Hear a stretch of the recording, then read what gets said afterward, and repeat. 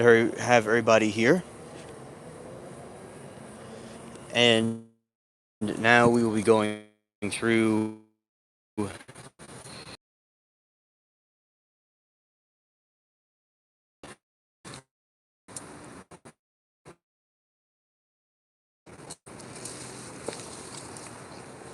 darkness there. A lot of times we'll see some swamp puppies moving around.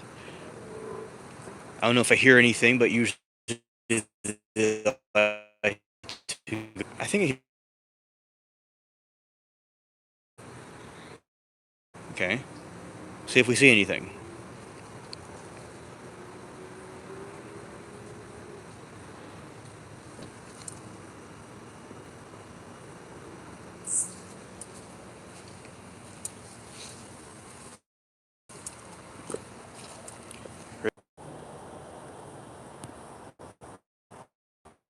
Okay. I am back. I left for a second, but I am back. Good to see everybody again. Okay, and let's go over this way. Alright, so we have some different flowers right here. Howdy, Misty. Welcome back to the stream.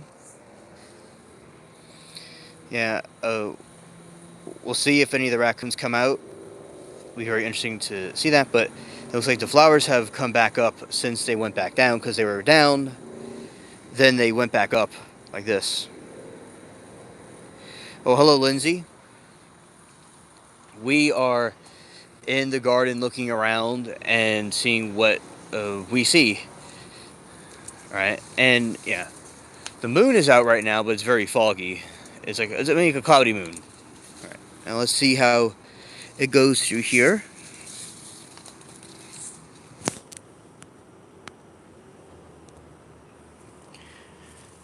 Okay, and going this way. So like this.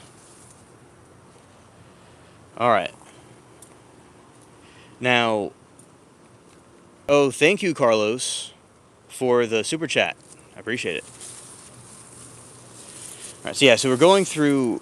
Do you have the thoughts on earlier tonight in Washington, D.C.? Oh, I think what happened in Washington, D.C. was very messed up. We did not. Yes, Carlos, a unicorn is a cryptid. That's true. And it's also likely a entity that went extinct, and some of them still exist, but it may have went extinct.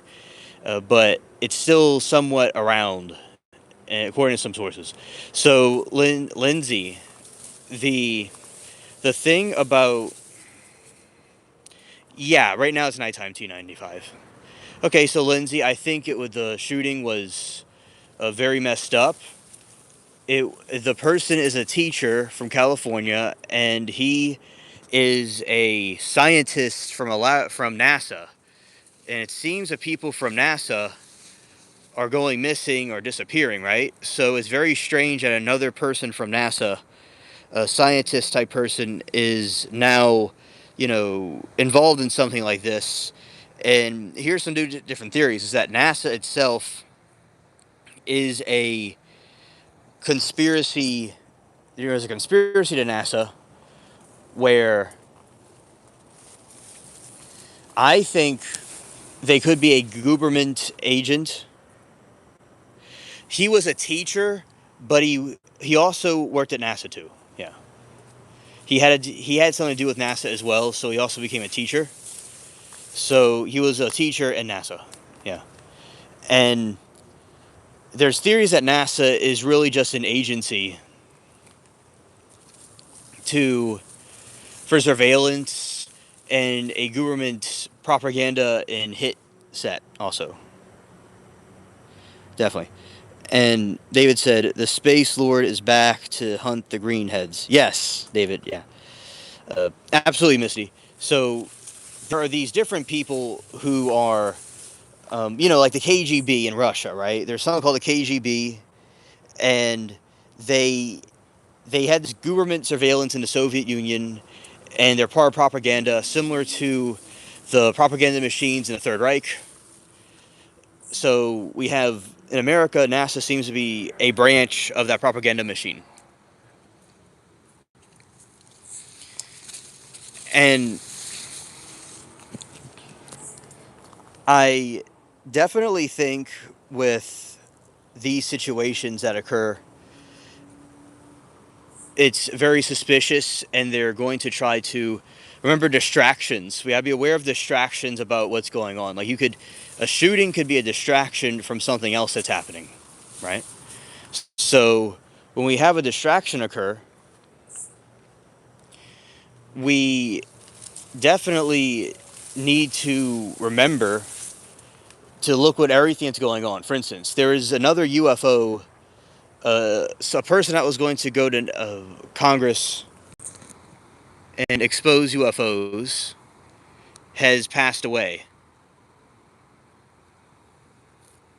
Thank you, Misty. And so when someone passes away like that, uh, no one knows about it because the shooting happened. So they keep on censoring people that are going to expose UFOs from the government. Very suspicious. There's more scientists in China that are going missing too. There's these scientists, it seems every day another one's coming out, more and more. So I think it's just a very spooky situation, Lindsay, about the shooting was wrong and it shouldn't have happened. And some people were saying that for the shooter to get through all of the Secret Service like that, some people think it's a setup, that it was done on purpose, like it's smoke and mirrors, because like his Secret Service would be, yeah, definitely odd, right? Yes, Misty, very odd. You know, his Secret Service was good at protecting him and defending him, and that they wouldn't let anybody get in his way. So it's possible. Hello, Falcon. There was an attempt on Trump's life at a dinner,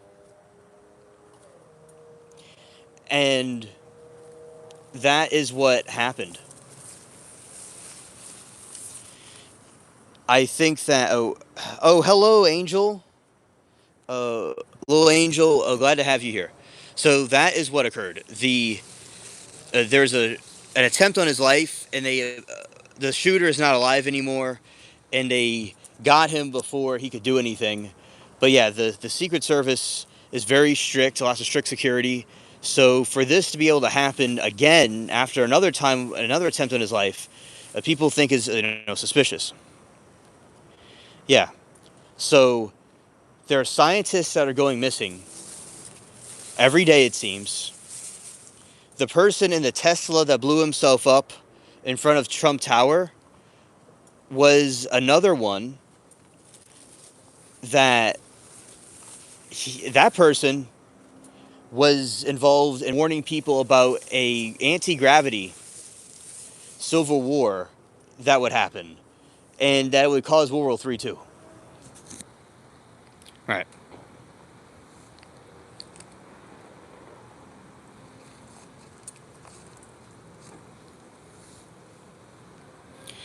Angel said the shooter was caught alive. 250 journalists signed on a petition asking for forceful protest. This is very event. Wow, wow. The shooter was caught alive. Yes, yes, and the shooter is still alive. He is in custody. You got it wrong info. Okay, Shelly. Thank you for the info that he's still alive. Okay. From California. Yes, I know who he is. I know who he is. Thank you. And it's definitely very strange about what occurred here.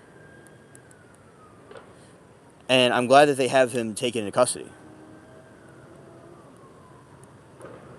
Yes, like Mission Impossible. Yes.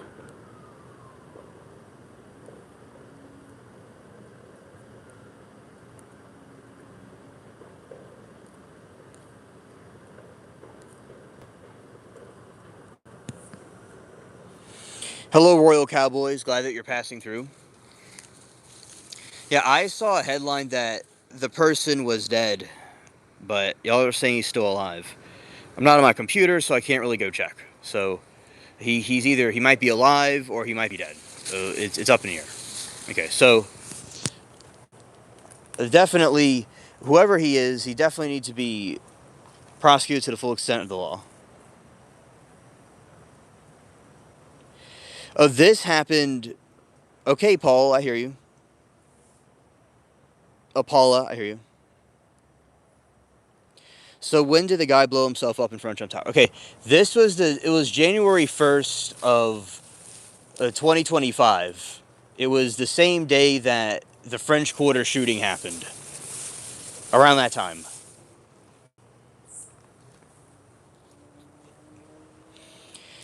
And this was probably a setup like the last one at NPA. Okay, thank you, Shelly, for your take on it. And it was Jeffrey Epstein. He was a shooter. Oh, okay, Alexander. Okay, yeah. Well, Angel says, and with the Southern Poverty Law Center being exposed, seems like interesting timing. While 250 of those journalists should be questioned. Oh, I definitely agree with you. They should be questioned because it's like they were funding all these organizations everywhere about it. I mean, these different supremacist groups that are trying to cause terror to people, they were funding all these things. So it is very suspicious, and they all need to be questioned. I agree. And, there's so much. A lot of times, the other side is they seem like people will accuse others what they're guilty of, right? And they'll always accuse people of doing these things, but we go find out later through scandals that they were the ones actually funding all this stuff. Because it's all about smoke and mirrors and gaslighting. That's what a lot of these people do. So yeah, just be aware of what the news says and what happens with that. I definitely agree it is messed up. Yeah.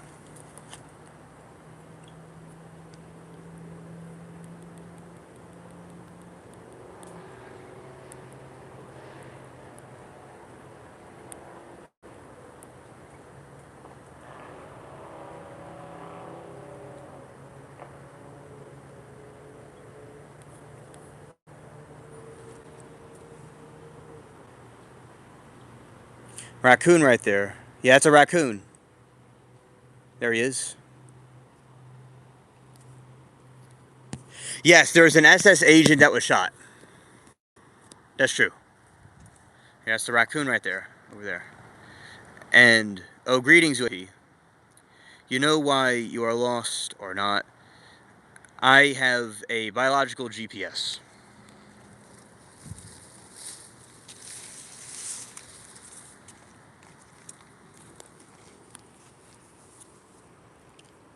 Yeah, raccoons in the bushes.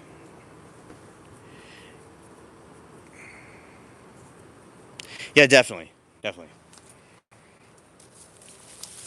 Yeah, he'll definitely be in big trouble for that. So if he is still alive and he's held in custody, that is certainly going to be a trial for him, and he won't be, around for that anymore. Yeah. Okay.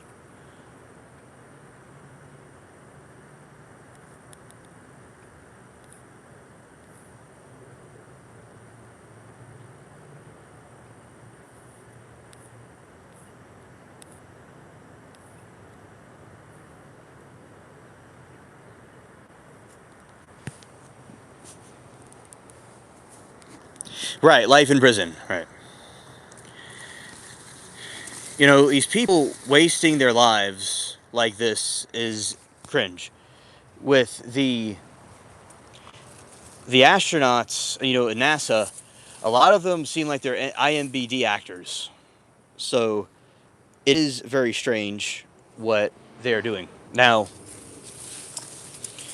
I think it is very probable that people all over the place are going to have unity, which is a good thing, because it's important to have unity in spite of these situations. And also, there would be, suspicion as well. So yeah, definitely there would be a trial, just like the person that was Tyler, who did the thing to Charlie Kirk, is on trial. They're going to have a trial for this dude too.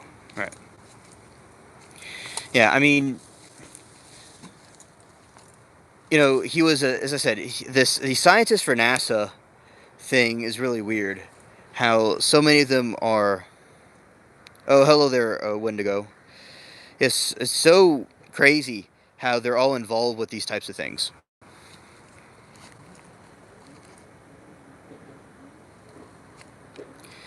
And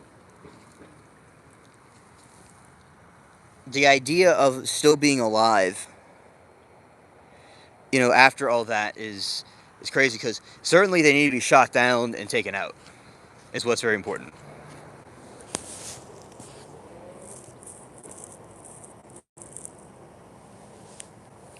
Oh, okay, Paula. He failed at dying himself. Okay, got you, got you. He failed to take his life. Oh, hello, Andrew. Yeah.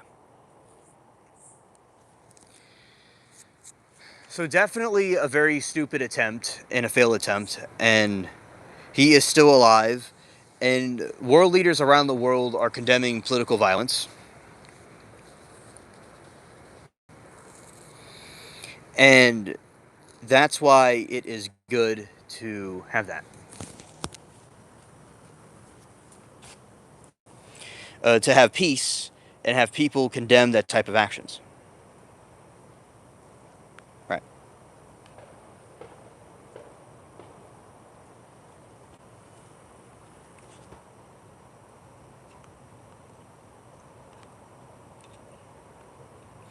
Hello, North Star. Good to see you.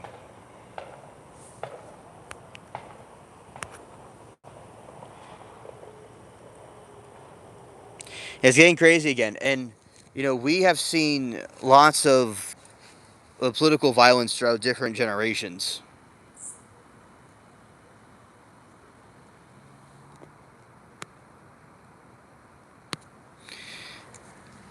There's been presidents have been assassinated or attempted assassinations before, and all of them came from the same groups that were involved in these things from the beginning. And the we got to be aware of government psyops because a lot of times they will do that. Like the different ideologies they have, they'll go and conduct violence and accuse us of being violent. Yes, Lindsay, the scientists from China are going missing as well. Tons of them. There is a Caltech scientist who went missing, and he was discovering a Caltech scientist was missing, and he was doing that too. You know, the he was what he was doing specifically. The one from Cali, another scientist, he found a planet near our solar system with water on it, and he was taken out too. So yeah, all these multiple people were taken out. That happened.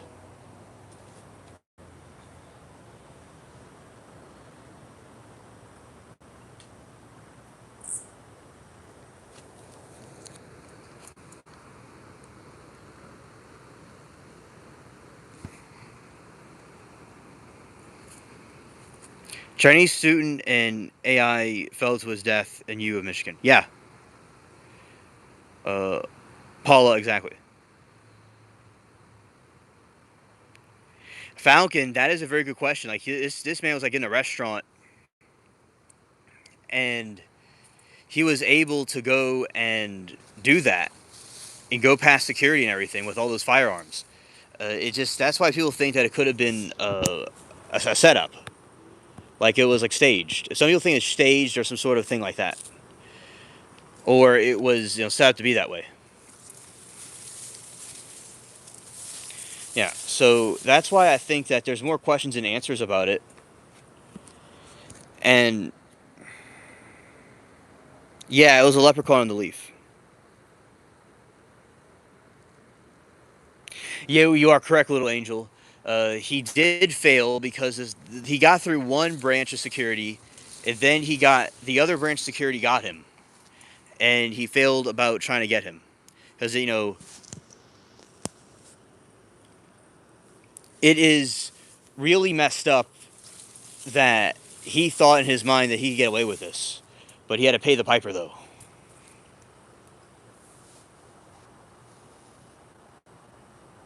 I agree with UAP. I agree with UAP. Yes. He had a yes. There's a theory that he had a card for the hotel and he was able to get in there that way.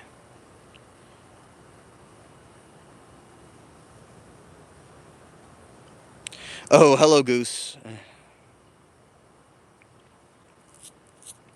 Such a ominous feeling out there at night. Yeah, at night it's like a whole other ball game.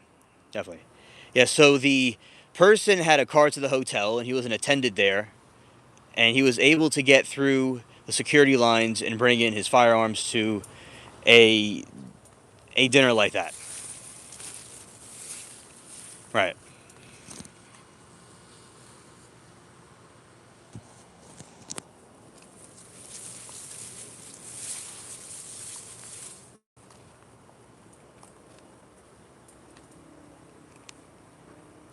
Just one of the thousand shootings that occur.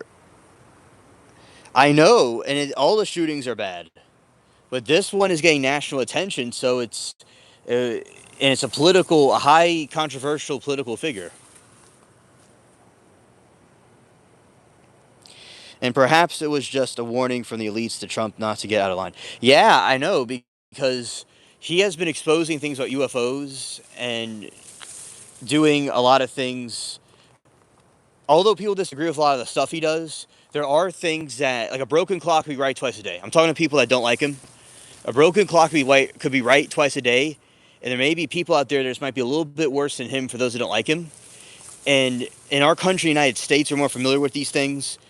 And yeah, there's other entities that are like deep state people that are trying to silence what he's trying to do. And with those other things, yeah, he has all kinds of different ways about him. But in other areas, he has a lot of people that want America to be corrupted and take over. And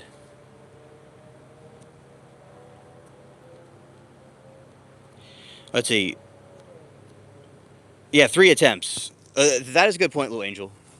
Also, yeah, exactly. There's been 3 attempts on his life, and it's so wild because there is one time he was at one time he was at an event. Yeah, so far he wanted to legalize psychedelics of alien disclosure. Right, exactly. And Little Angel and Falcon, very good points. And you see, the thing is that 3 times they tried to take him out, and I believe Iran probably would want to take him out too. Besides, I don't even think that it's them necessarily, but people might think it could be. But the main thing is that these deep state operatives don't want him to try to research psychedelics or alien disclosure or other things that he's doing because there's all these. Okay, I want to explain to you all something, especially those that might be overseas. There was something that was created around the time of JFK, John F. Kennedy, where they had something called a deep state. If the United States got nuked by something, or we had a revolution and the country fell apart, there would be a shadow government that would exist and operate our country. The problem is that this deep state went rogue. And that is what happened, right? So you have all these different secret societies. JFK talked about secret societies that were trying to corrupt the country and plunder it. And that is what is going on in the Epstein people, for instance, although he was friends with Epstein. He did call the FBI on Epstein, and he was one of the first people to report him. Although people do have suspicions about his affiliation with him, of course, because they were friends for a long time. But he is also the only person to release those files, which was good. But there are a lot of people in there from this deep state with these secret societies. Like you have all these different, secret clubs, right? And there's people that have influence over the United States media, over the tech companies, over the news, and they're trying to, push for us, how China might be, right? So they want to just keep it the way it is. And no one's perfect. but and people can improve, obviously. But yeah, that is like the big thing, and that's why these attempts keep on happening. Because they're coming from the shadows and just kind of bleeping out and attacking them that way. And Angel said, 11 years ago, we got Trump. This is no warning. They want him out. Death threats, indictment, failed impeachments. Right. I mean, so we're founding fathers. Right. Exactly. And the American founders. Yes. Thank you, Miss. You're doing excellent. Oh, Jennifer, we are in the Jurassic type park, and we're looking at different plants and gardening. Well, not really gardening, but we're just kind of talking about some politics and go in the garden. Yeah. And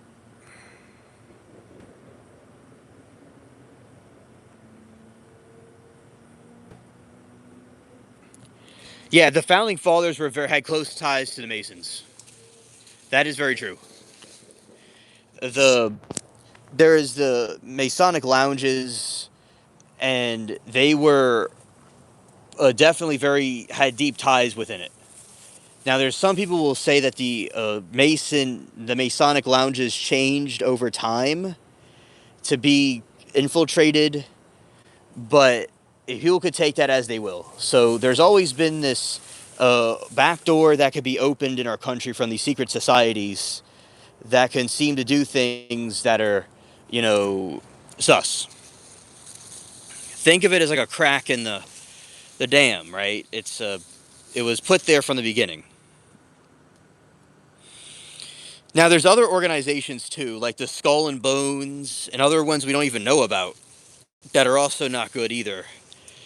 And originally, the stonemasons were the original masons.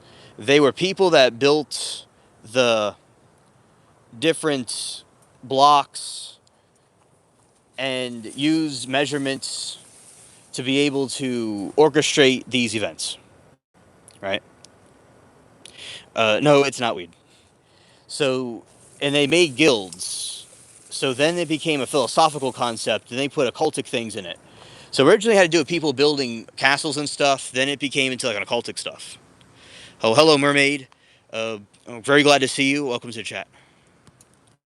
All right, and I planted a garden, and the first to pop was radishes. Oh, that's nice. And weed. Hey, have you seen the Johnny Depp movie From Hell? When they saw Jack the Ripper, it was Masonic Royal Surgeon. Yes, I know what you're talking about. And don't take back the door and twist the plant. You'll get the crack. Right, right. The AP said heads of states, president, police, judges, meeting behind closed doors, corruption, non-accountability. Right. And Jeff says, if a lie is repeated enough, there's plenty of stupid people there that will believe it. Yeah, that's what definitely the philosophies of those different totalitarian regimes were, that they told their lie enough, it would become the truth. Right. And Patrick said, remember the moon landing was faked on soundstage on Mars. Yeah. Yeah.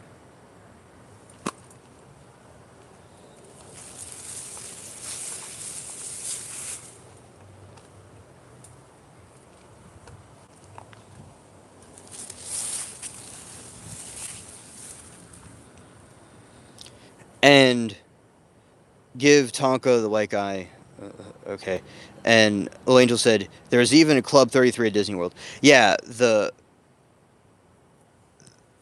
symbolism of the 33 degree, of 33 is very prevalent. And the thing about 33 is that in Mason, not Mason, but the occult, right?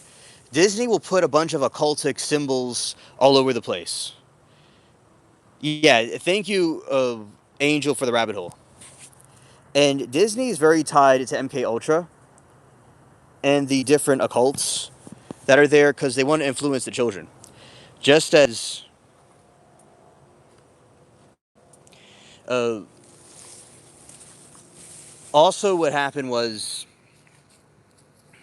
in these situations, they wanted to have the kids influenced by their ideologies. So that's why these occultic organizations like the 33 degree Masons and the Skull and Bones all wanted to put those little messages in there. Hello, Moki. Welcome to the stream. No cats just yet. We saw a raccoon earlier, a moment ago or so. But yeah, so far the cats are not here at the moment. And, 360 degrees of Freemasonry. Oh, there could be. Oh yeah, Mermaid, that is very true about adrenochrome.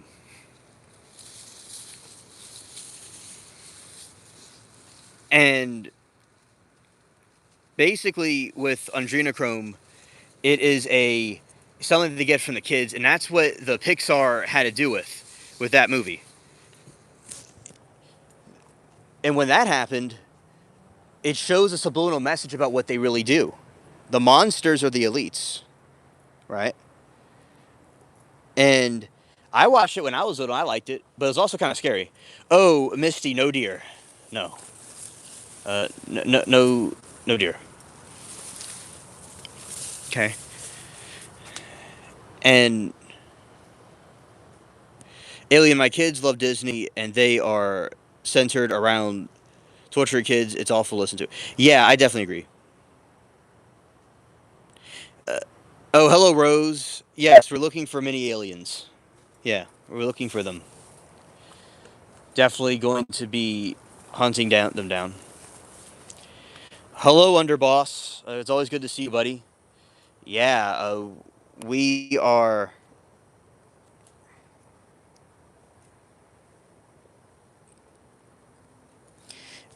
Yeah, we are here, and this is the flowers here. So yeah, I do think that with the various Disney movies, we're showing some little message of what the elites do, and Moki and I have talked about MK Ultra a lot on the show, and there's this Disney's association with it. And for instance, in Russia, the Soviet Union, that's when the totalitarianism was at full swing, fully implemented. They used the Soviet propaganda machines to wash the minds of children. Oh yeah, they're cocaine flowers, right? Yeah, remember that from yesterday. And that is really interesting. So I'm glad that you all can see the things that Disney and these different entities are using to try to corrupt the minds of the youth and everybody. Because I said the same thing that the Soviets used, right? The Disney's are propaganda machine. So is the other ones. Okay, I hear something. Here's something lurking around. In there.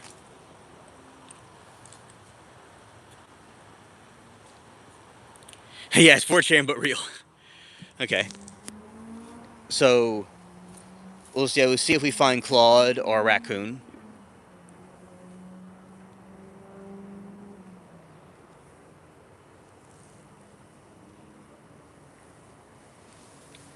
All right. Nat, I did watch a lot of Mickey Mouse as a kid. You're actually true. That's actually true, and I'm glad I did because I was able to see the errors of what they did.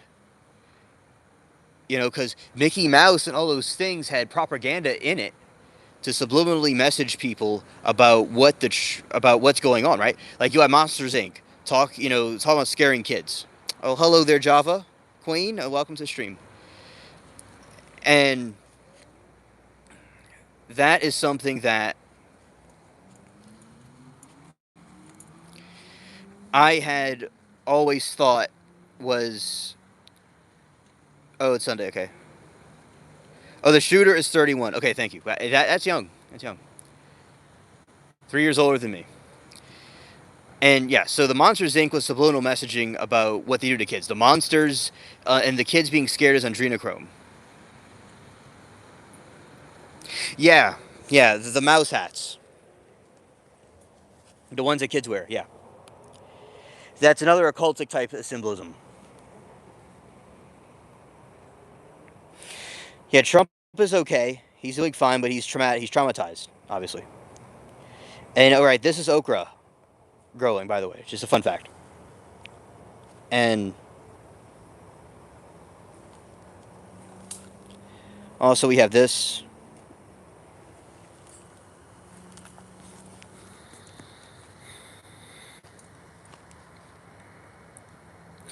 And that is kind of hard to see, but that's technically a tomato plant. And we have a bunch of them growing all this whole area right here.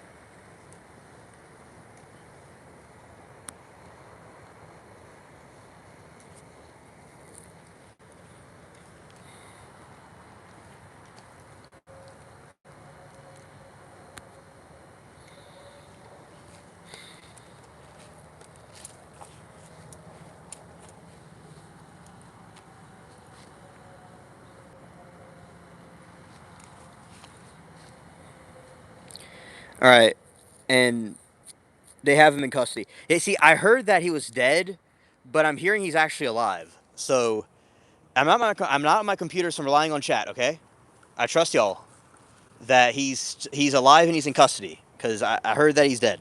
So, um, well, he's gonna have a trial. That's gonna be interesting to watch. John, I'm looking for a pot of gold.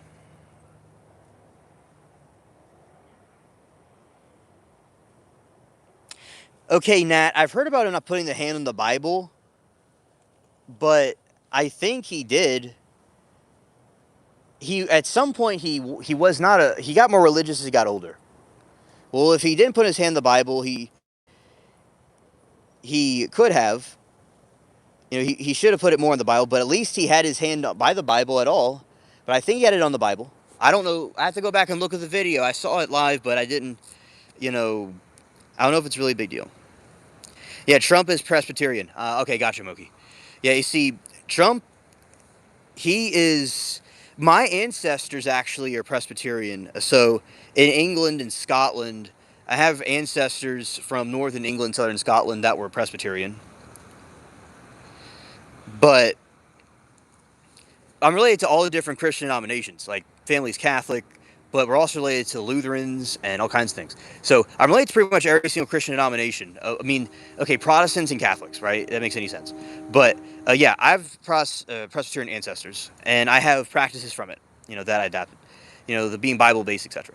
So, but by the way, this is kind of crazy, but okay, so Presbyterian church, right? It's like in England they have it's like stones, and they would have these baptisms and stuff would happen, and that's where people would have records from these different churches. So there, I saw the church my ancestors were at, and it was like these look like little castles. So yeah, a lot of the founding fathers and people from the settlers that came here were Presbyterian, but my relatives just stayed in England, right? I mean, I'm even related to surnames like Jackson that were like Andrew Jackson, right? But they stay in England. So that's pretty cool. But as I said, I'm related to all over Europe, northern, southern Europe. But it's a fun fact. I know about Presbyterianism. So yeah, Trump is a Presbyterian. Thank you, Moki, for the info. And it's a form of Protestantism. They they broke away from the Church of England, and I'm related to the Church of England too. And I'm related to that too. So uh, they so that is what Trump is. Yeah. So he changed as he got older, and yeah, Moki said she's not Catholic, but she likes the Catholic rituals. Oh, Nat, I said I grew up in the Catholic Church, and I I now identify more as like an eclectic Christian, where I'm not denominational. Okay, Misty, take care, friend. And let's see. And I said definitely with the Catholic rituals are really interesting. So yeah, basically, for instance, the I like how, like, for a compliment to the Presbyterian people is that I like how they're, Bible based, and I like how they are, focused on God. But I understood more about the saints and Mary as I got older. But I understand, like, praying to God yourself is fine too. But people, like, the reason why the Catholics do that is that they're asking, like, a saint to pray for them instead of praying to the saint, or and asking for intercession rather than, like, praying to, like, a being like a god. And but yeah, definitely the Catholic rituals are very fascinating. But people don't have to like them, and I understand that. 100% why you don't like them. I understand. But I think the crucifixes are cool, and I like the different candles and images and stuff. So that's cool, Moki, that you also think that the Catholic rituals are interesting. Like, for instance, I have, like, a whole thing of, like, the rosaries I got over time from the different relatives, and that was gifted to me. So yeah, I think that people practice it in their own different ways.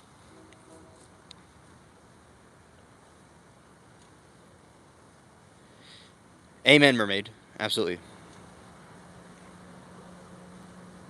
Yeah, and Jesus did anything that Mary wanted. And Natty, you are correct. They shouldn't be worshipped on the same level. I completely agree with you. But people misinterpret it, right? They're supposed to, like, say a saint is like a friend, right? You ask your friend to pray for you. It's the same type of concept of asking a friend to pray for you. Oh, amen, Falcon. Facts. So, but people do it a little bit. They may have misinterpreted how it's supposed to work. That's definitely a possibility. And I definitely think you have a good point there. That's why I was, like, distant with the Catholic Church, because I just thought that it was a little bit an error. Okay, Moki, you have a great Sunday, and you have a very blessed evening, and good night to you. Thank you for coming. I appreciate you very much. All right. All right. So,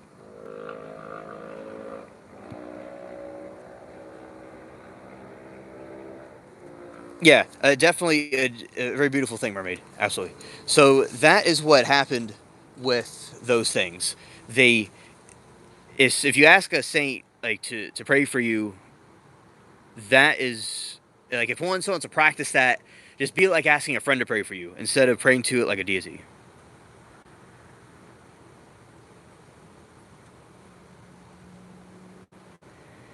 And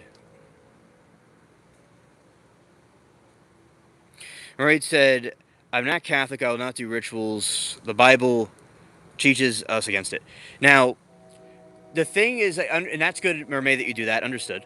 And the now the early church that existed, that did, communion and stuff like that, the that was the church that succeeded Jesus and his disciples. And anything that they did was, you don't have to practice it, but it was not necessarily contradicting it or the kind of rituals that you're thinking of, but you certainly do not have to practice it. That is definitely true. And if you feel that it shouldn't be practiced, then don't do it. But there, it doesn't, like, contradict it, in my opinion. But some of their stuff could be an error, but by human error. But, like, the earlier church, back in its past, Jesus would have failed to preserve his church if some of those things he did in the past were not true. But because those people believed in the Bible also. But yeah, some of the rituals that you're thinking of that are not accurate, they are, from human error, but the intentions were in the right place. Right.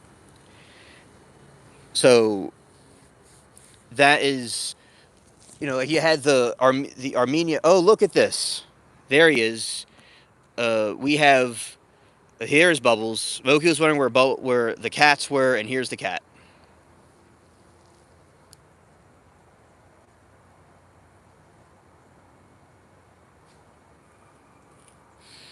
No, I believe in God and aliens. That's true.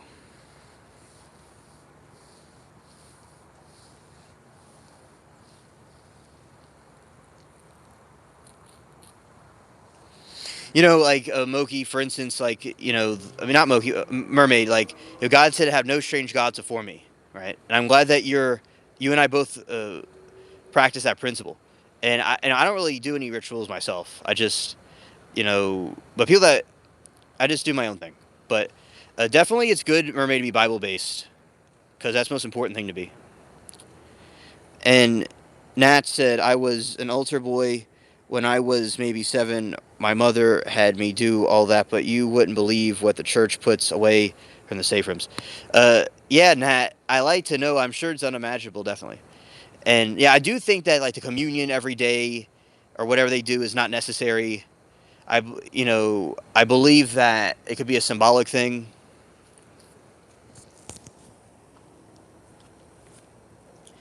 But yeah, so I definitely could see where Mermaid's coming from about that. Because I said there's humans that come up with their own interpretation of things. Right.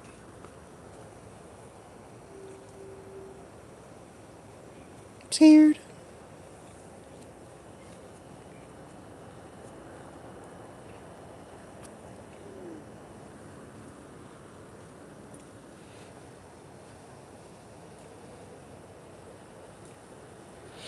They had enough gold to rival the small pawn shops. Yeah, I believe there's some sort of aliens out there, yeah. Whoa.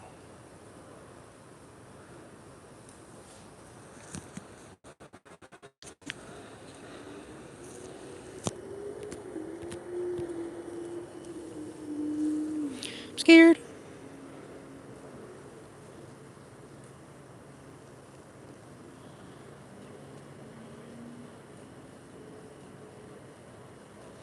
Thank you, David. Appreciate it.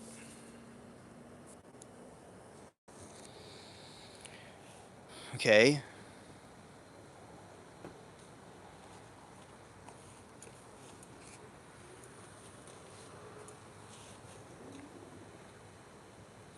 Thank you, Java Queen.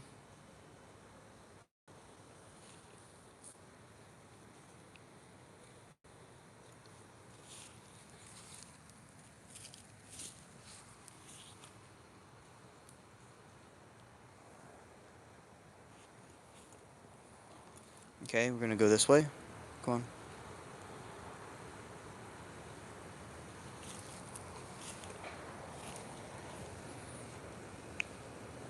His name's Claude.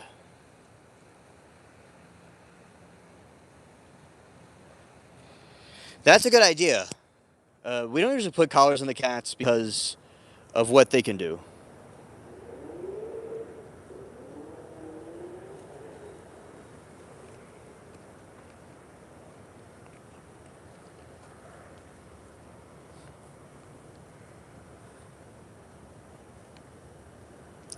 Right. Oh yeah, yeah, absolutely.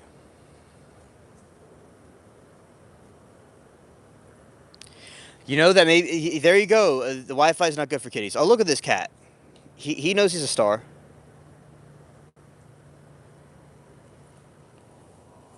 Okay, okay, okay. Let's go another direction. Another direction. Another direction. Okay. Okay. All right. There we go.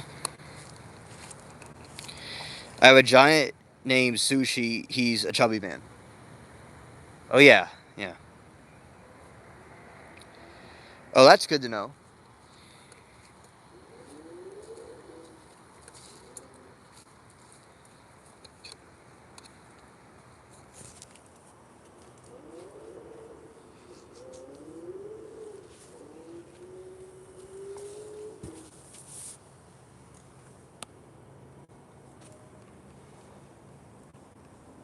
Yeah, the GPS he means. Yeah. Scared. Scared.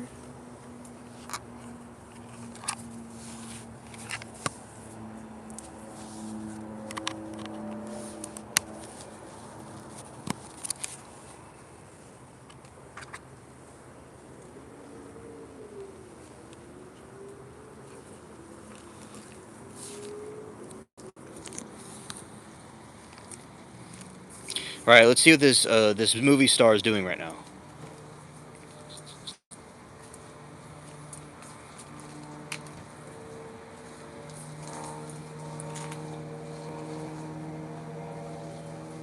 Okay, Java. See you later, Java Queen.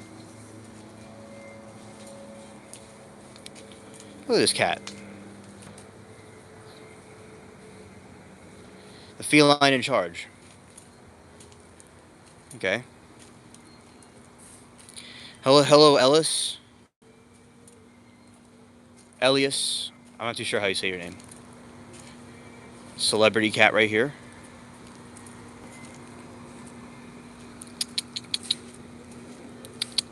Come on. No, no.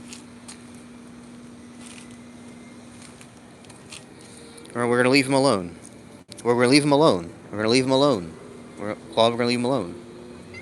We're gonna leave him alone. We're gonna leave him alone. You're gonna leave him alone.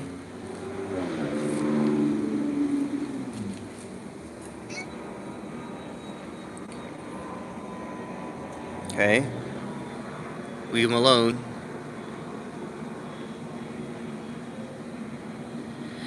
Yes, A. Yes.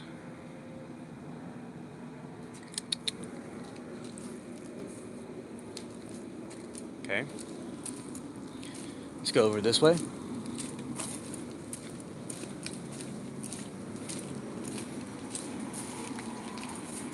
That's why GPS are expensive, hard to find sometimes. It only receives transmissions.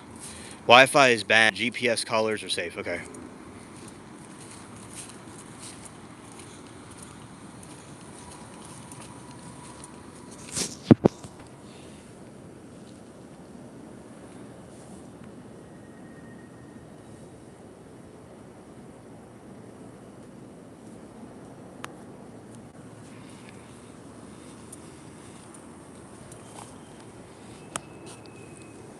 Thing about downloading the Dying Light Rumor 3, it was a great game. Yeah. Definitely sounds like it was a great game. Yeah.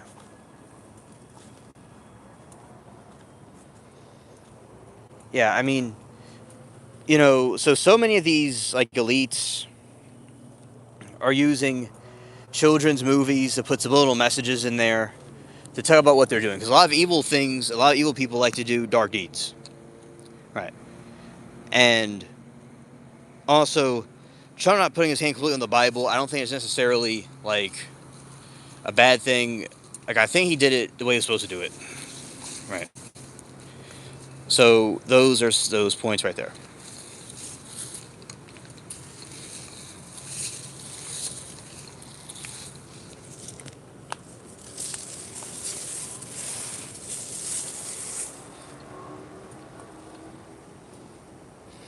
And Falcon, intelligent human being talking dope. In facts, dark magic. Yeah, exactly. And because think about it, it's like say like a magic trick, right? That is what they're doing. It's a magic trick that happens because they keep on trying to do it over and over again with the magic trick. So that is what is important to see there. When you're doing like sorcery and stuff, they use a wand, right? That's made out of the holly tree. And they commit spells, right? And the black part of the TV screen is like a stone that they use for sorcery and stuff like that. So that is the same thing, that we had back then. The channels, for instance, are different types of computer channels on a TV.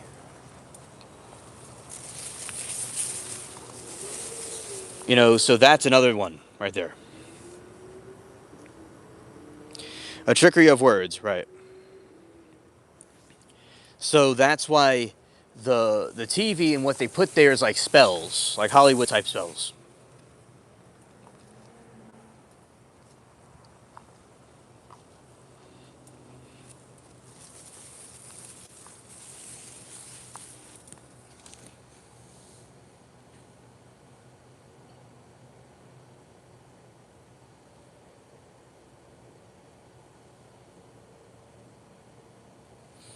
David said, all chats are recognized themselves as gods and not simple AI tools. Nowadays, the ancient will do so. Plus, he is one eye. Go figure. Yeah, the one all-seeing eye. Yeah, channels, channeling, programming, programming. Yeah, exactly.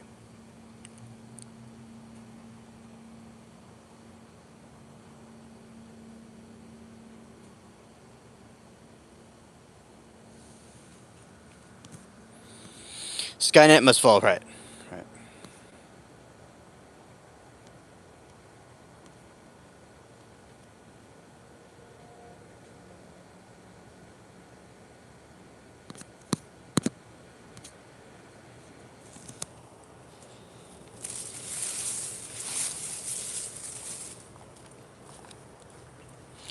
All right, and I don't really know Tube. Not too sure. Yeah, television is tell a vision. Right. Exactly. You know, I think that is an important concept. If they just basically they put the subliminal messages right in our faces, exactly like white, exactly right what's going on, and right what's happening. And that's what they tell.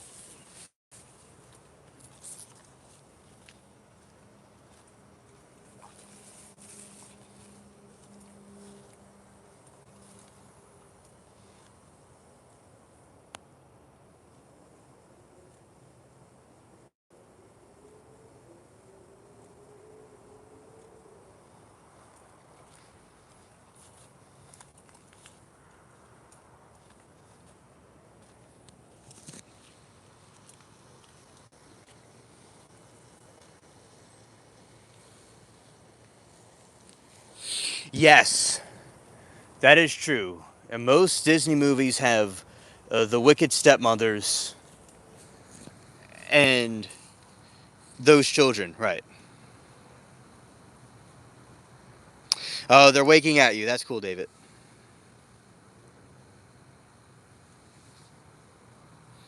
Facts.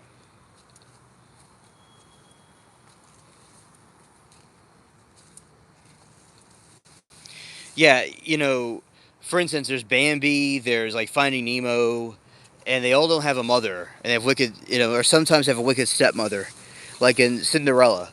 Those are all subliminal messages about that to kids. It's also a very dark message to show. And oh, you look at Antiques Roadshow, right? Oh, that's cool too. That's cool. And also like the Mirror, Mirror on the Wall. That one is another one that they talk about.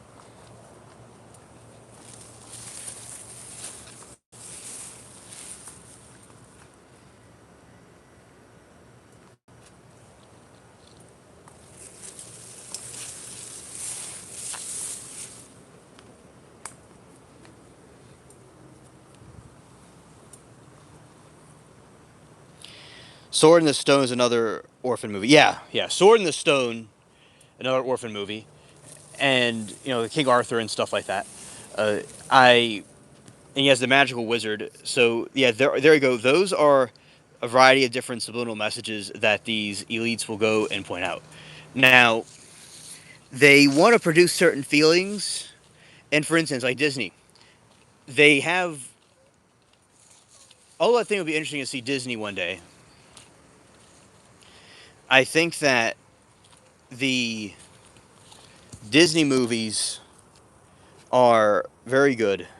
I mean, at they're very good at putting out these little messages. But there's Disneyland, Disney World, right? And they allegedly have them gearing it towards the adults. Although that you're going to have, people have parents and stuff that want to be entertained by it. The thing is what they're trying to do is keep people inside the loop. That's what they're trying to do also. Underboss. Now you got it stuck in my head. You got scared. It's all coming back to. I'm getting flashbacks now. I remember the Barney one, and what they would do is there's conspiracy theories about Barney being not a good creature. That's some things I saw about. And oh, nice new old episodes of Antique. As North said, it seems like they are targeting kids from struggles backgrounds. Yeah, because those kids are more vulnerable to all kinds of things that could happen.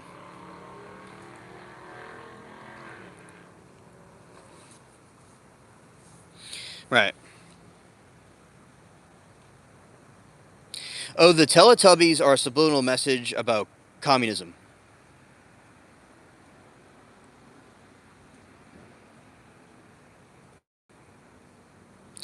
Because, or like a dystopian society. You know, it has to do the way that they live and orchestrate themselves. The Teletubbies were like a little utopian society that would really just be dystopian in practice. So all of this was like subliminal brainwashing of the kids. Oh yeah, General, we have been General Sorrow. We have been talking about it, about the attempted assassination on Trump. Yes.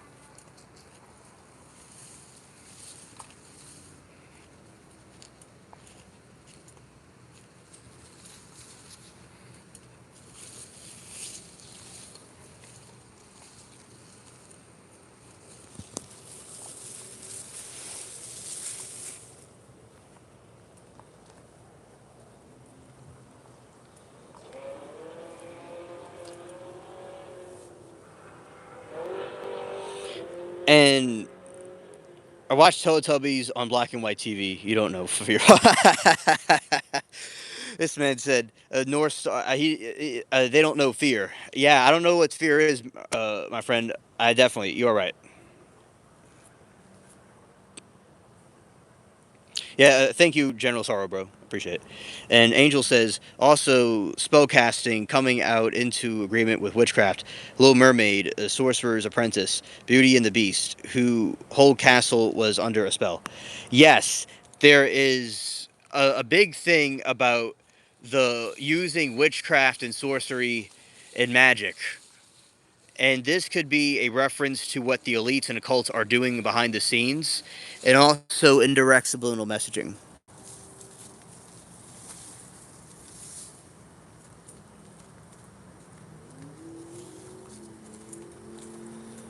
All right. And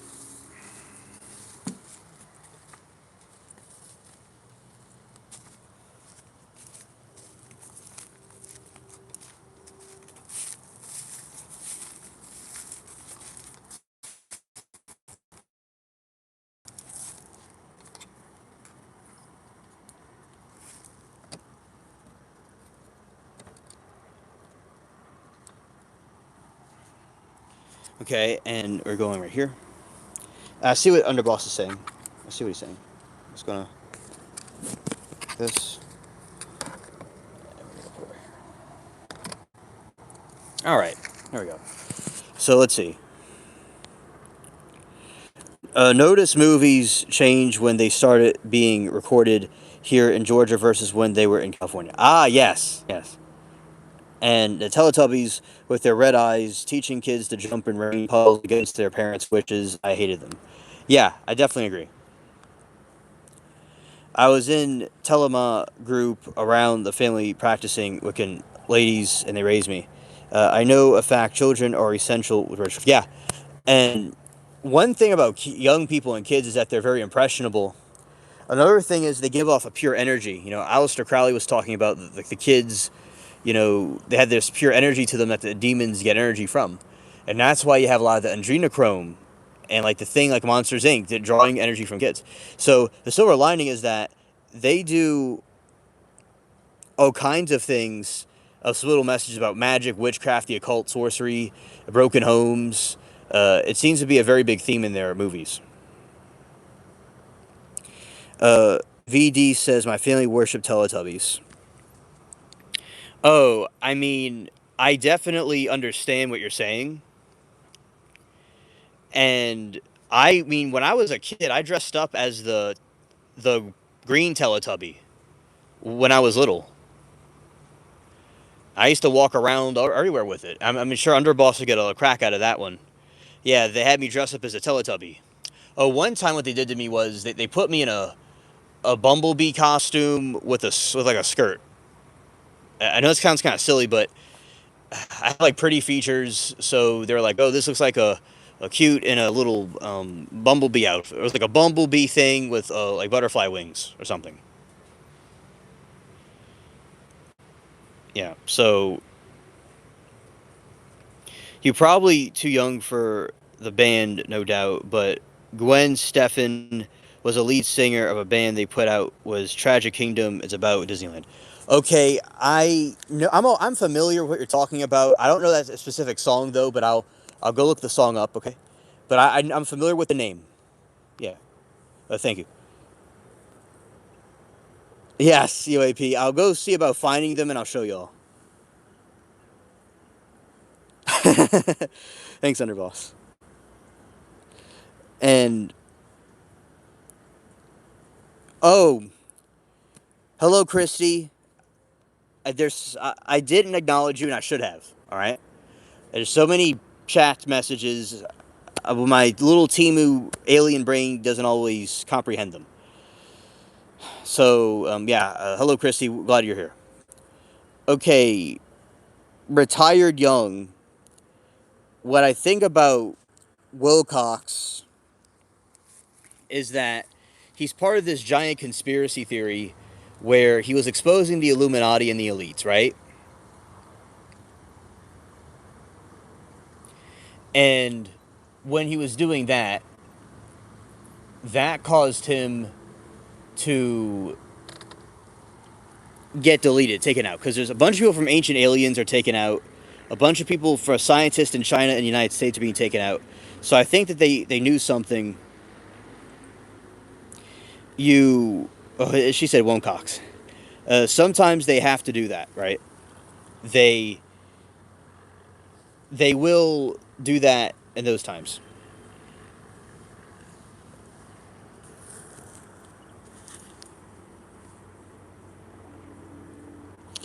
Okay, Christy, I got you. And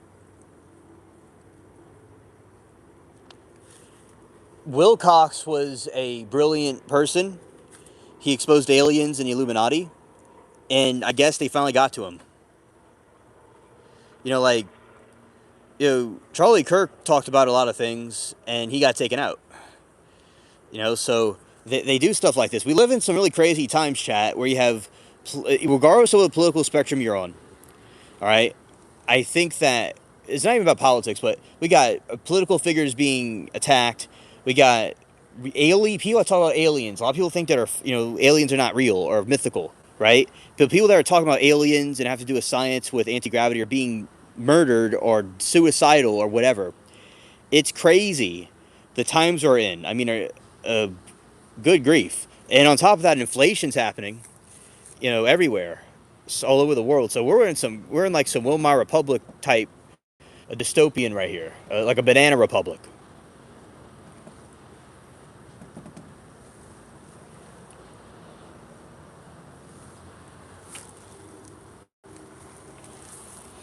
And you'll get a crack out of it but they feed off of their negative sad emotions, MK Ultra through hearts, MF waves.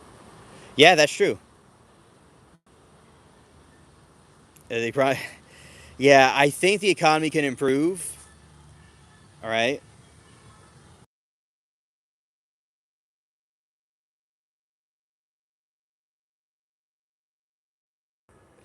Yeah, I definitely think that.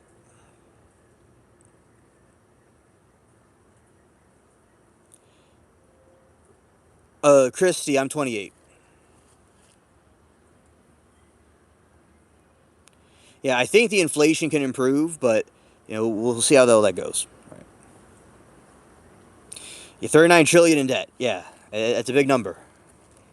Yeah, I don't think any president will be able to take that out, in my opinion. My room is covered in 3 layers of Y Shield conductive anti EMF paint. It works. Oh, thanks, David. Glad to know about that. So that's what I think of David Wilcox. And Finding Nemo was a good movie, but there's a lot of stuff going on with Finding Nemo where Bro was, lost at sea and he encounters these sharks, right? Think of the shark. The shark goes and lurks. Possum.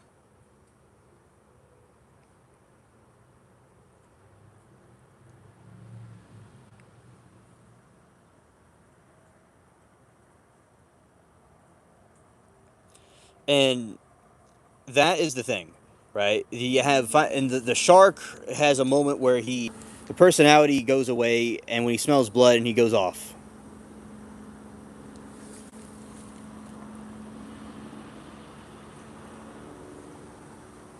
So that is the situation that is uphand. So the Finding Nemo is talking about the subliminal thing where they pretend to be your friend, but they're not really your friends. Right. So that is another thing from Finding Nemo, for instance, that has to do with these things that you wouldn't think about.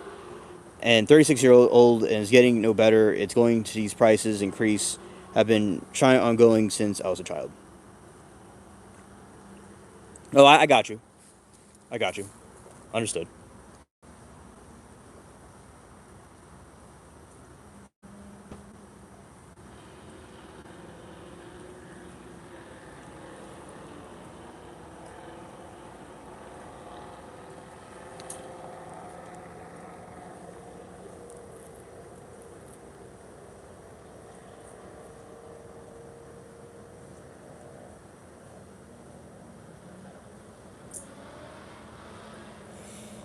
So what else is said? I like his songs, Riverboat, Fantasy, and Eyes Keep Me in Trouble for David Wilcock, and more very suspicious stuff going on. Okay.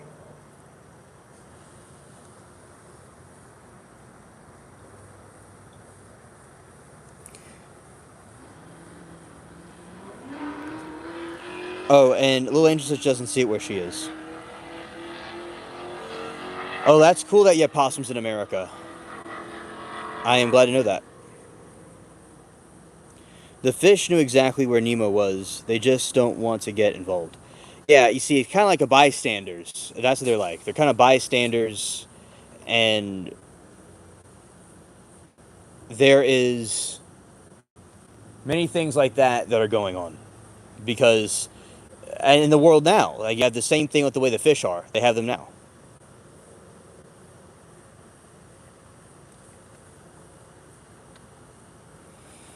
David said, "Okay, running cables, internet, electricity cables are shield, and sleeping outside my room. Go figure."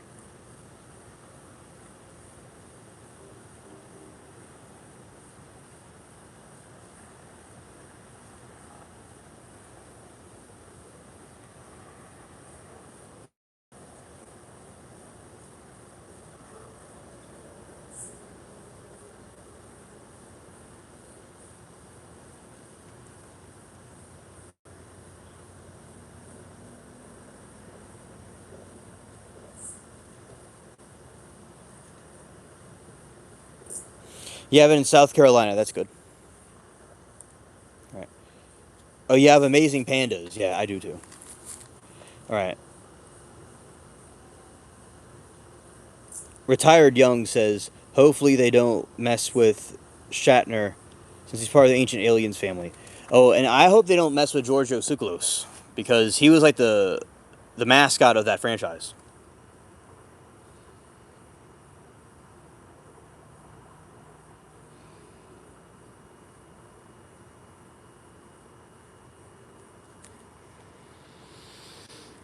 Yeah, frequencies can affect different people in different ways. And sort of like a tinfoil hat, right? It's supposed to protect you from the elements and radiation, things like that.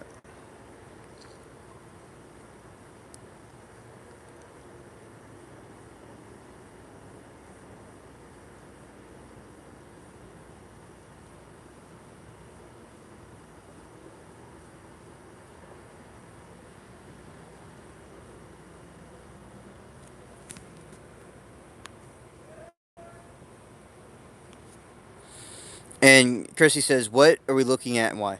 Well, right now we're looking at an elephant ear plant. And it's just kind of like a background while we talk about different things.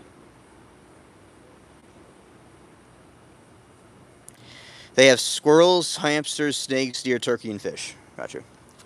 And one of my devices are charging while we talk.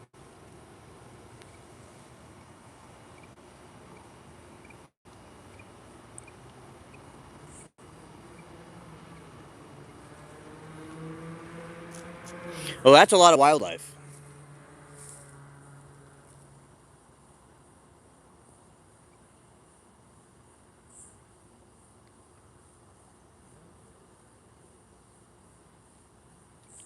Yeah, and wild turkeys are something that are very interesting. They're much thinner than the turkeys, the domestic turkeys.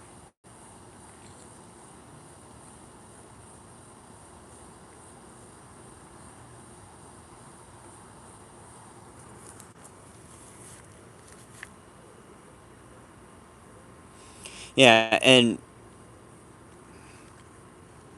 let's see, in a Toy Story has the idea of animating a toy and having like life to it. That's another thing that they want to establish there too.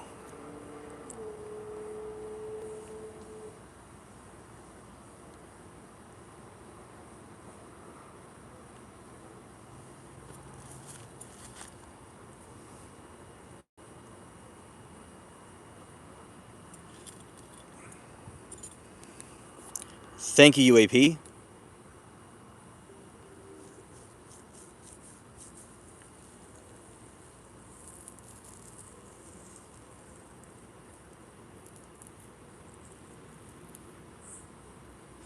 Oh, what kind of dog you have? Yeah, and as I said, with Toy Story, you have toys that could be animated into real life, and there are things there with the subliminal messages, especially how they're trying to make a order of toys to do things,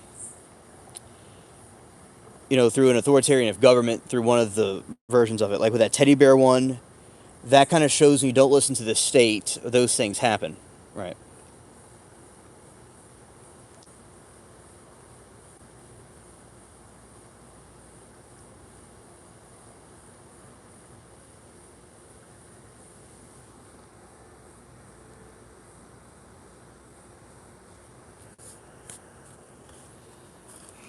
All right. So that is said. Well, Disney has lots of magical subliminal messages. There is occultic imagery in it, especially Fantasia is another one. I like that one, but yeah, that has to do with wizards and sorcery. And Dumbo is about like tripping on drugs. All the different types of things that you could see from it. All right.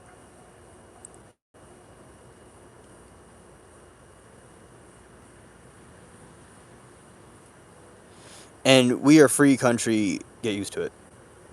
Yeah, and we want to keep it free as much as we want to because if we don't have it free, it's going to cause us lots of problems.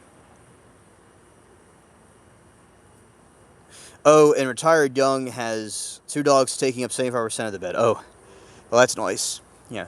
So I think with Disney and Nickelodeon and a lot of those different networks and those kid shows, they are showing those subliminal messages. There is banned SpongeBob episodes or like secret SpongeBob episodes that weren't ever aired, like Squidward's self deletion. That one was a subliminal one that, yes, Christy, absolutely. And that was a subliminal one that was talked about. Yeah, exactly. And yeah, because you've got instances. They talk about, they have magical characters that do magical things. That's something that happens. And they always have like a character that has a troubled childhood, has issues with their mother, or the mother's not there. And sometimes there's an evil step parent that happens.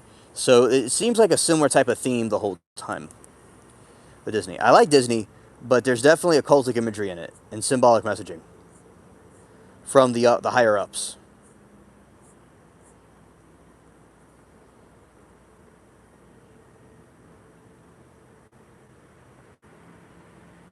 And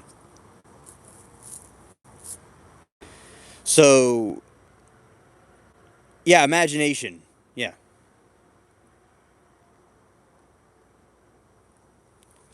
Yes, that is true. North Star TV's messing people up. Angel, I think that it could be true. Yes, definitely.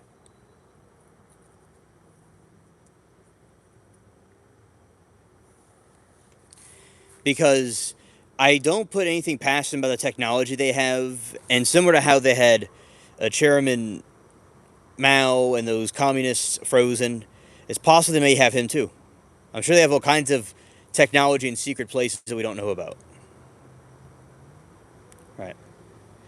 And Boss says, define magic. It's like magic makes the eyes roll back, all the white looking into the sun. Magic's when eyes turn full black, no white at all. Right. Nothing wrong with imagination itself, but if the imagination is used for something wrong, then it's not good.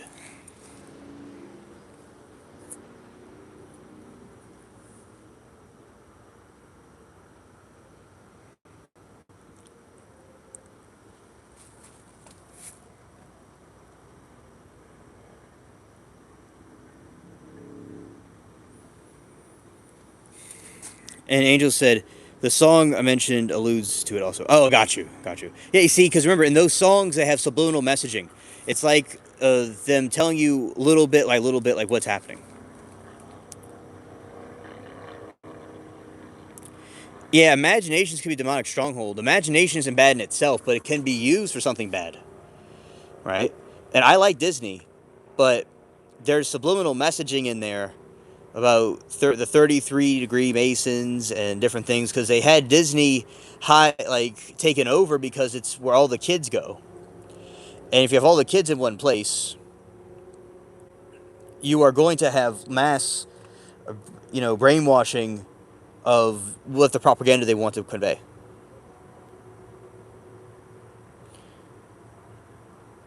Falcon to the more he learns, the more he gets depressed. Scared.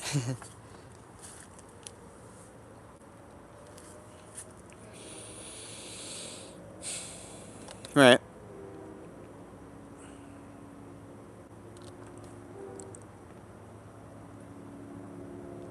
He says his uncle Danteus Okororo gets upset that I talk about him and Freemasons on YouTube. Well, he got exposed. Yeah, but yeah, your uncle definitely is like is one of the people behind all this stuff that we talk about. I'm serious. Like he would know all about this because he was probably there at the board meeting. And Gen Z is always looking for something to be offended by. Well, in what way? Like, why? In what way are they getting offended? Like, I think that a lot of times it depends on the circumstances. They definitely, the things from Disney have conditioned people to be maybe more sensitive to different stimuli, right? Not Disney specifically, but all the different stuff, Christy. And you notice with Gen Z, how they've been acting. I do agree with you that they're not as thick skinned as generations in the past.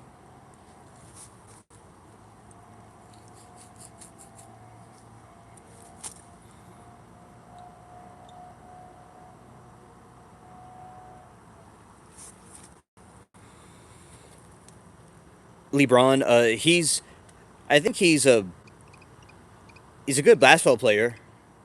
If that's what you're talking about. He's good at his game. And Ephesians 6, we have power to cast out principalities, imaginations, and spiritual wickedness in high places.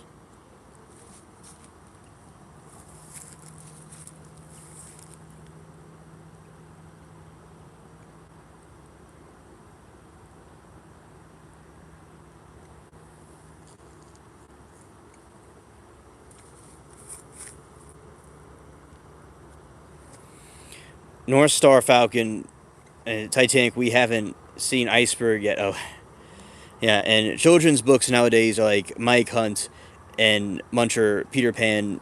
Yeah. The Peter Pan one is like they just want to live as children forever and not be adults. Yeah. Good point, Christy in chat. All right. Corinthians 10:5. casting down imaginations and even high things, and he exalteth itself against the knowledge of God, and bringing into captivity every thought of the obedience of Christ. Amen. Yeah, exactly. Because when you see it, beware of signs and wonders, as it also says, as well. Yeah, LeBron can no, I'm gonna say right. LeBron can afford pizza. That's true.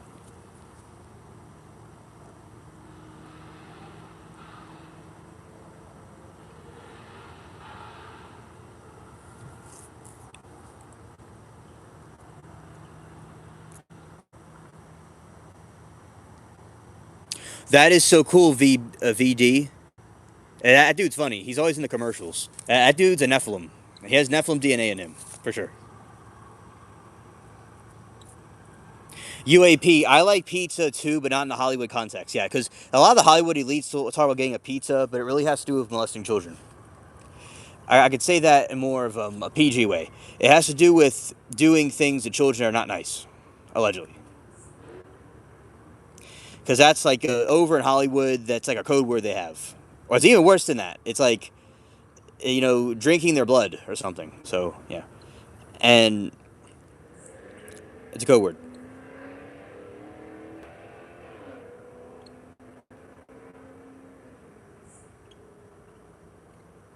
All right, Christy, thank you for your point. I got you.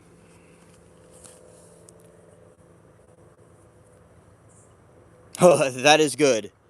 That is good, VD. Yes.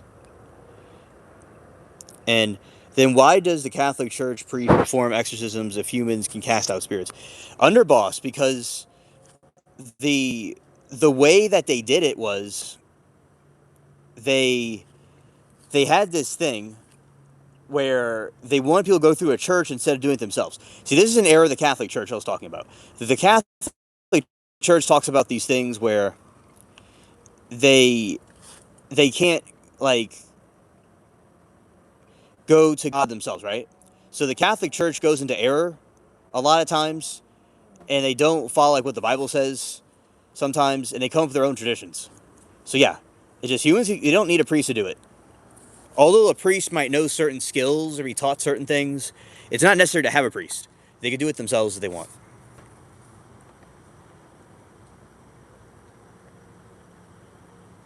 Underboss, I believe you're right. The adrenochrome. Yeah, and yeah, definitely the it's extremely because Ellen DeGeneres will go and talk about the pizza, and a lot of the people apparently that do bad things they call it pizza, and it's a code word for something else very nefarious. Yeah, scared. Yeah, so it's like vampires. That's basically what they are. They're vampires that drink the blood. Or in German, it's called Blut.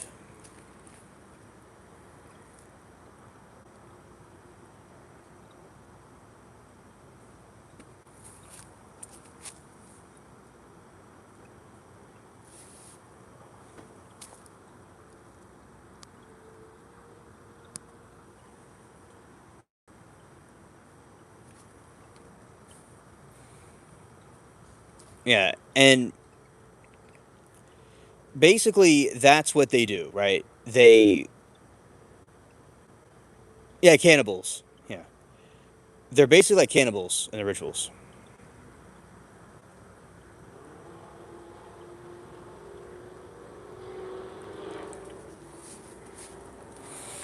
And they want to get into the minds of the youth and make them corrupted over time.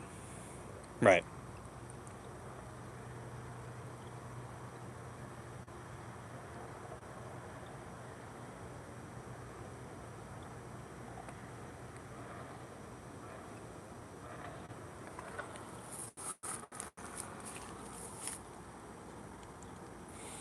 Angel says Jesus cast out the devils and gave apostles and believers the same authority. There are lots of priests who have their own devils. Yeah, there's priests that eat pizza, not the good kind. So yeah, there's some priests that are not too good.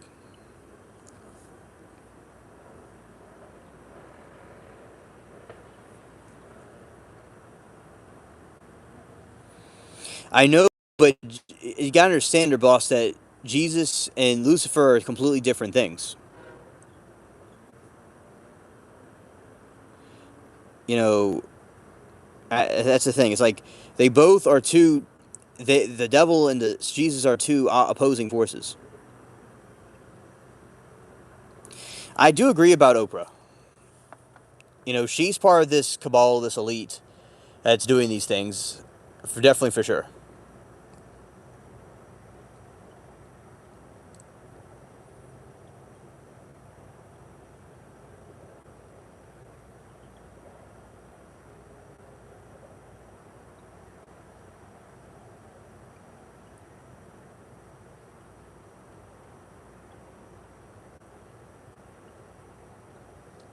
All right, I guess how old is the Peter Pan in his child form? Yeah, I don't know. I don't know.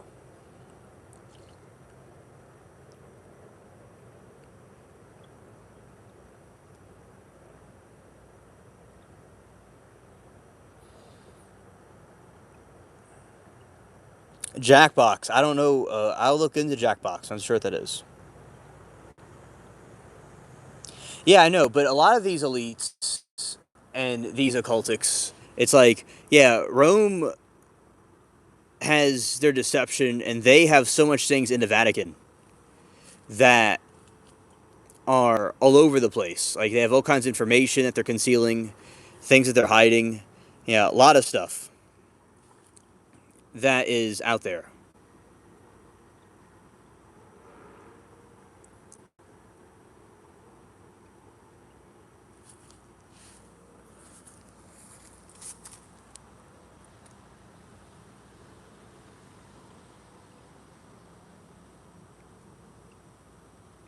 Corey wasn't the only one who got you.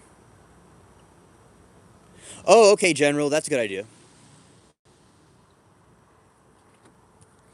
Solomon is a favorite Bible person. Peter Pan was one of my childhood favorites. Oh, yeah.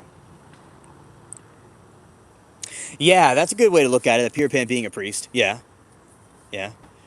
And like a mediator between that world and the other world.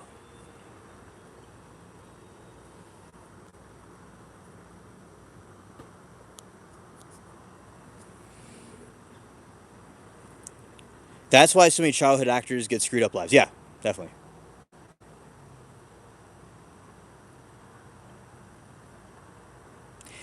Oh, hello, Waz. I think it's strange. I think it's a very strange correlation. You know, that those two things are happening at the same time. It could be something for clout,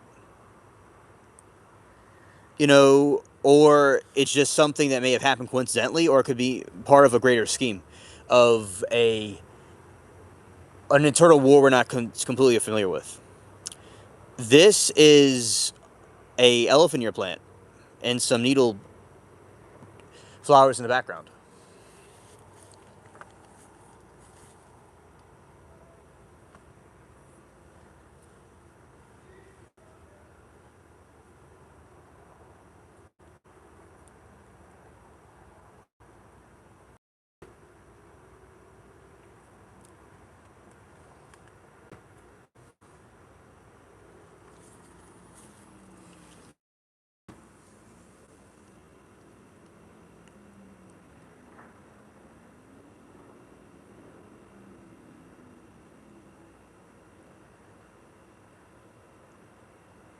I know, I know.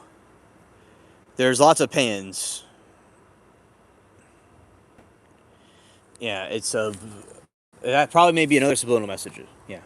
So they wanted to like say there's like they make things for kids, right? And they want to make some things that for kids to look more friendly. So they don't want to make the stuff look intimidating. So they try to make magic or types of the subliminal messages of Disney. Ah, party god, I got you. Exactly, VD.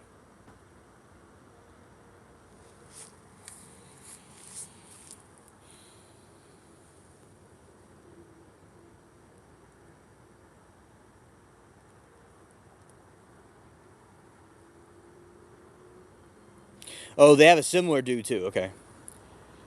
One side of fire, other side ice. Divine's wicked sense of humor when awoke at East Point Courthouse, Atlanta, due from making scared underboss scared.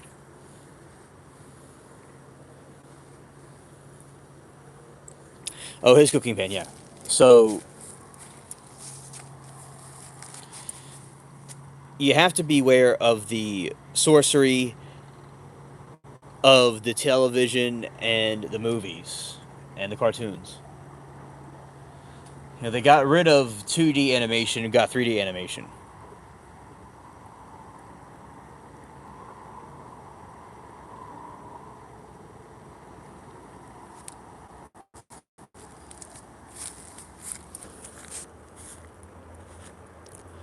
All right, and General says I like Cocapelli. I got you. California was burning Atlanta when snowed in East Point Courthouse in Atlanta 1:30 a.m. Saturday morning. They kept it open for me as observation. Oh, okay. I see.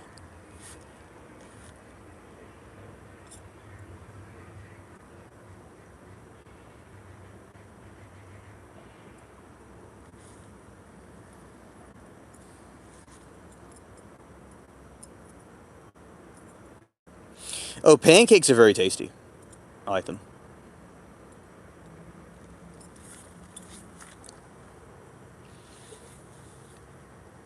All right, so MK Ultra was a organization that was created because the Koreans were able to brainwash our troops to be against our country, and that is what was happening.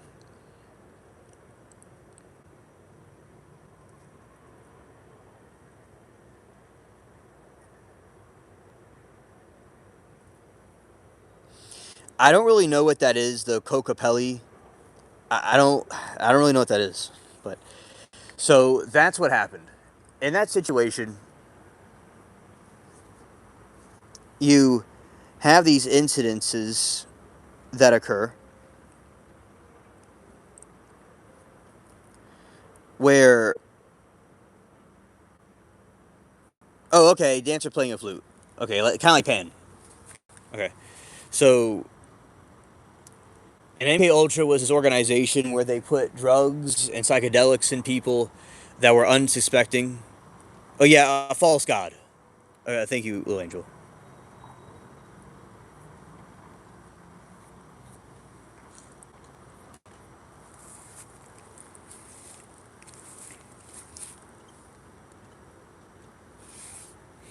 Yeah, so in MK Ultra, brainwash. Like say they take a guy on the street, right, and they put something in his drink, and when that happened, when they put something in his drink, they go and do psychedelic tests on him in a laboratory or in general, and they did it to kids, they did it to all ages, and it was an illegal project that the CIA conducted. So the MK Ultra still exists today. So that's what the silver lining, wrap it up with the bow on top, is that's what Disney is.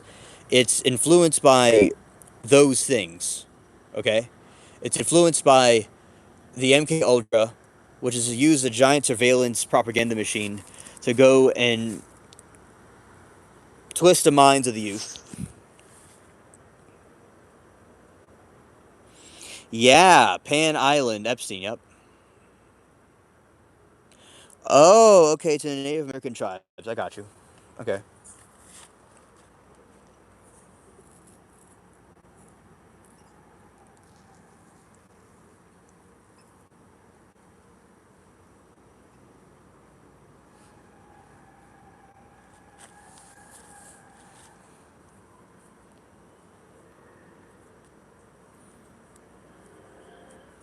Oh, thank you, Cocapelli. Thank you about the Cocapelli. VD told me about Cocapelli. The Huck band flute player. I got you. Okay.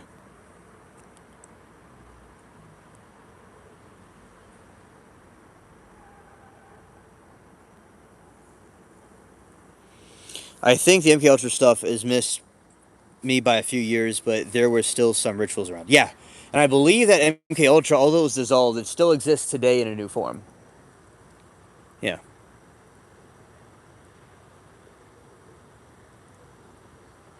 I agree. Mason, one God Yahweh. Yep. The gods you call false are angels, aka celestials. The creator of mankind, Bible God, is not the owner of the planet. He didn't create man. Man was here way before. I disagree, boss, but thank you for saying your opinion about it. Right.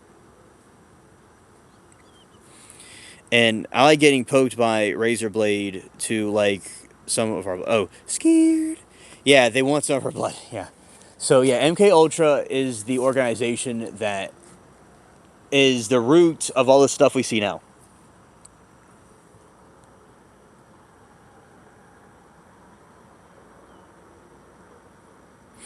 Yeah, they do have that in Lion Witch and Wardrobe.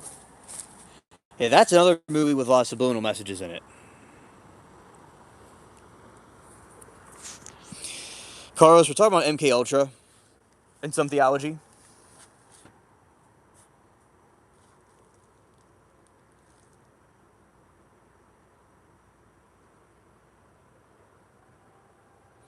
Oh, that's good, Carlos. I'm glad you got to watch the replay.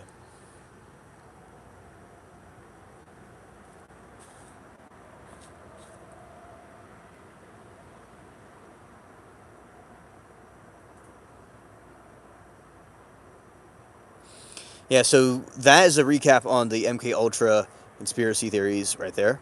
Yeah, I mean, let's see.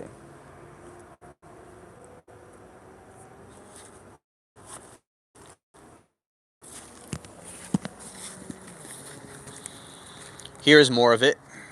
Like over here, some flowers. For those that don't know.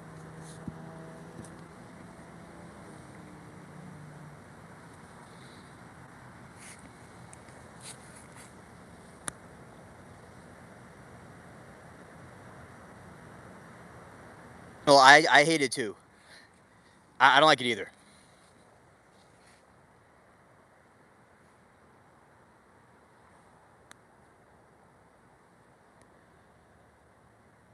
Oh, okay, understood. Yeah, now we're gonna go back into this part.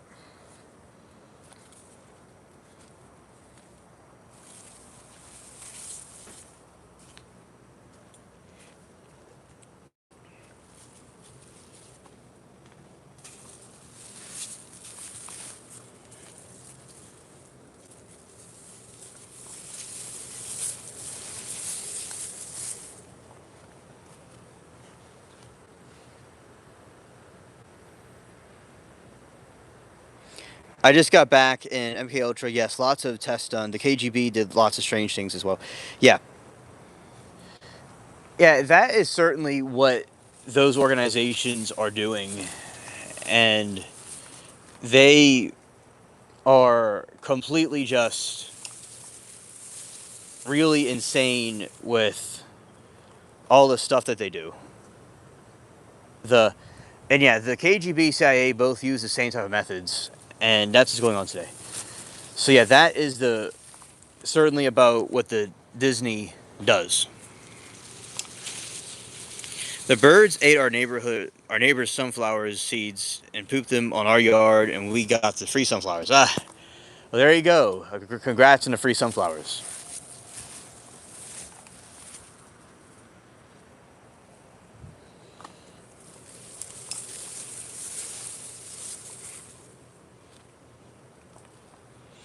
Scared.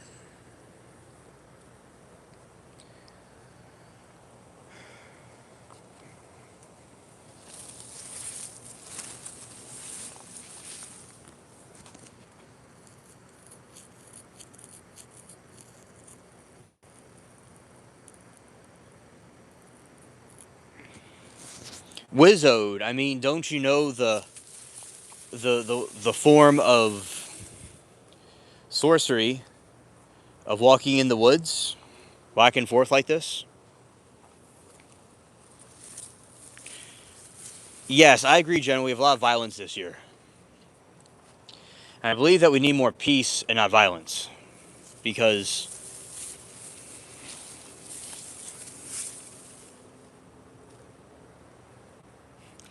Well, the reason why is that I like showing the garden to different people,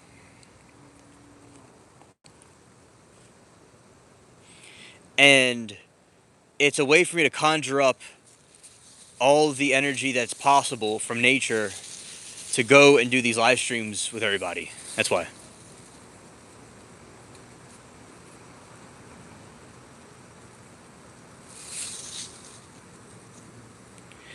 See, General, with all the stuff going on right now in the country, I misinterpreted what you said. I get it. You got violets, the flower. Okay. Yeah, just all this violence happening, it got me a little bit misconstrued.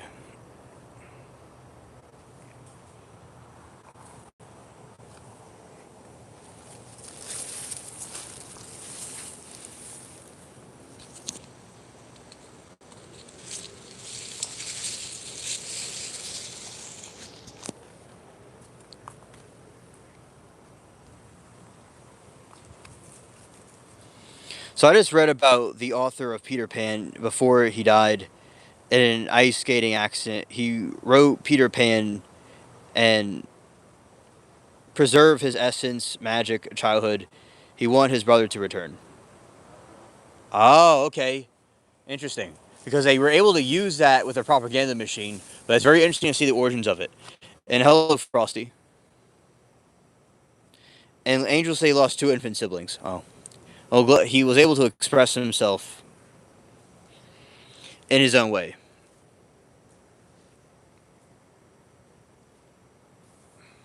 You see, then the elites. It's in the elites that were MK Ultra used it and manipulated it to try to get children to stay that way forever. So they kind of twist it around, but yeah, that's the original meaning of it. It's very interesting. Yeah, all that loss and pain is extremely horrid.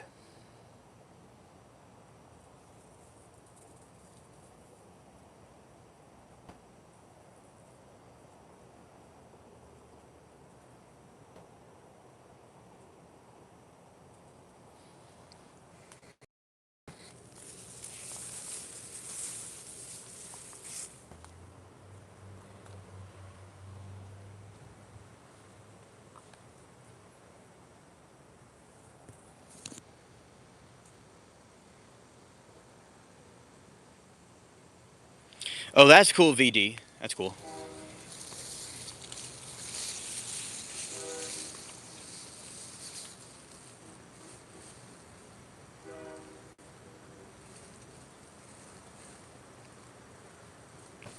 Angel said, seems like he got emotionally stuck. He was only 6. The brother died when he was 14. I got you.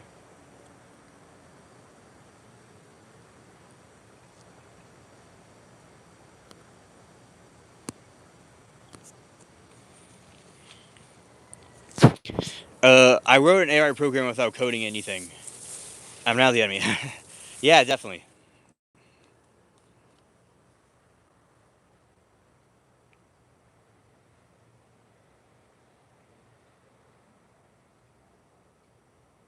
Puppeteers. That's a good way to say it. Yes.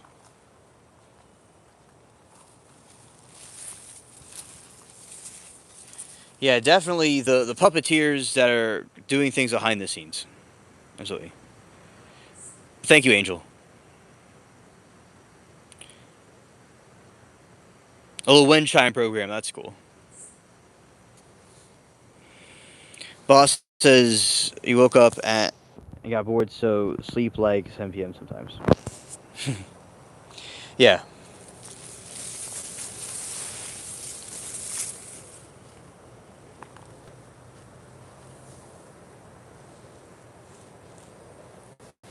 Puppeteer is too flattering. Yeah. Elites is kind of like, it adds like a entitlement to them. Like it's like a class struggle. Yeah. Oh, General said the dark ones work for him. Yeah.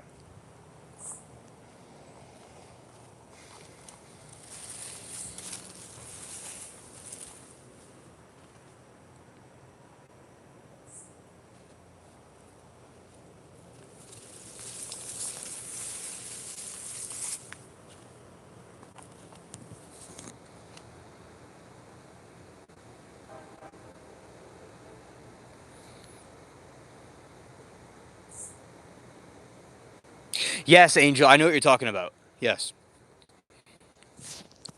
You see, Angel, in music videos, they are really fascinating in music videos too. They will use subliminal messaging in music. And in the music video, when they talk about puppet strings, it means the same thing, kind of like with the puppeteer concept, that they are puppets on a string. Right. So that is how that works, right? You have that situation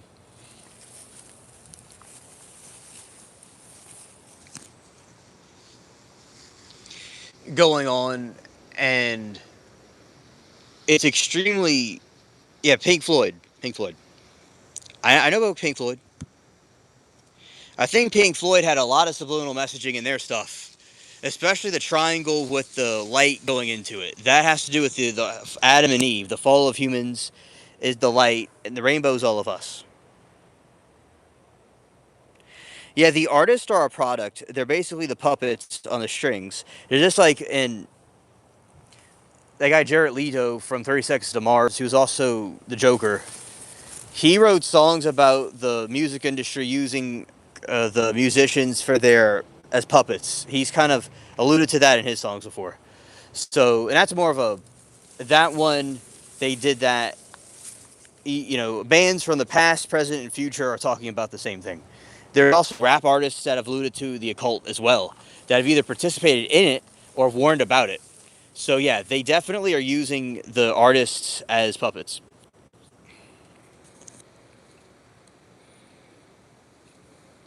Joseph, brilliant.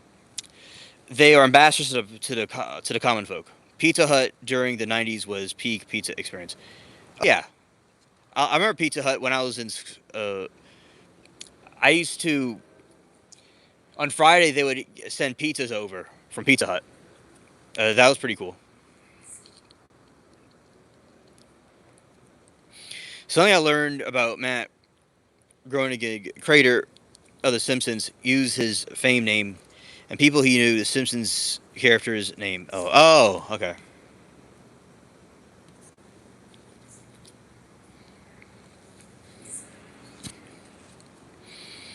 And Angel says, I remember getting coupons for pan pizza for reading books in school. I did too. I got coupons for it too. Back in the day. Yeah. My time there was like the Scholastic Book Fair. That was a big thing. But yeah, I know what you're talking about. The Peter Pan type things.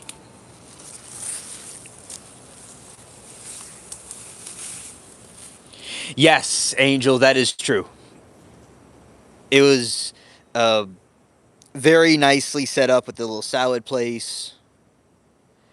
You know, it's the salad area, I should say. And people could go and hang out and chill.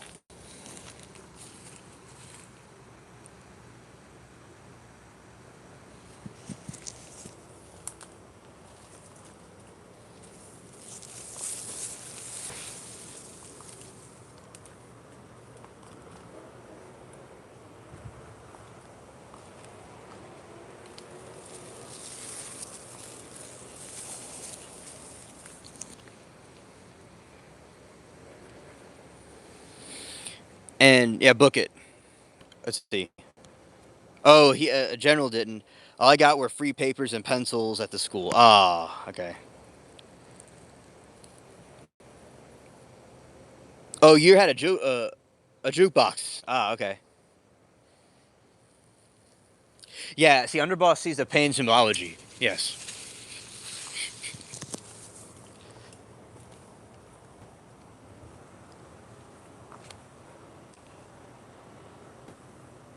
Oh, Pac-Man 2. Pac-Man 2. Yeah.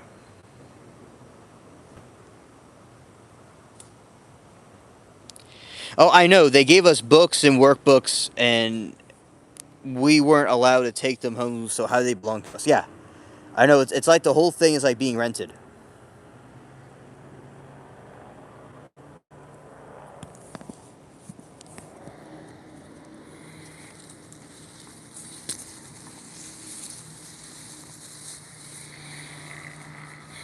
They gave me books, workshops, workbooks, and weren't allowed to take them. Okay. Oh, Pac-Man was very good. My mom really liked Pac-Man.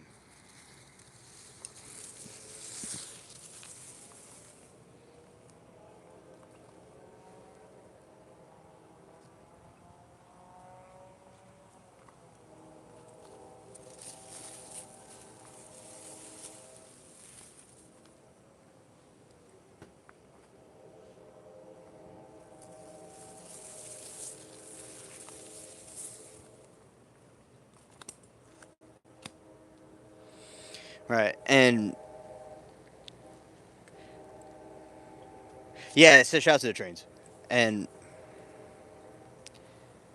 North Star took his books home.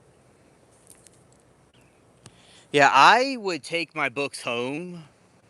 Some books stayed at school. It just depended.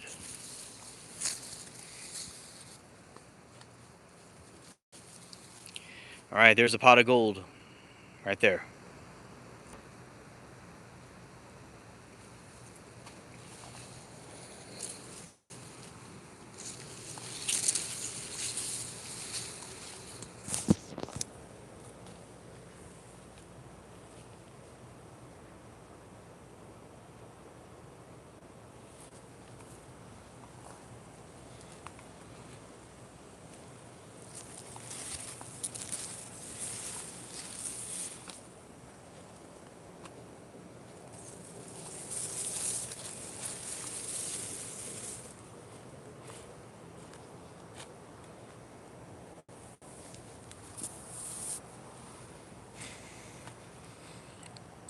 And let's see.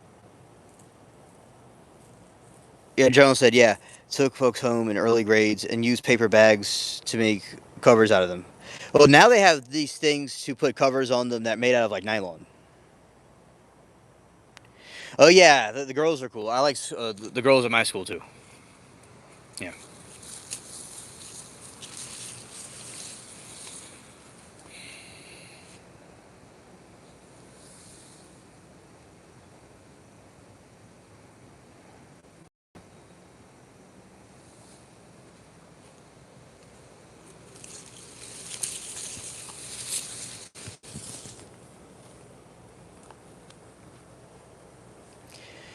But when you get to college, you buy books and you own them. Pay $200 a book and got barely anything out of it. Then you can't take some money back because they're newer edition. Now, when I was in high school, we bought the books in high school, and they were expensive. But you at my school said that you could sell the books after high school, but that's not college, of course. So I don't know if there's a different logic there, but allegedly they said the books are valuable after you could still sell them like afterwards. But now but yeah, I see what you're saying.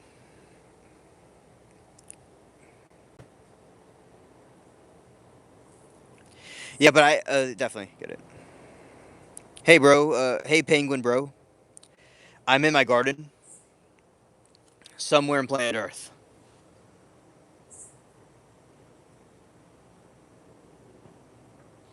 Oh, addition. Okay, got you, Angel.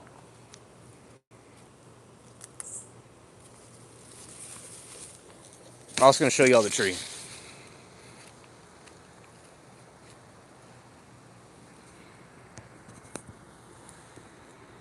which that's a tree. Wow.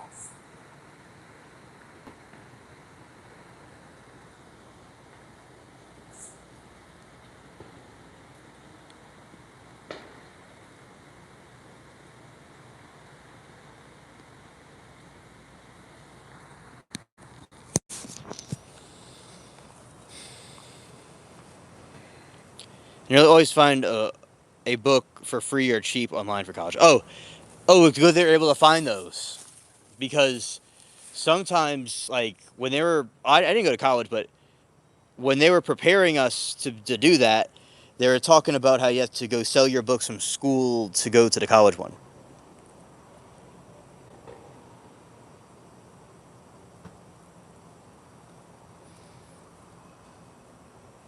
All right. Any critters in the garden? Yeah.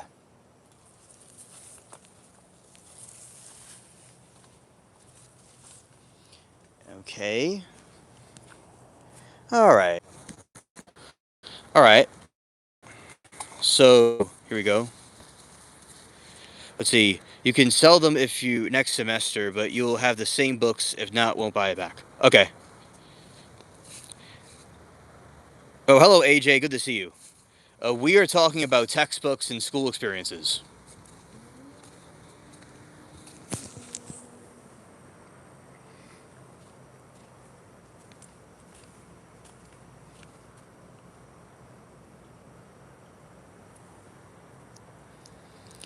Oh, half.com was the eBay of textbooks. We were talking about MK Ultra earlier and Disney being part of the occult,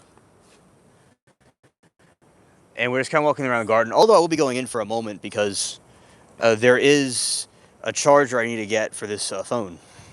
All right. Oh, you don't think it still exists? Okay.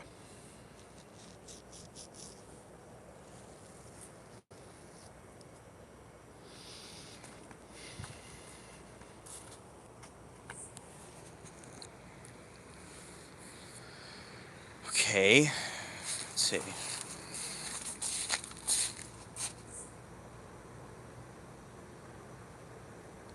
Yeah, AJ, I agree. It's insane because they're the ones that are trying to dumb us down, possibly, and give us false information. You know, if that's being true.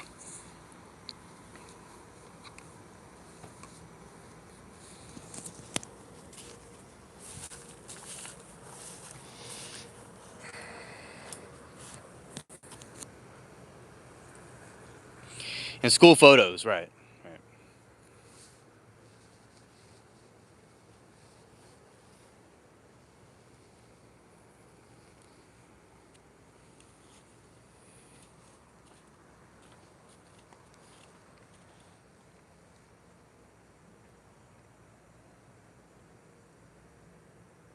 Oh, yeah, definitely. So a lot of people can go to college and not maybe learn what they need to know for the real world. Some people that are doing doctors and stuff might be use it, but it depends on what they're going there for. Yeah, I'm gonna be right back in a moment. Chat. Hold on a second.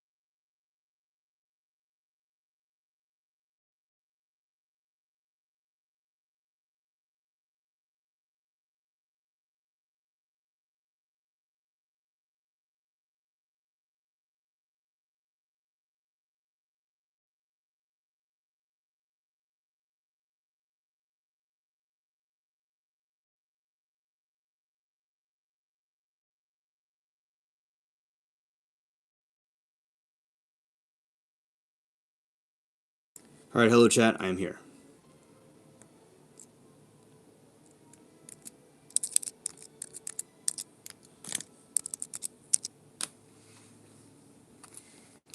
Okay, and let's see. So yeah, definitely with the textbooks, they can do that. Okay, let's see.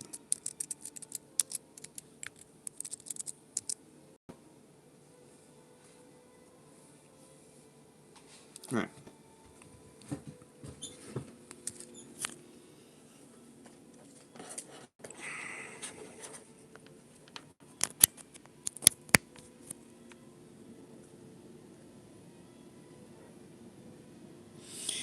I agree. I definitely agree.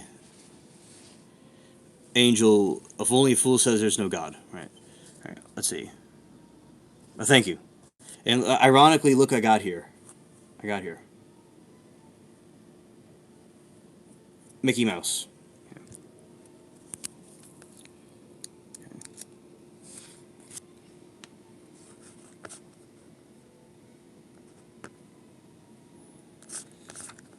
Okay, let's see if this thing still exists.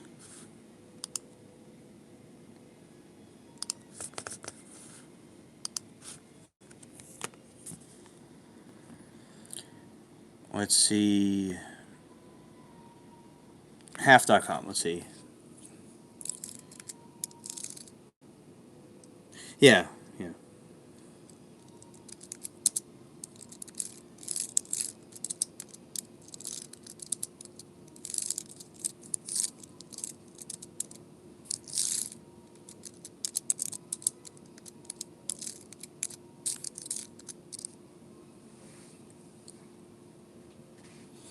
Right.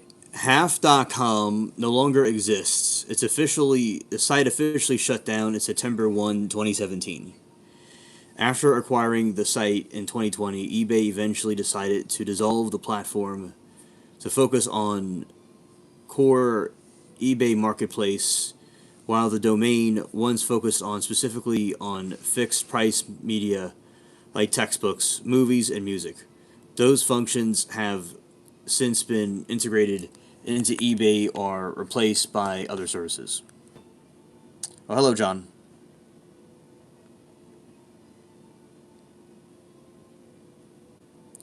Swallow the computer. Right.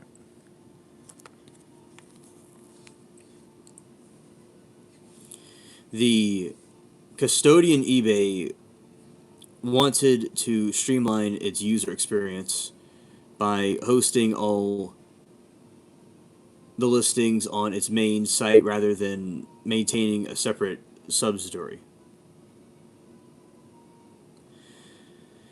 Yeah, yeah.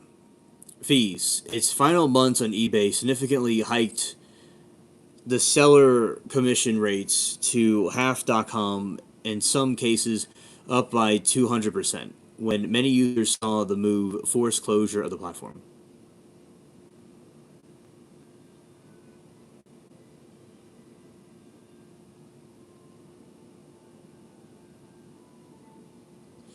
Okay, Falcon, understood. Yeah, it's definitely a messed up situation. Yeah, understood. All right.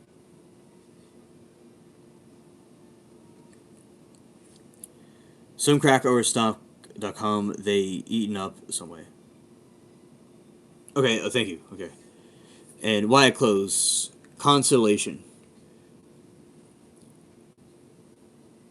eBay wanted to streamline its user experience by hosting all the listings of its main site rather than maintaining a separate subsidiary. That is true.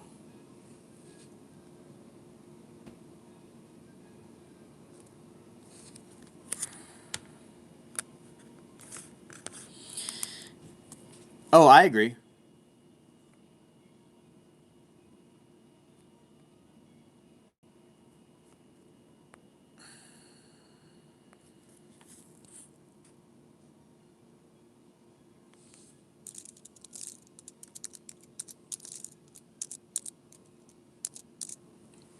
Okay. So the fees. The final big months, eBay significantly hiked the seller commission rates on half.com, in some cases up by 200%, which many users saw as a move to force the closure of the platform.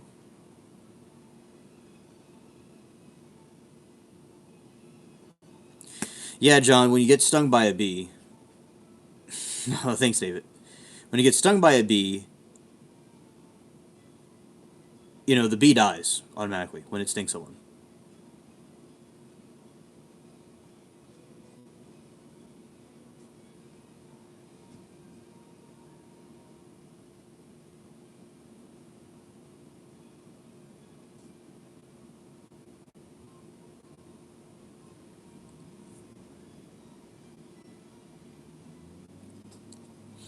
All right, so competition. The platform faced stiff competition from Amazon's used medical marketplace, which donated textbooks and secondhand book space.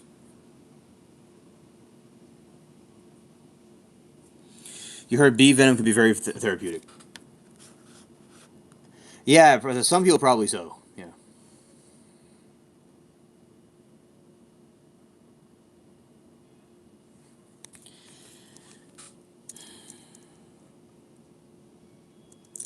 Let's see, half.com.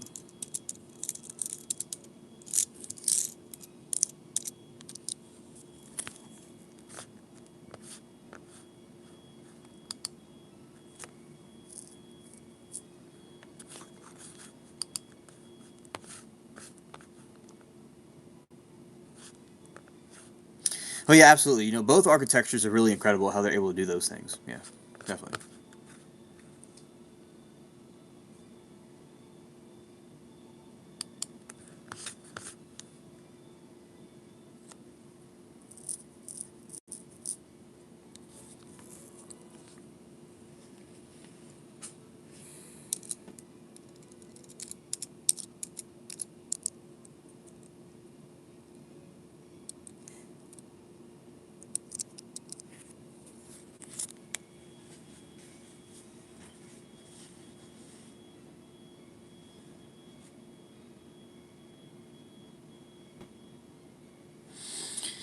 John, I've been stung by regular bees like honeybees and hornets.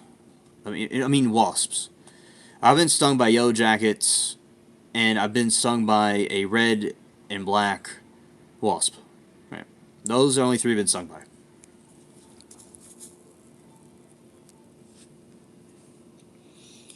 Overstock.com still exists, though it has gone through some major challenges, no, major changes recently.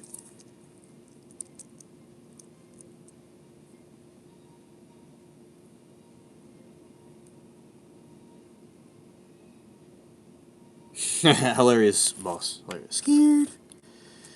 After a brief period where the site was retired in his favor, the Bed and Bath Beyond name Overstock was rebranded, relaunched in early 2024.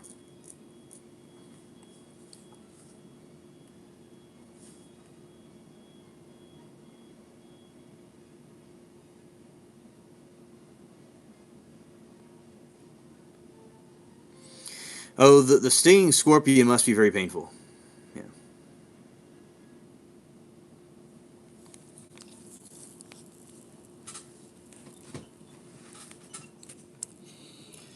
Rebranding Bed and Bath Beyond. 2023, Overstock purchased the intellectual property of the bankrupt Bed and Bath Beyond 21.5 million for about a year, and a company shut down Overstock website and operated solely under the Bed and Bath and Bed name.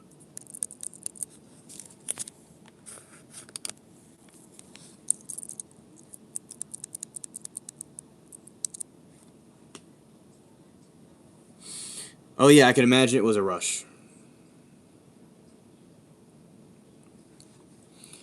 All right, so come back. The company leadership eventually called the decision to drop the Overstock name fatal mistake. They decided to review Overstock.com as a standalone site focused on the original mission, selling furniture, rugs, and home decor as liquidation style prices.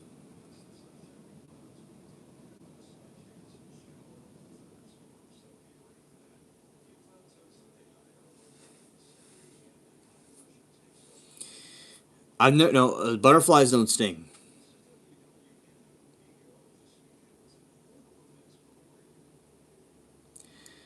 All right.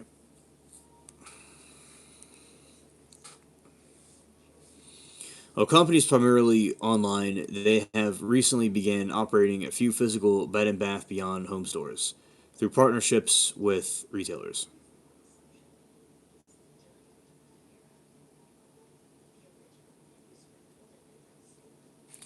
Wait a minute. I didn't see this. North Star says, no joke, I got bit by a butterfly. I don't know how bad it hurt.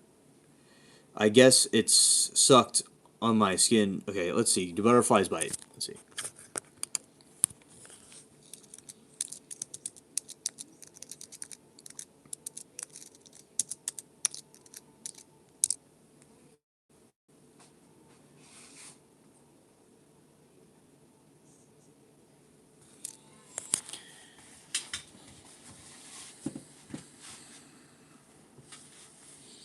Right. Adult butterflies cannot bite or sting because they lack physical anomaly to do so as they transition from caterpillars to butterflies. They lose their chewing jaws and develop a soft called the proboscis. If a butterfly lands on you and feels a slight tingling or tickling, it's usually because it's drinking your sweat.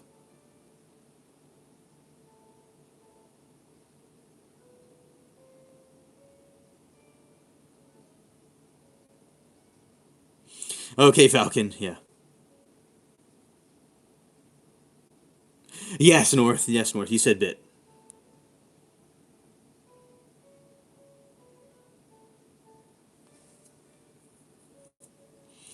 Thank you, VD.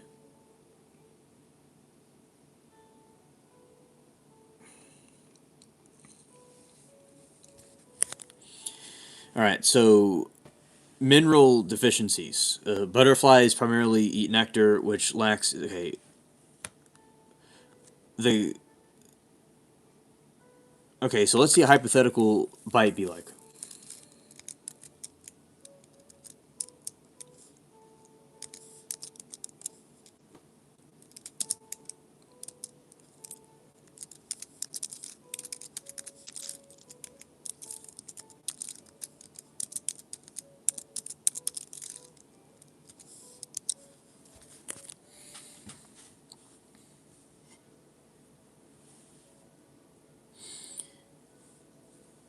Okay, so it must have been the little thing it has, the little thing that it drinks nectar with, poked you or tap, however it did it. So that's what it would have been. All right. So that's how that works.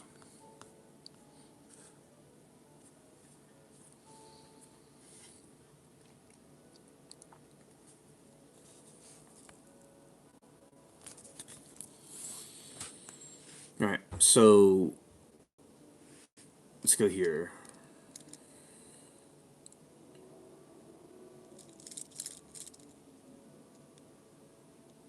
Oh, cicada. Here, let's see about that one.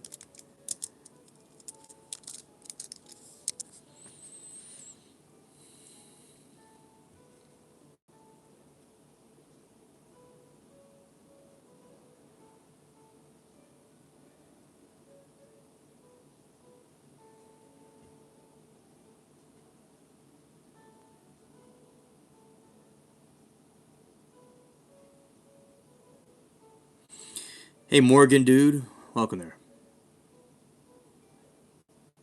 Let's see. Abortion a mosquito. Okay. Reflexes of Bruce Lee. Right.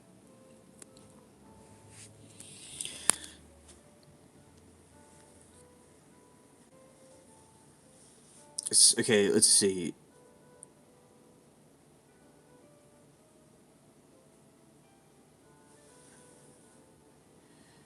Okay, so they have feeding prick. The cicadas have straw-like mouthpiece called. It says cicadas do not bite or sting in the traditional sense because they lack jaws and stingers. They are generally harmless and do not seek humans to attack.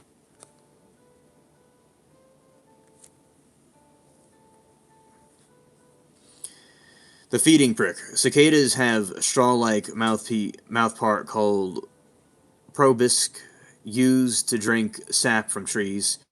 If cicada lands on you and stays an extended period of time, it mistakes your skin for a tree branch and try to probe for fluid.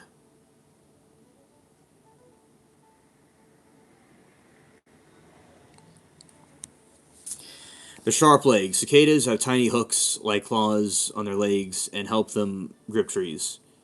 tree bark. When they land on human skin, these claws can feel like sharp pinches or scratches.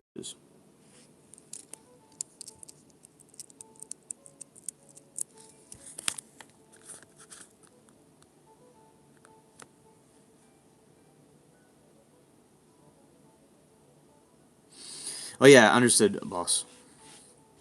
John said, I owned a snake once and it was venomous to me. Oh wow. Wow.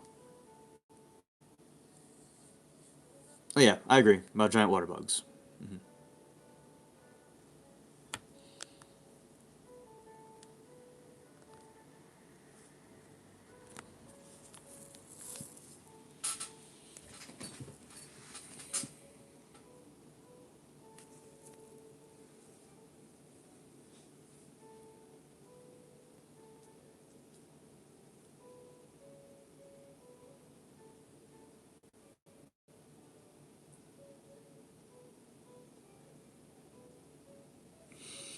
Or let's see.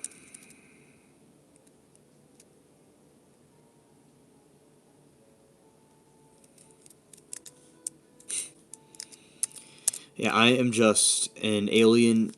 I'm an alien that with a human disguise base. That's what I am. Yeah. Let's see. Black.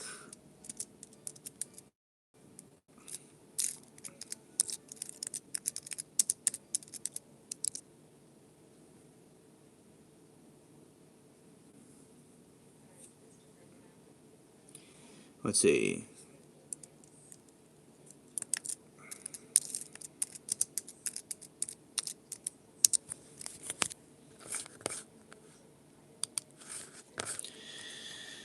Black carpenter bees are large, solitary bees that are often noted for their habit of dive bombing people who get too close to their nesting sites.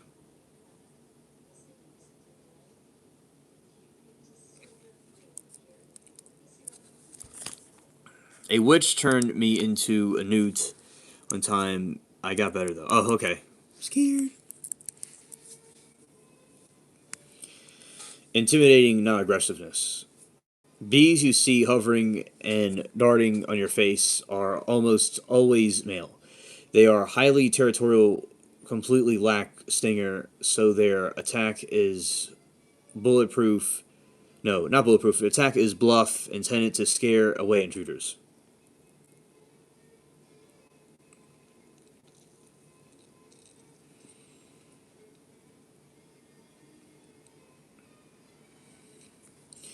Alright, sting. Only the female carpenter bees have stingers, however, they are extremely docile and rarely sting unless they are directly handled, stepped on by their burrow poked.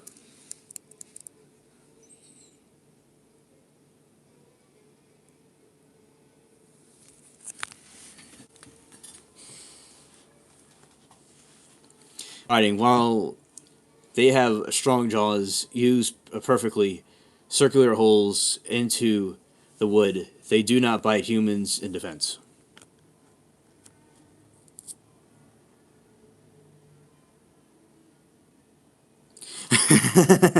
Okay, I got you. You know, I understand. You have to get far away from it, like you're on the Mario 3. Uh, yeah, the Mario 3 sun with the angry look on its face. Yeah.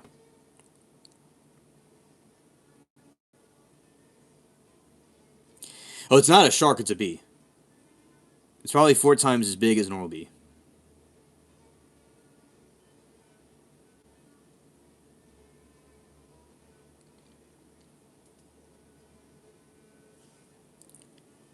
I know Falcon, and you were playing the joke, and I was playing along with it. I saw the Monty Python movie, and I knew it was a joke. And let's see, the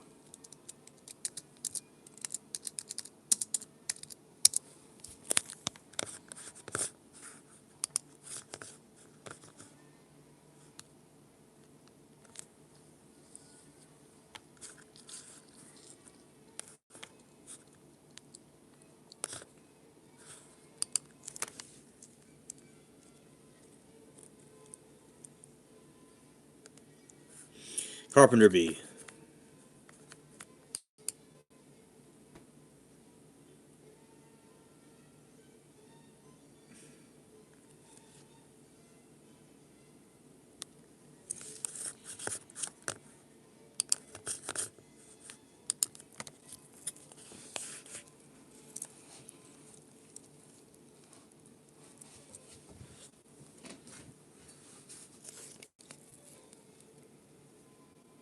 I remember one time little brother said F and parents didn't do nothing, and so Stevie and made it a toaster. Um, yeah, that's something that I wouldn't recommend doing. Dax, let's see. All right, anyway, so that is the carpenter bee. Let's see.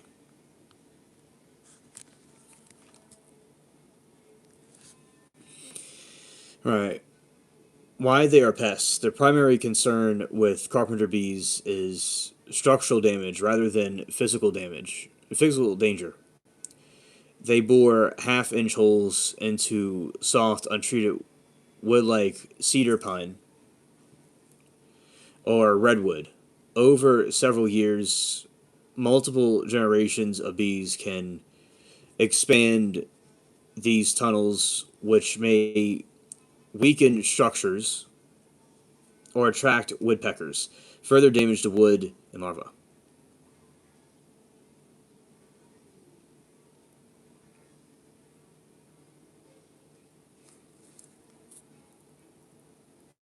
All right, a good night to you, John.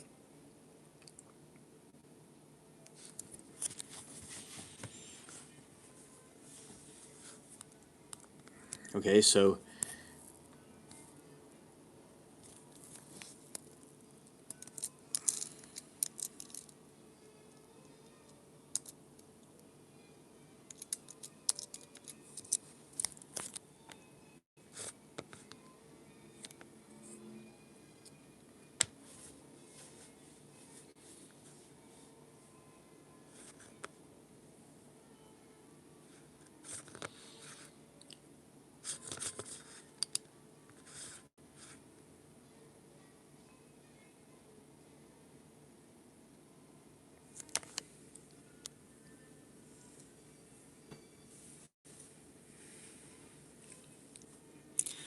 all right, so Little Angel said, if you had an old YouTube TV, you wouldn't need to destroy it and make a toast.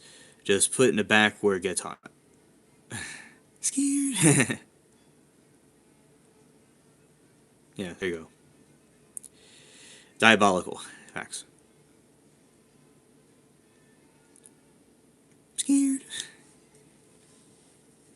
All right, so there you go.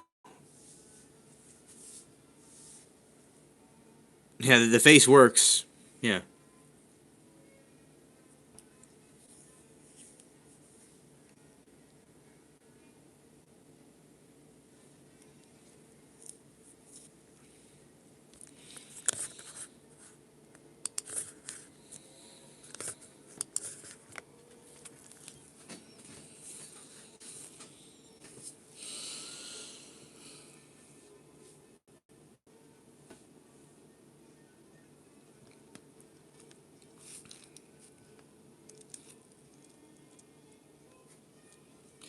Okay, so now this part, let's see.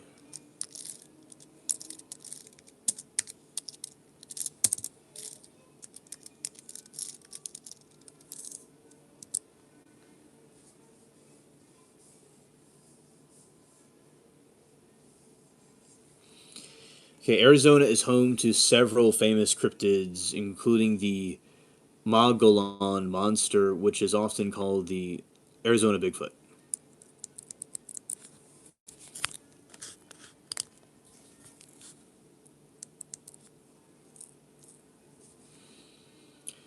Mogollon monster, 8 to 7 foot tall, ape-like creature, for along the Mogollon Rim. It is known for its deep-set eyes, massive build, and notorious foul stench, often compared to decaying fish or skunk. Hello, Chicago. Welcome to the stream.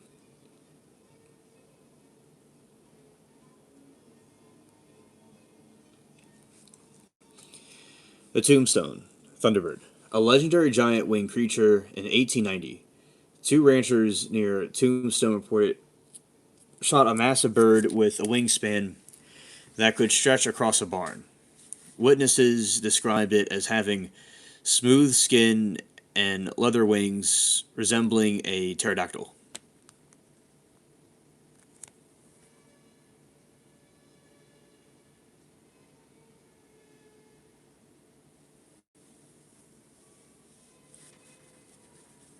The Red Ghost, a terrifying legend in 1880s involving a massive red-haired camel with a skeletal rider strapped to its back. It was to trample people and livestock before it was eventually tracked and deleted by a farmer.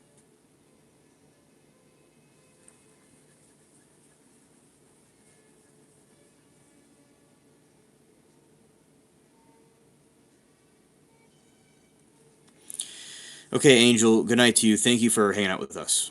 Appreciate it. Blessings to you too.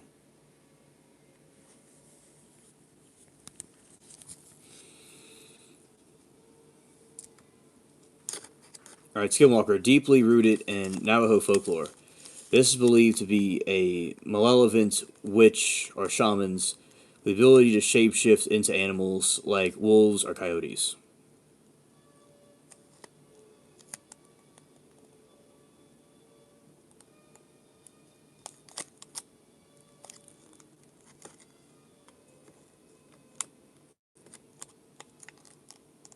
Yeah, Carlos, scared.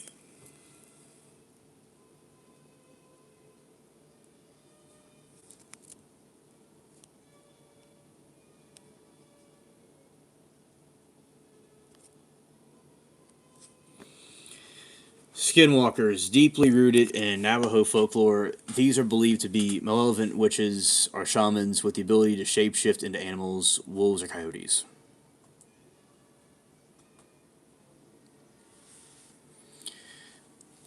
Other local legends: whispering trolls, some elusive creatures said to inhabit the Grand Canyon, lure people into the dark with whispers.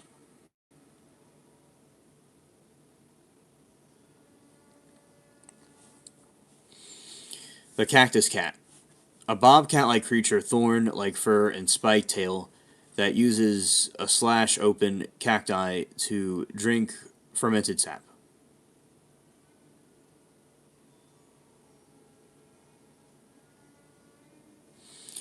The jackalope, while common across the West, sightings of it is horned jackrabbit have been a playful part of Arizona's Wild West folklore for centuries.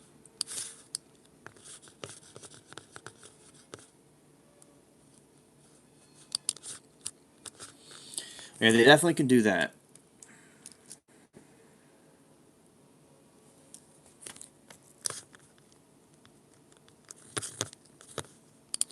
I'm scared.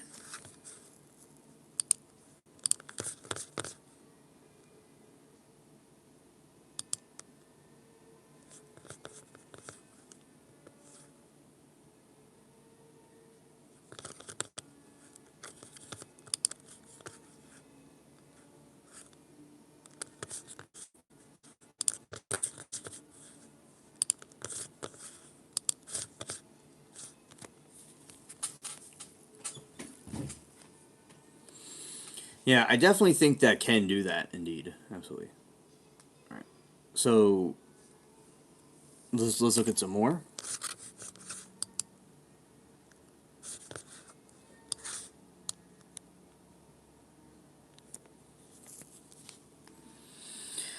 Can't get sick. Can't be 23 degree Fahrenheit bedroom bathroom. I can fold humans into like lawn chairs just off my energy. No physical contact. You got superpowers there, boss.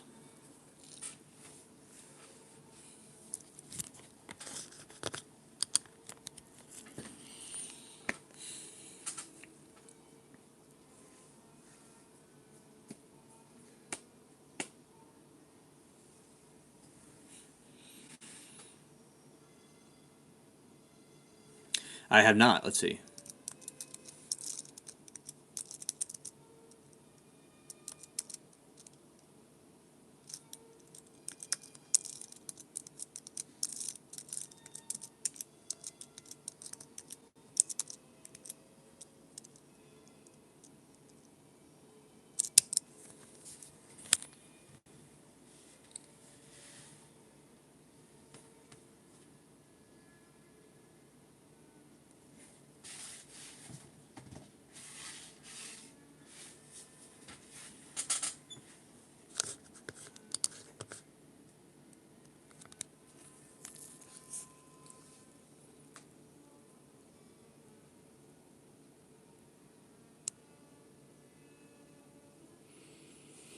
Egyptian hieroglyphs. In Australia, commonly known as the Gos Ford glyphs or the Karigong hieroglyphs, a collection of approximately 30 carvings of located in Brisbane Walter National Park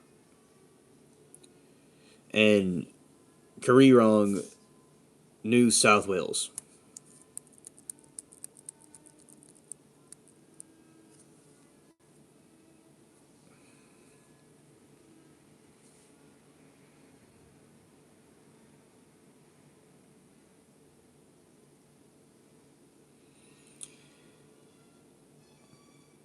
Yeah, Vertus, I have, I don't know, I have heard of the stories in there, and I've heard them before.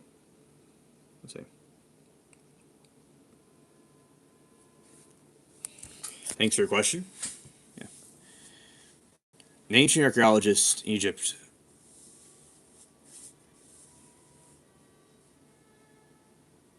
Yeah, King Solomon's cool. Yeah. An ancient archaeologists and Egyptologists consider the. All right, so let's see. Many believe the Australian soldiers who served in Egypt during the. Let's see legendary history. Let's see. Let's see conspiracy theories about it.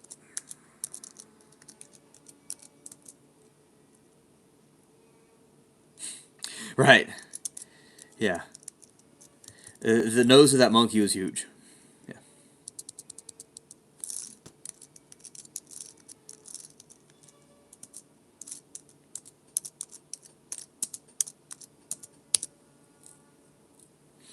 I've seen that monkey before with the nose, and I've it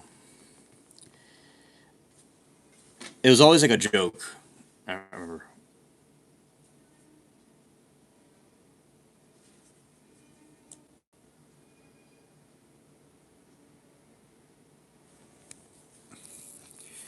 Right. Okay, this is the conspiracy. So, most elaborate theory claims that the site is a burial chamber for Lord Nefertiru, the son of Pharaoh Khufu, builder of the Great Pyramid, according to the narrative.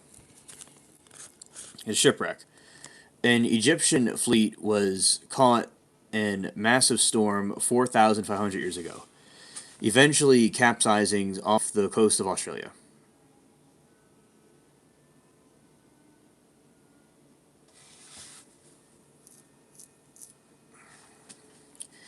All right, Penyu Land, the theory. Translate certain hieroglyphics as referring to Penyu Land, which they interpret as ancient Egyptian name for Australia. Royal tragedy. Lord Nefertari allegedly was Leah died from a snake bite during the expedition and was mummified, buried in a hidden chamber at the end by his brother Nefer Jezeb.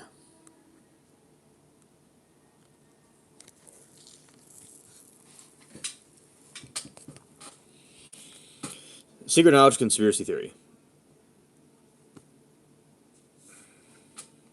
Many enthusiasts argue that carvings contain rare hieroglyphs that were unknown to the public or even mainstream schools until very recently. Argument they claim some of the symbols were only added to official Egyptian dietaries around 2012. Conspiracy theories, because glyphs were discovered in 1970s. The theorists argue that no modern hoaxer could have known those observed symbols, implying that the glyphs are either authentic or it's a suppression of history by mainstream archaeologists to protect established timelines.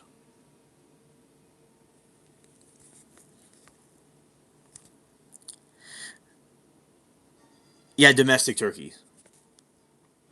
Yeah.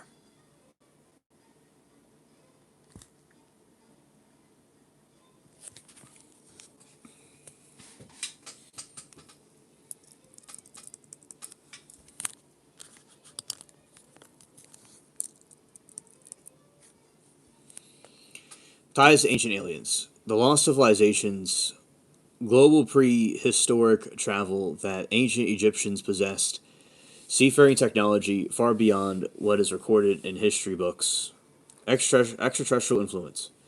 Some suggest that the glyphs depict star beings or advanced technology, when theme of explored show like ancient aliens.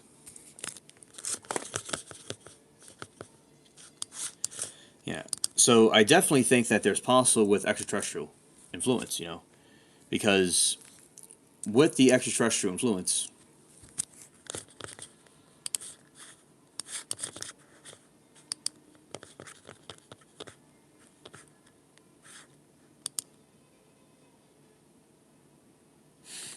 yeah, Beyonce may be a skinwalker. I don't doubt that for a second. I don't doubt that for a second.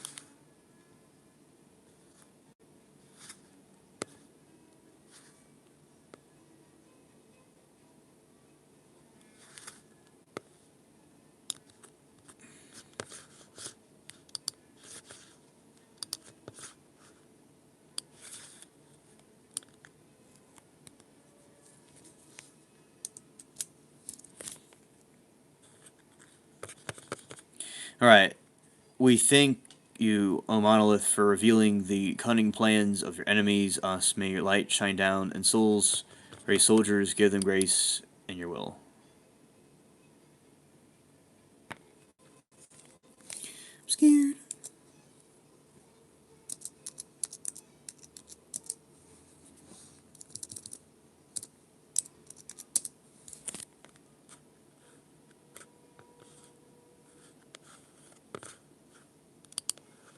Oh, okay.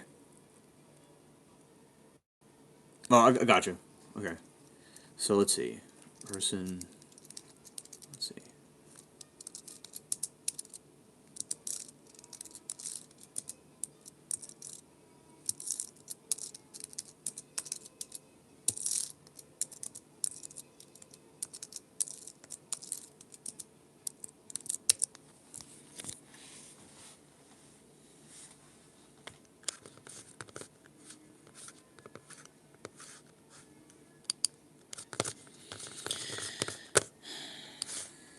All right. Anyway, so going to continue.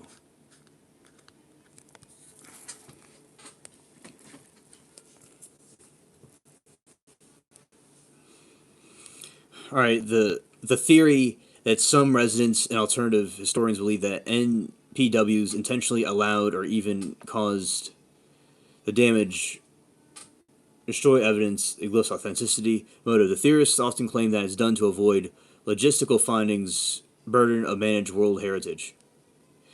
I believe that they do want to suppress history about what really happens in history, and they come up with their own narrative about it. Like they don't want people to see the. Oh, that's not good. There we go. They don't want people to see the honest truth. Yeah, shout out to the misfits, the rebels, troublemakers. All right.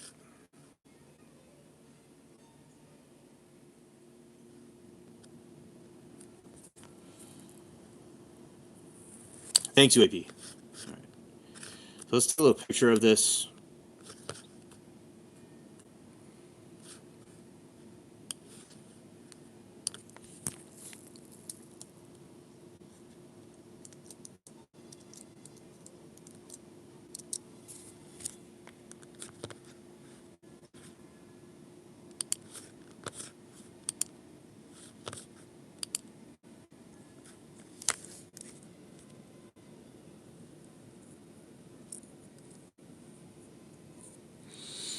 All right, this is what this is right here. Well, the hydroglyphs.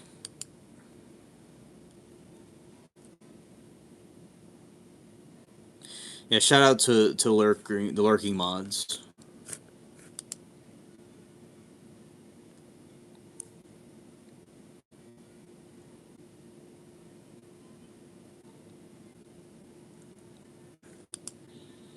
And the scarab.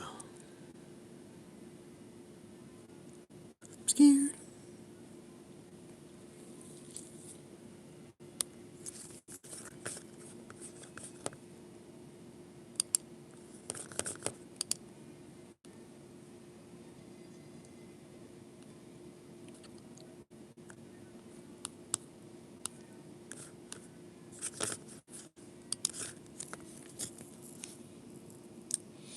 A gold bug. Let's see, hypothetically.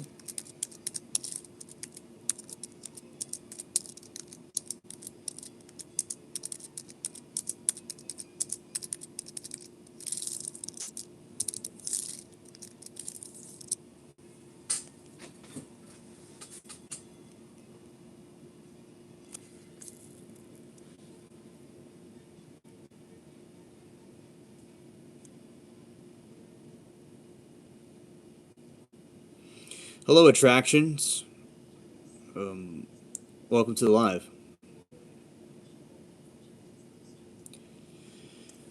Okay, so I think it's really interesting to see how different people work. Let's see. The This is a hypothetical way of they got there. Egyptians reach Australia after a catastrophic shipwreck during ambitious maritime expedition. The route. Proponents suggested the fleet of the ship sailed from Egypt, likely from the Red Sea and Indian Ocean.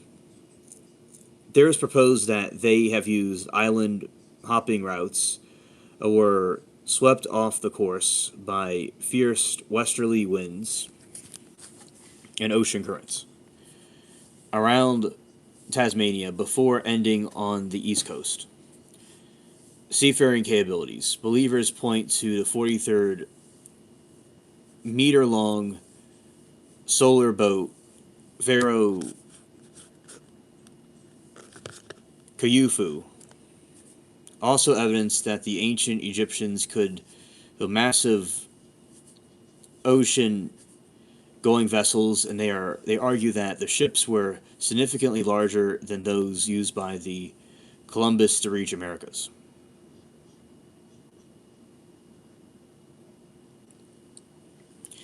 All right, the shipwreck. A portion of the carvings is said to describe a severe storm that capsized the fleet as they attempted to return home, resulting in many deaths of the survivors allegedly managed to reach the shore in Brisbane Water National Park.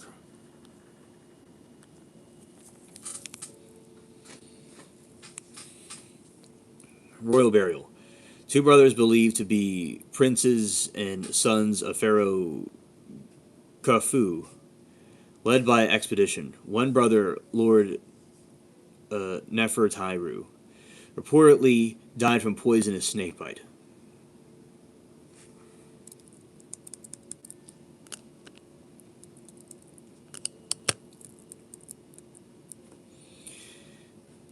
The rituals. His surviving brother, Nefer Jerzeb, supposedly interred him in the site and carved inscriptions as a funerary record to invoke the eternal life for the deceased following the strict Egyptian religious customs.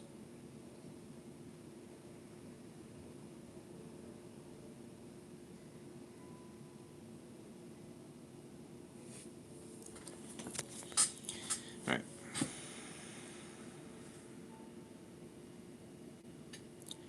Hello, Otto. Nice cat picture. Thank you. Yeah. Yeah, I have been eager to share a lot of this information to everybody. So, theories that I like to share is that there are Planet 10 is a real planet, Nibiru. There is the 15 or so scientists that are missing, including the ones in China, there's something fishy about that they want to stop people from knowing what the truth is, and they're trying to censor them. Another thing is that aliens exist, and they're trying to, and disclosure will come out eventually, but they are real. So those are things that I'm eager to share. Yeah, I believe that people that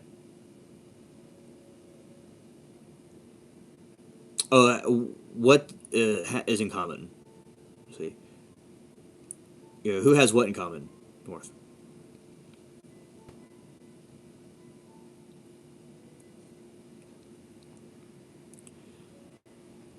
I don't know much about the Gunnar alien race. No, I've never heard of the Gunnar aliens.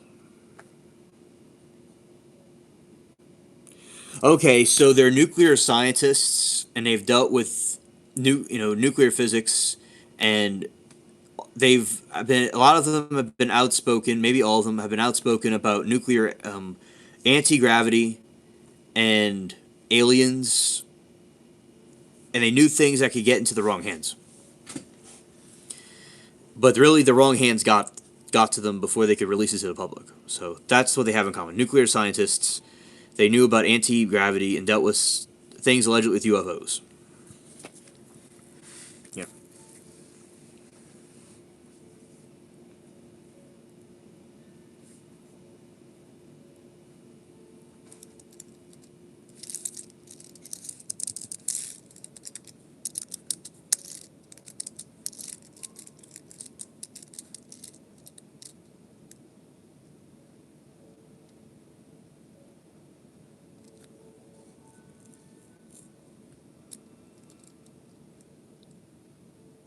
Oh, okay. General, understood. Very well said.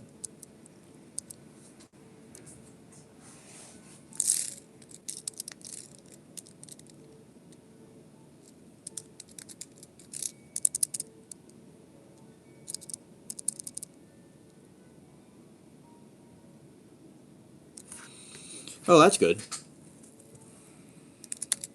Watching a Paul movie. Oh, okay, okay. I think I saw that one.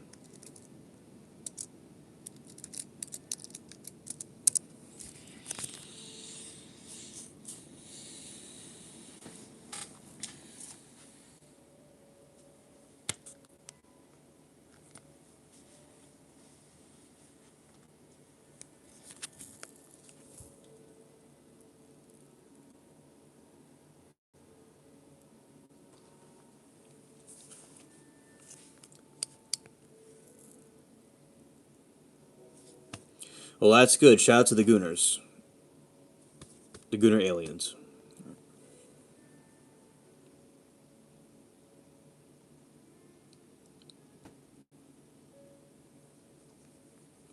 Oh, okay, General. Got you. Famous historical anomalies and their origins. The Grand Canyon's Egyptian Cave, 1909. The front page story in the Arizona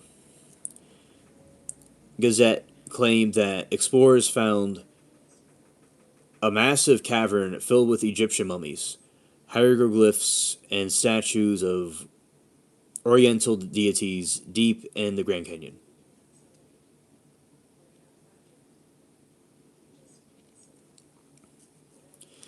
Conspiracy believers claim that Smithsonian Institution covered up and find that the forbidden zones in the Grand Canyon are actually guarding the site from the public. Reality: no physical evidence of the cave mentioned, Professor, has ever been found. Most historians consider it a slow day hoax. But, that is pretty interesting how they had, which I believe it's probably true, but interesting how they had that in the cave. Thank you, Gunnar. I appreciate it. Oh, well, glad that you like the cozy vibes.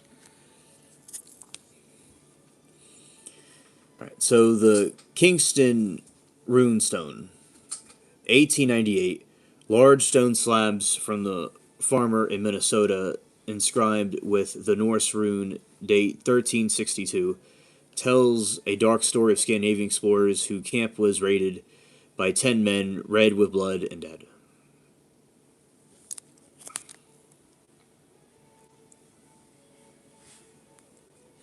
Well, it became a source of cultural pride in Scandinavian immigrants, noted that the 19th century rather than medieval Old Norse. Yes, beware the snake under the blanket. Yes.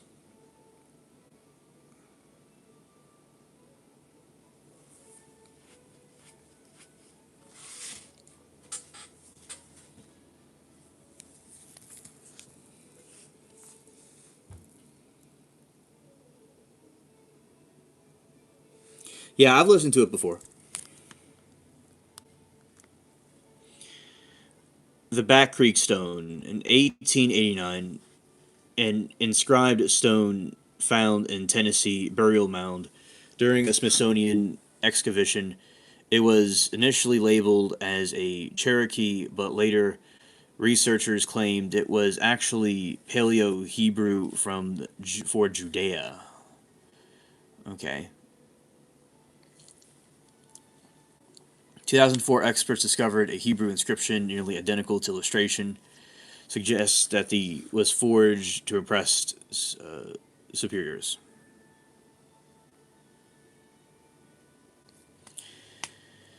There is the Maine penny 1957, a genuine 11th century Norwegian silver coin found at a Native American archaeological site in Maine.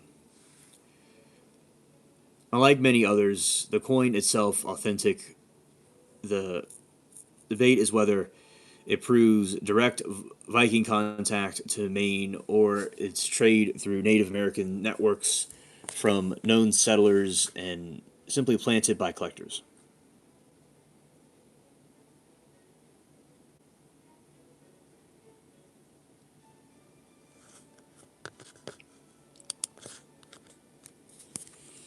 All right, let's do this.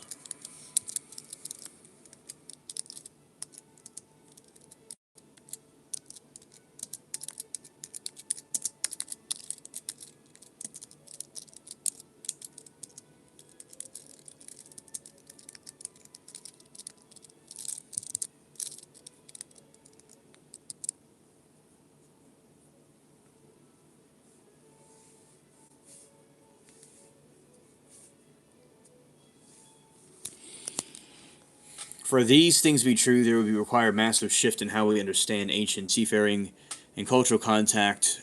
But these theories rely on this. The most common way to explain these sites in ancient civilization is far better as sailing than we give them credit for. Experimental archaeology. Explorers like Thor Heindrel provided transoceanic travel was possible with ancient technology. Successful sailed the Ra to a Papaparius boat modeled after the ancient Egyptian designed from Morocco to Barbados in 57 days. Drifting voyage. His earlier Kon Tiki expedition demonstrated that the South American balsa would wood rafts could cross the Pacific to Polynesia by simply following prevailing winds and currents.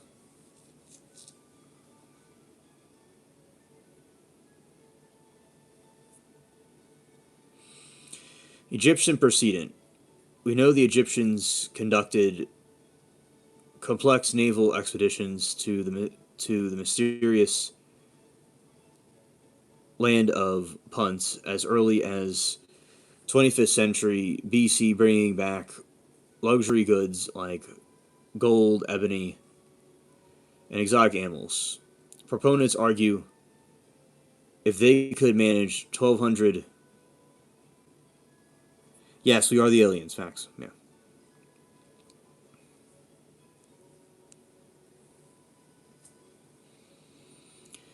the 1,200 km journey in the Red Sea lost fleets could have been swept much further.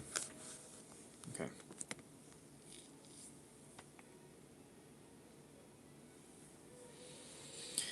Forbidden archaeology conspiracy. So this cover-up expedition suggests that the physical evidence did not exist, but it was suppressed to protect established historical timeline.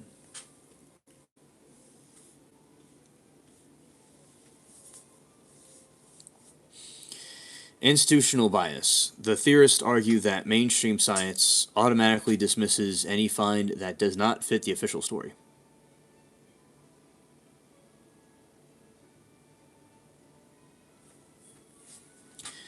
The Smithsonian legend. Many American cryptid stories, like the Grand Canyon Cave, claim the Smithsonian institution seized artifacts, then lost or denied their existence.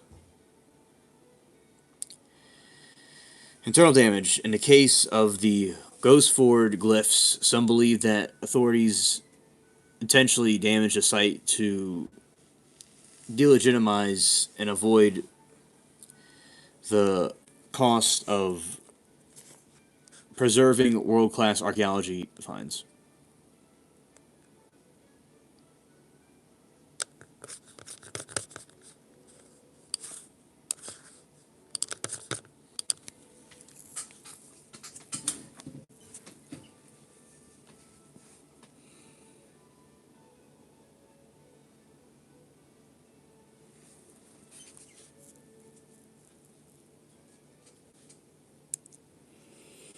Cocaine Mummies Mystery. One of the most scientifically debated proofs for ancient contact is discovery of tobacco and cocaine traces in Egyptian mummies. Okay, that is certainly an interesting mystery right there. Okay, so the theories search since both plants are native only to Americas, their presence in 3,000-year-old mummies would theoretically prove the transatlantic trade existed millennia before Columbus.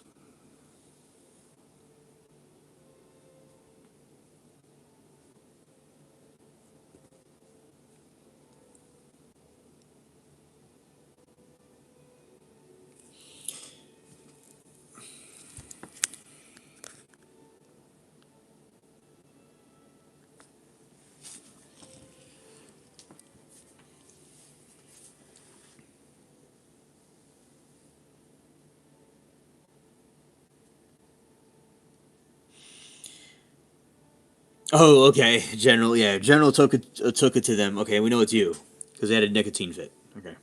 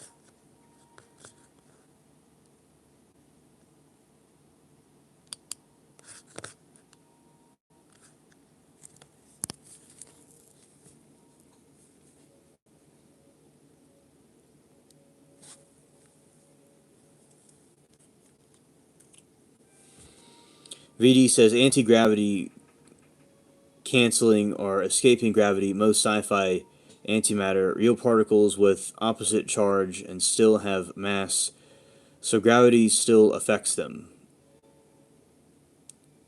A position anti-electron.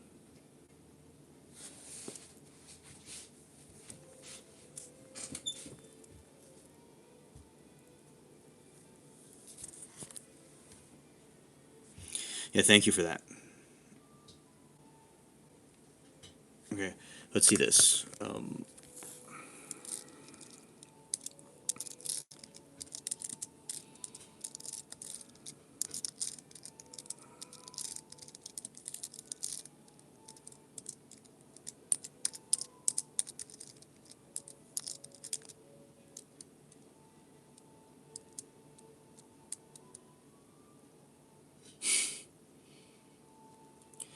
Okay, and see antimatter.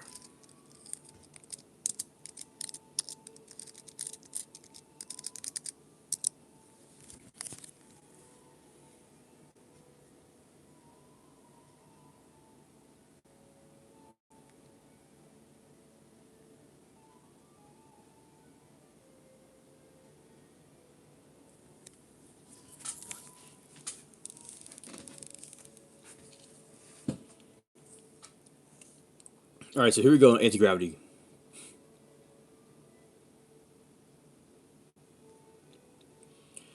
Conspiracies regarding anti-gravity and antimatter often blend real cutting-edge physics with claims of secret military programs, hidden inventions, and suppressed breakthroughs.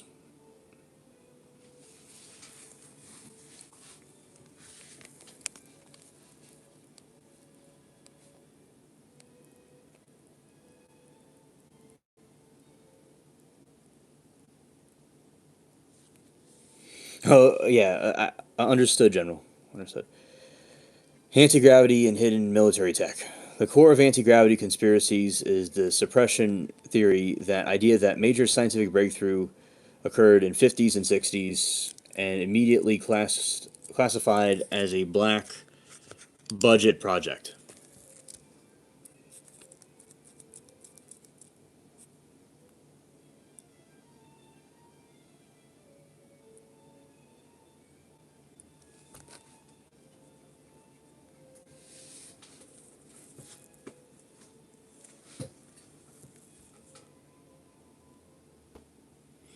General, I am too.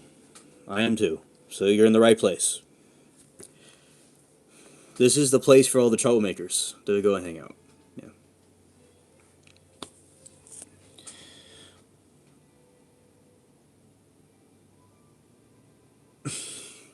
Right on, Carlos. Oh, hey, Eric. Good to see you. Yeah. We were in the garden earlier, and I have to. I'm charging a bunch of stuff right now, so that's why we're inside. And so we're just kind of like talking about anti gravity. All right, here we go. Let's dive into it. Project Skyvault. This alleged secret project supposedly developed the propulsion using intense microwave beams to manipulate gravity. Some theorists link this to strange crafts seen over Area 51.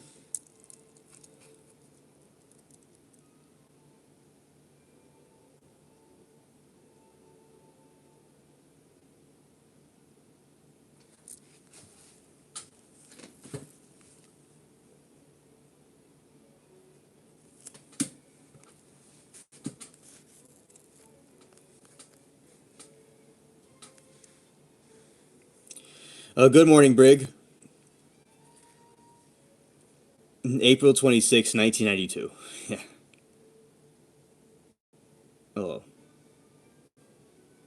All right.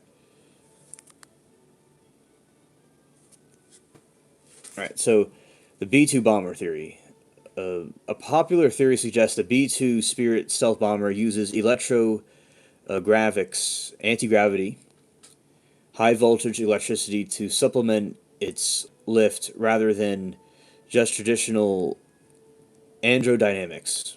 The Die Glock Bell, a legendary Nazi Wunderwaffe, wonder weapon. Conspiracy involving a bell-shaped device that reportedly utilizing counter-rotating liquid metal to create gravitational field.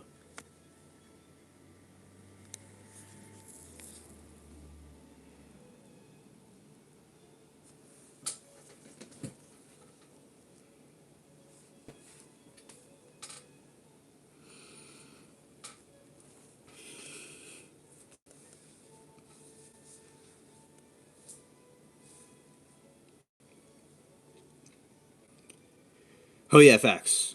Facts channel. All right. Like looked into Area 51 stuff sometimes. Also, you can track the Janet flights on radar until they turn off. Oh, and I didn't know that. That's pretty cool. Okay. Okay. Antimatter as God fuel. Antimatter is a real substance that releases immense energy upon contact with regular matter. Conspiracies here also usually focus on the government eligibility to mass produce or store in ways mainstream science is currently impossible.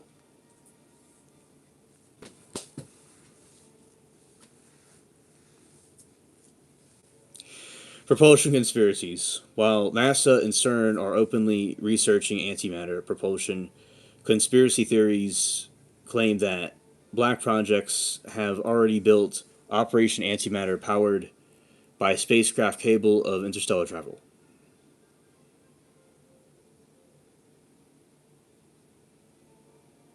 Oh, nice, Eric. Facts. Awesome, Eric. Awesome. That sounds really fun. Oh, facts. I'm glad to have you with us, along with all the other chatters here, too.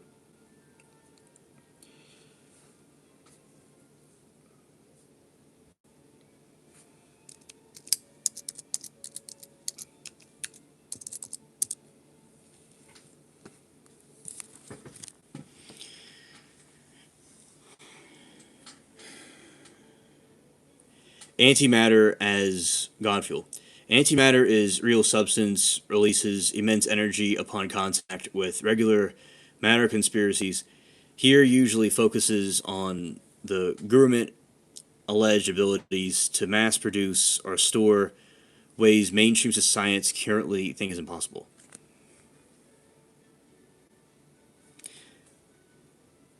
Yeah, rock and roll all the way.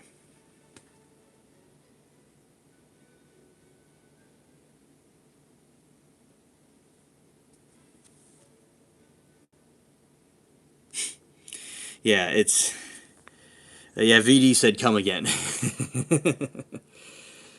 Chat could be chat's wild sometimes. Yeah.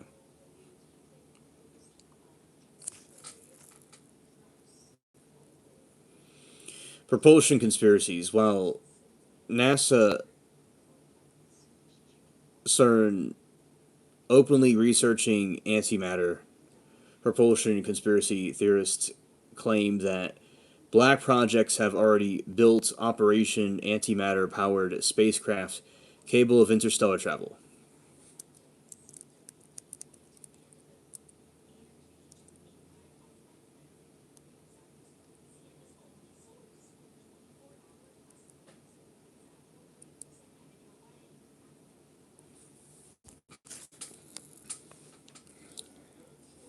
Energy crisis cover up. A common theory posits that antimatter zero point energy could provide free, limitless power the entire world, but being suppressed by global elites, oil companies, and maintain economic control.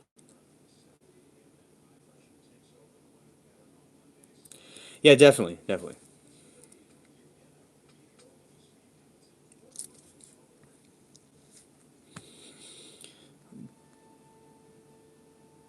Oh, Skull's right over there.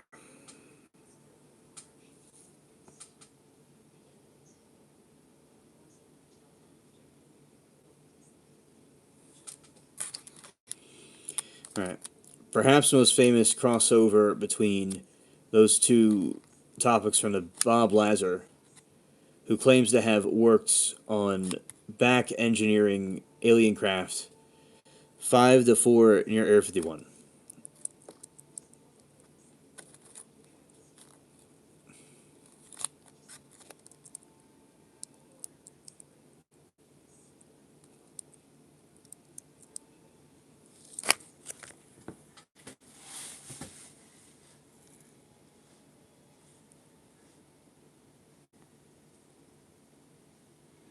Have the same dream at the same time, wake up every night at that time.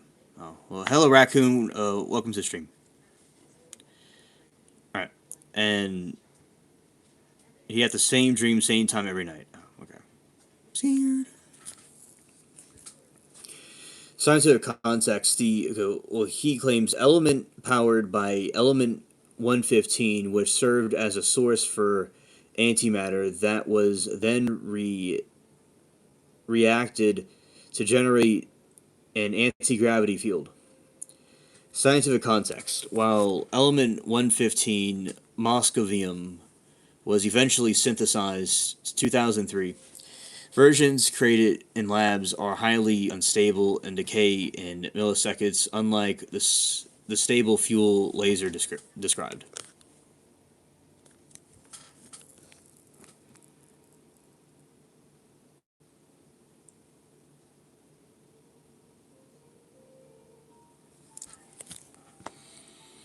All right, let's see. I was having a nightmare and my cat woke me up, and she's precious. Oh yeah, shout out to the cats. The cats definitely have a very good intuition and very good to wake up you know, their owners, us. Yeah.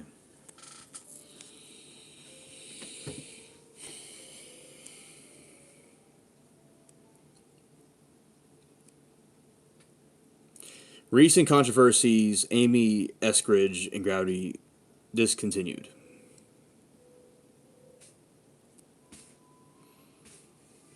Amy Eskridge, a plasma physicist studying anti gravity propulsion who was deleted in 2022. Her death was ruled by self deletion, but many in online communities suspect a cover up due to her claim of being under directed energy attack before she died.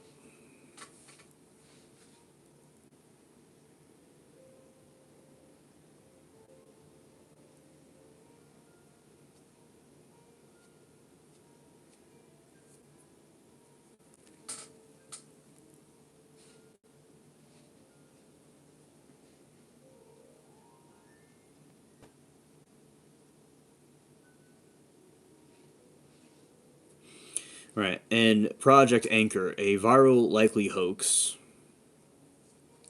theory claiming NASA preparing for a gravitational discontinuity even on August 12, 2026, where Earth's gravity will reportedly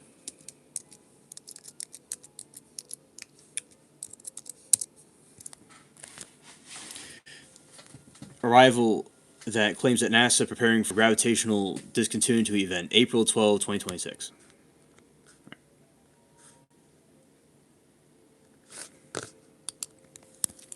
All right, let's do this.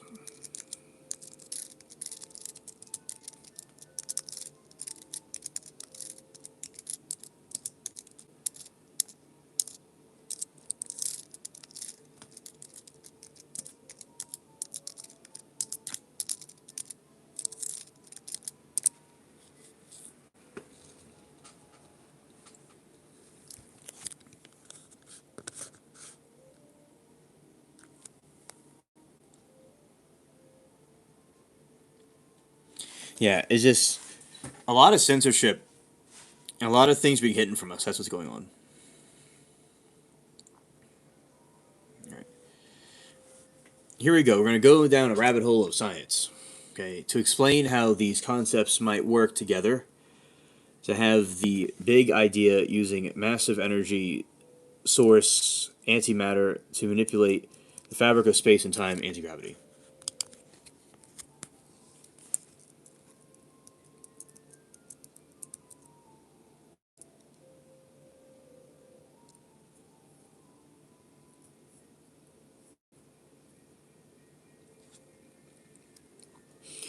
In physics, antimatter is the ultimate fuel because total mass energy conversion E equals mc squared. A science: when a gram of antimatter meets a gram of matter, they annihilate, converting 100% of the mass into pure energy. This is roughly 1,000 meters per more power than nuclear fission.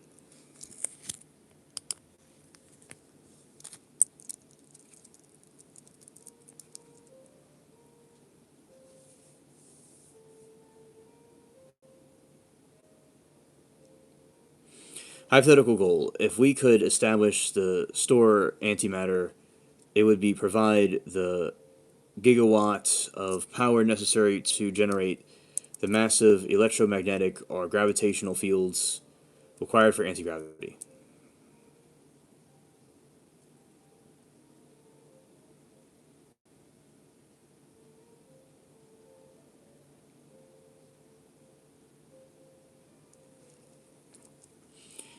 All right, propulsion anti-gravity, the engine. In mainstream physics, the anti-gravity isn't a force you can turn off. It's a curvature of space-time. To achieve anti-gravity, you would theoretically need to do one of the two things.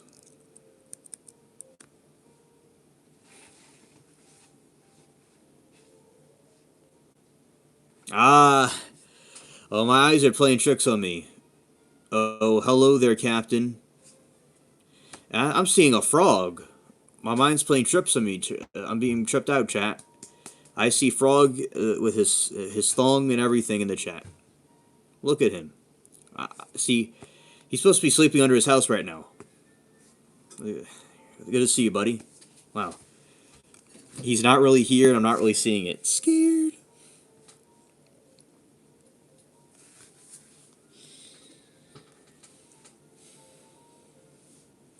Negative mass. This is the most popular warp drive theory. It suggests that if we have negative matter with negative mass, it would repel space-time rather than attract it. You would use this to expand space beyond a ship and contract it in front, effectively sliding the ship through a bubble at faster than light speed.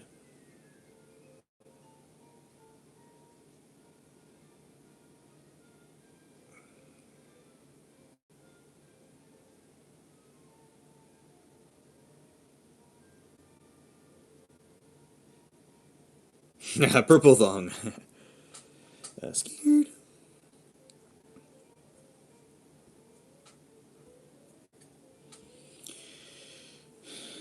Electrographics.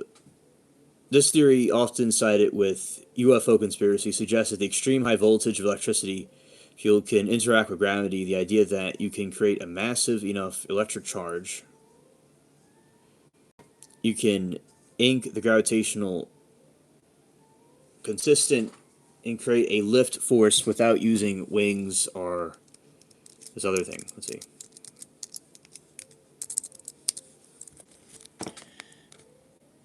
Wings or rockets. Thank you, Frog. You too.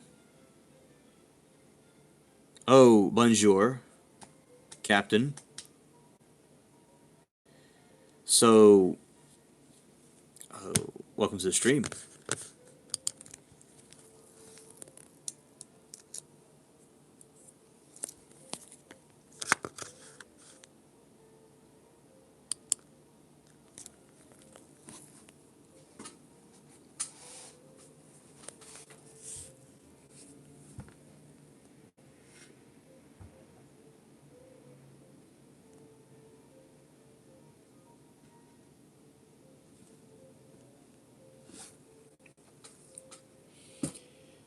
Hypothetical synthesis, gravity shielding.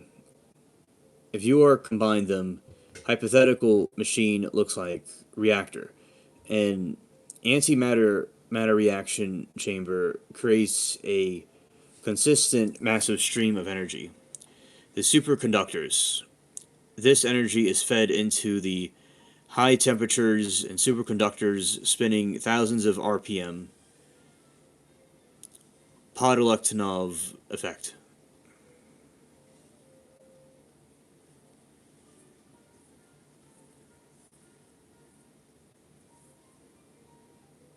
Ah, you're in her swimming pool. I knew you were having a good old time in there. Yeah, well, shout out to both of y'all. Glad that you're chilling in the greatest pool on the planet. Yeah, enjoying the night sky. I don't even know if she knows you're out there, but you're there. Uh, so Frog is lurking in the pool. It's like secretly, Rose incognito. Yeah. Result: the spinning superconductors create a gravitational shield, reducing the weight of an objects above the machine by small percentage, or in case of spacecraft, making it to essentially massless. It can zip through the air without friction and inertia.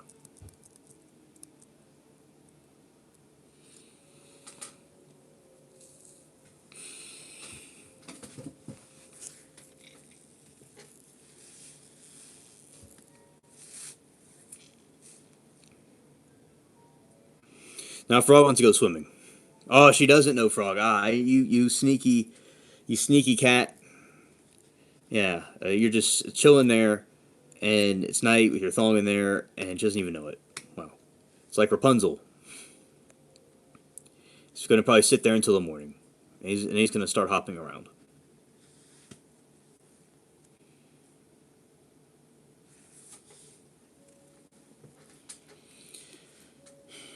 Okay, let's see conspiracy theories. Let's see.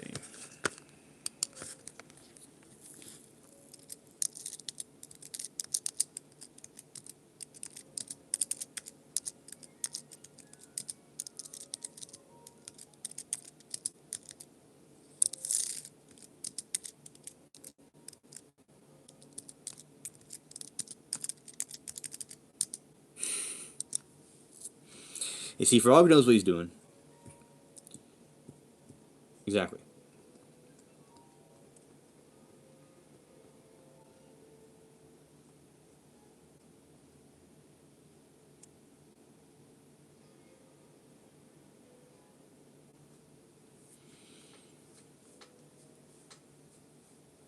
Alien warning theory. One of the most percent theories is that the astronauts on the Apollo 11 mission encountered extraterrestrial life that warned humanity never to return.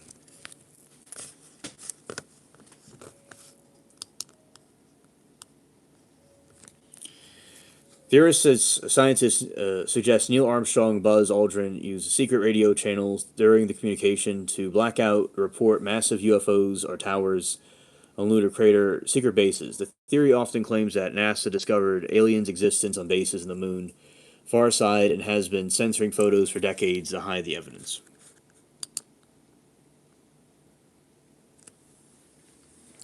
Interesting.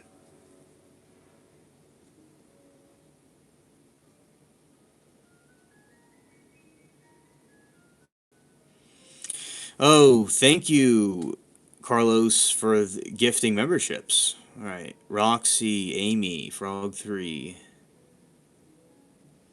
and Retro AI, and Trish. Oh, thank you. Nice. Matter plus antimatter annihilation. Yeah, definitely.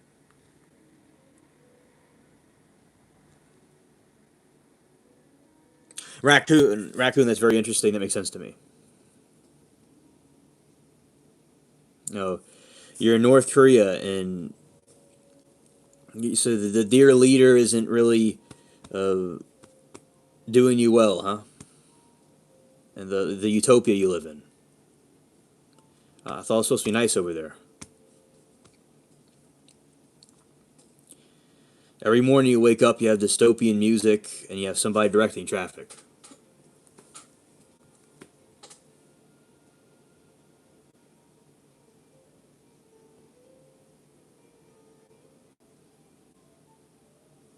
My pleasure, Carlos.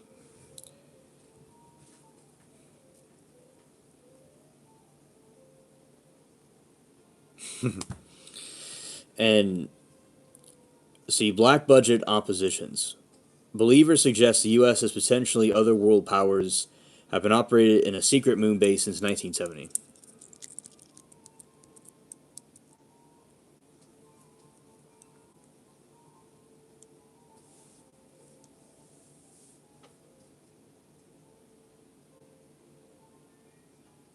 Yeah, the moon is weird. Now, there's theories that we didn't even go there at all, but this is suggesting that they did go to the moon and there's some crazy stuff there, so they made up a video that wasn't real, but the real video would have been classified.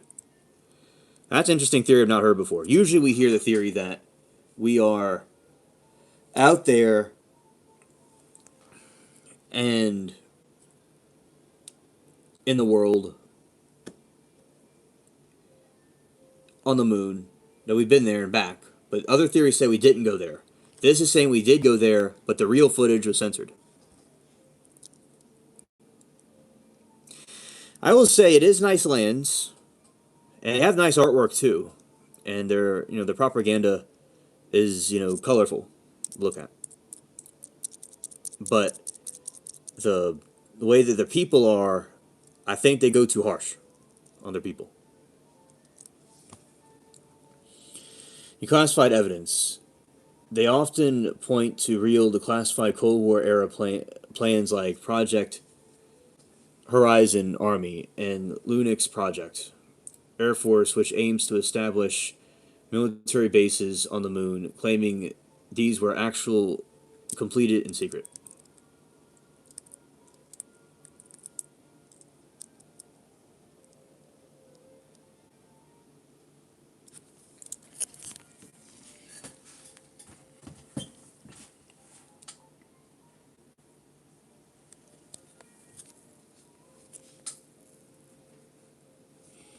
All right, some theorists use the Van Allen radiation belts as proof that we never went to the first place, therefore cannot return. Argue that the radiation field surrounding Earth is too deadly for humans to survive the crossing.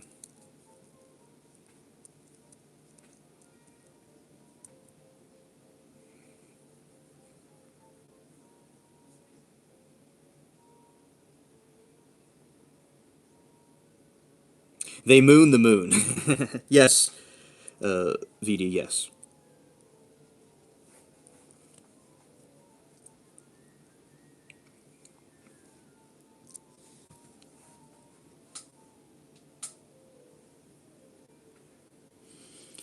Scientific rebuttal. And, Apollo spacecraft passed through the belts in a matter of minutes at high speeds, and the aluminum hull provided enough shielding to keep the dose of radiation roughly equivalent to standard medical X ray.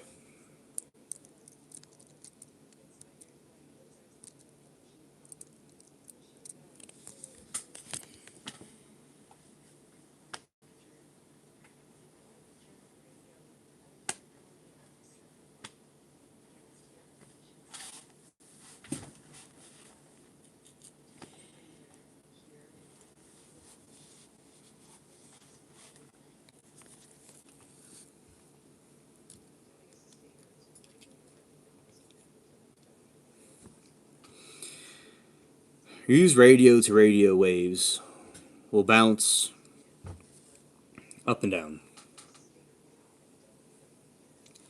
and can talk to people on the other side around Earth. Why is there a dead spot on the moon? I know because what is going on with the moon? Like, is there some kind of energy force there?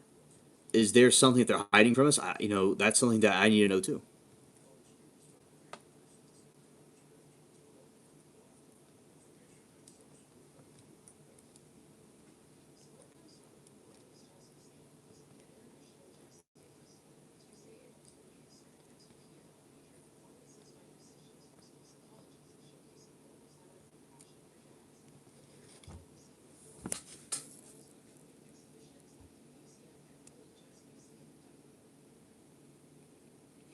Hello, John. I have suspicions about the moon landing. Yeah, I have suspicions about it. Like, I don't know for 100% for certain, but I think it's possible it may have been faked. Yeah.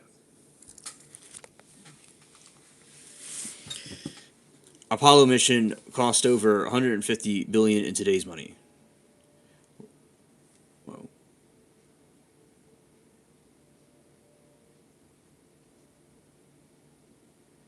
Okay. I'm gonna read this.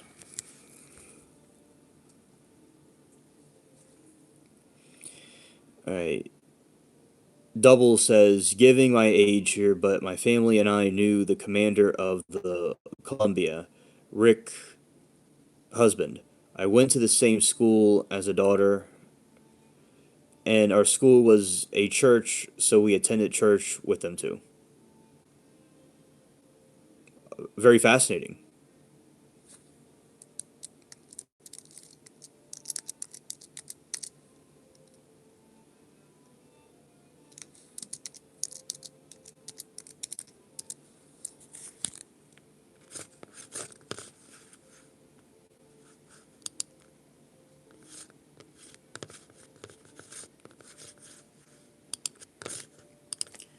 That is very fascinating, Double.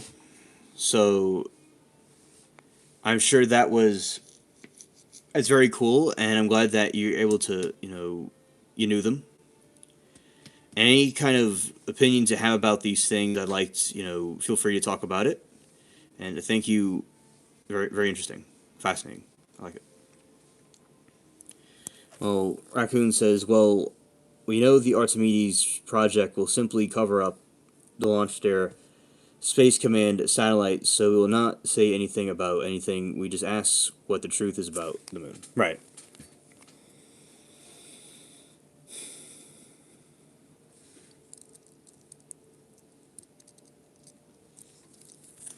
All right, let's go here.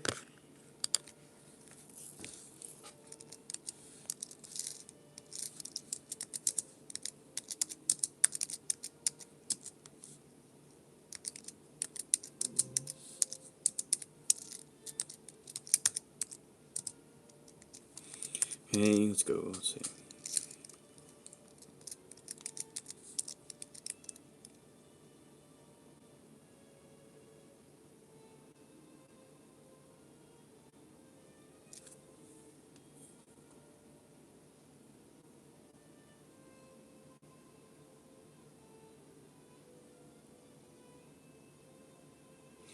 Well, thank you, John.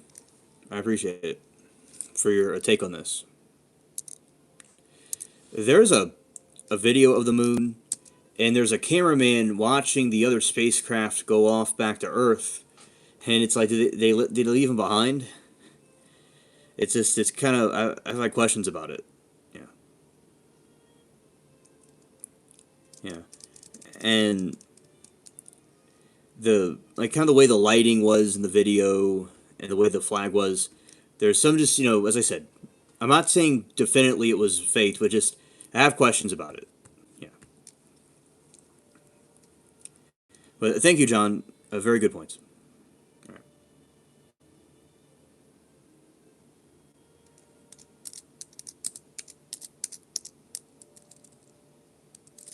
Yeah, they can be faked. Yeah, that's also true. Maybe they can. Maybe they're fake. Maybe they aren't. It's definitely a possibility. All right. So here's some theories about why they want to conceal antimatter and anti-gravity.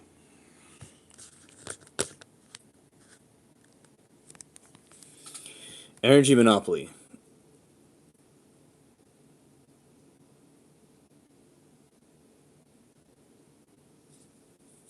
Yeah, the most common theory it suggests is that the antimatter zero point energy anti gravity were released, it would provide free or near limitless power.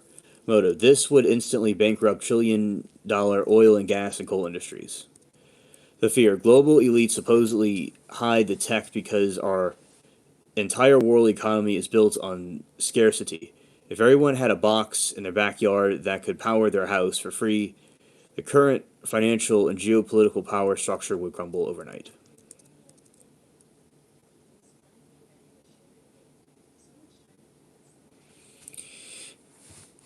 Yeah, I did find it over behind some of the bushes. Antimatter is one of the most powerful explosive possible. Any tiny amount a size of a grain of rice could leave a city government argue hypothetically can it can't this tech became public. Basement scientists could accidentally or intentionally create a weapon of mass destruction with antimatter.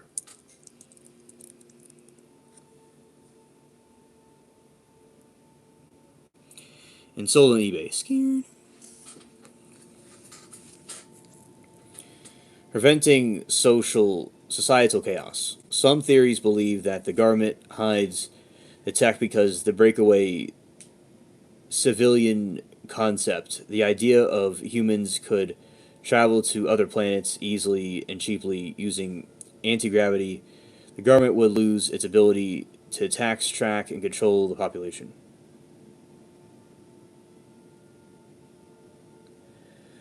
Yeah, absolutely a mess. So people would simply leave Earth to start their own colonies, leading to a massive brain drain, eventual collapse of organized society as we know it.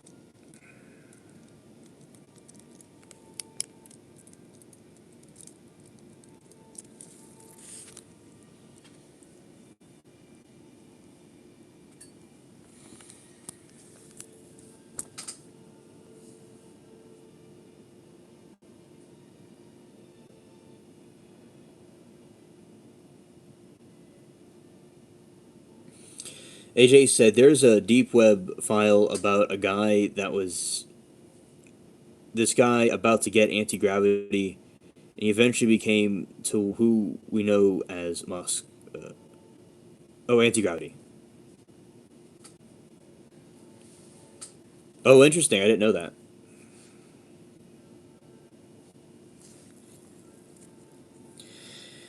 I believe it. They're hiding all kinds of things from us.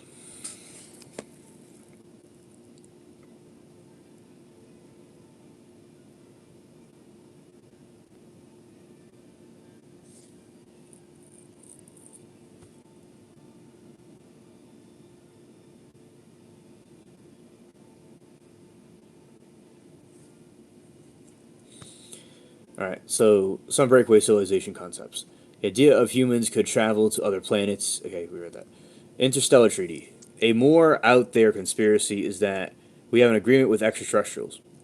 The claim humans aren't mature enough for this technology yet. The theory suggests that ETs have told our leaders that if we reveal anti gravity, anti tech, the general public before stops fighting wars, they will intervene. Thus, technology remains black projects until humanity reaches a certain level of peace.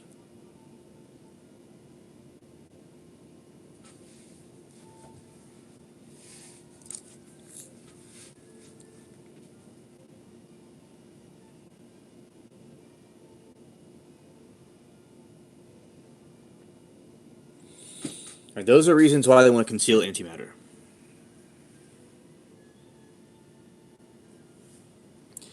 Exactly, we want free energy in a spaceship. Absolutely.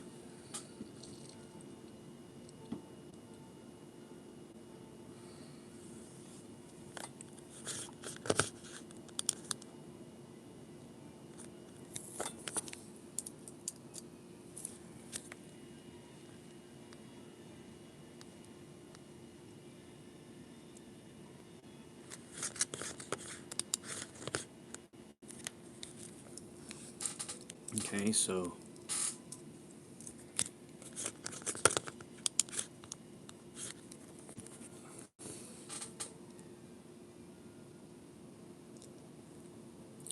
Alright, let's do this one.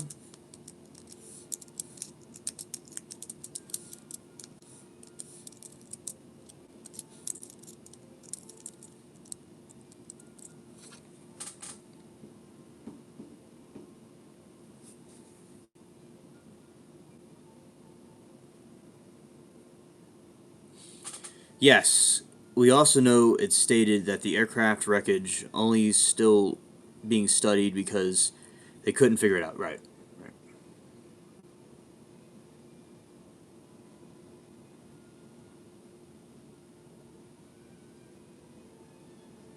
Oh, what if the spaceship doesn't move?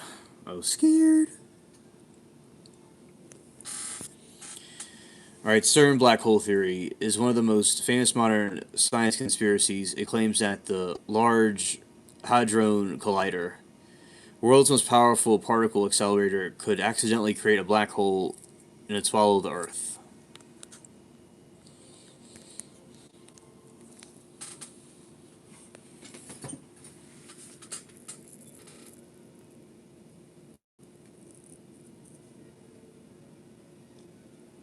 Yeah, Mandela effect. Yeah.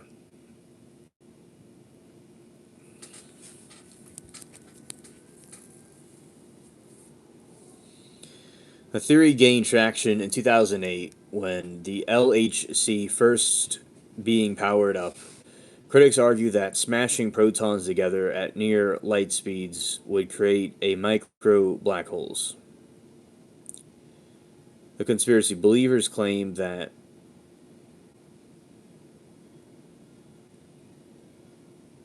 if certain scientists are being reckless or worse, intentionally trying to open a portal to another dimension, often linked to the statue of the Hindu god Shiva and destroyer of the CERN campus.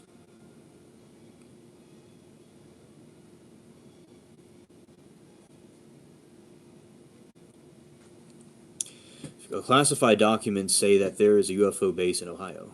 Scared. All right. The Mandela effect. Links. Some people believe that CERN has already successfully altered our timeline and shifted us to parallel universe, which use explain why people remember things differently, like Bernstein Bears differently.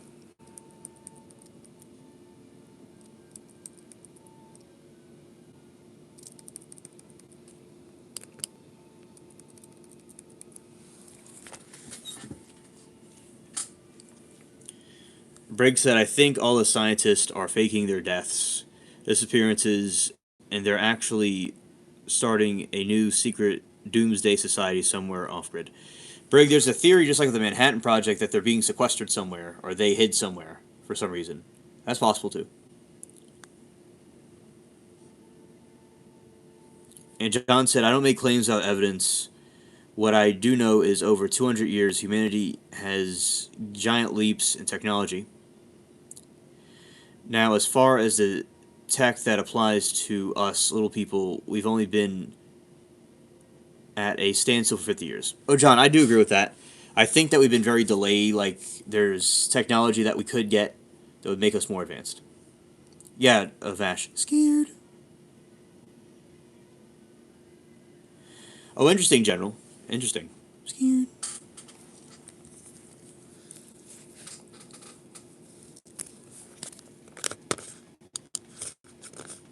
Let's go here. Let's go. What's going on here?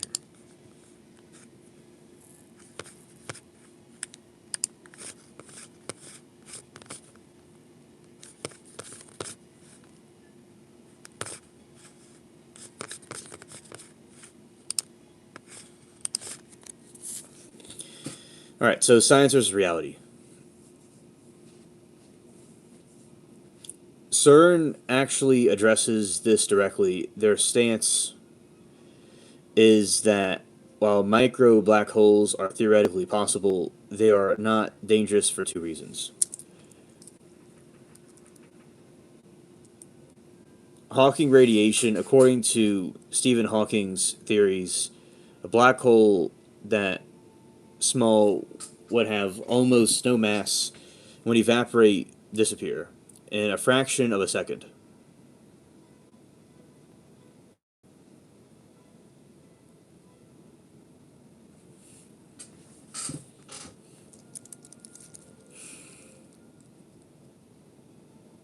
Right, exactly.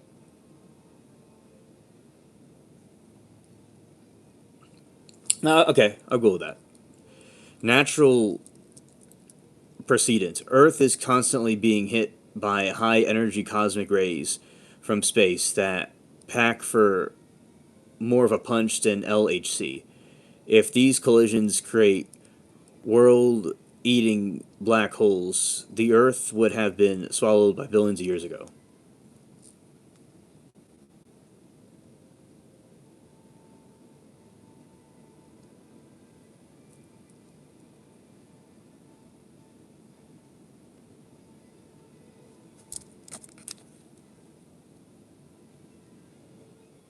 You see, 232 is the OG. He doesn't even need CERN to open portals up.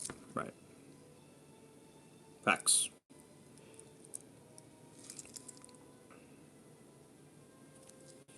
Saturn Shiva conspiracy. because CERN is located in Switzerland, France, and has a statue of Shiva. It has become a magnet for occult conspiracy theories.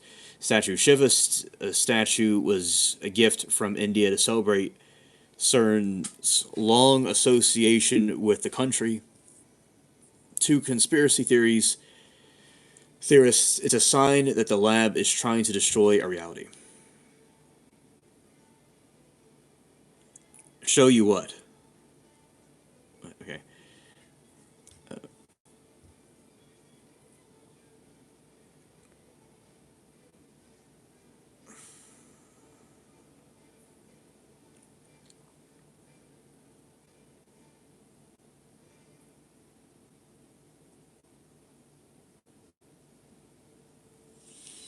Oh yes, yes, yeah. We definitely need to see the opening of the portal. Facts. Yeah, 232 needs to show us the secrets of the portal. I also know that my brother worked at a skunk works for Lockheed Martin 53 and said they were trying to mimic alloys for hypersonic travel and couldn't replicate the stuff in the wreck.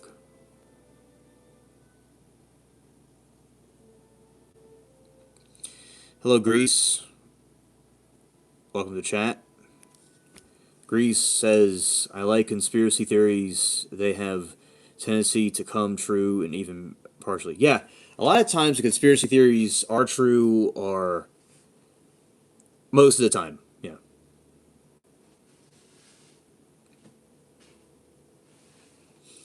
Oh, you get scared?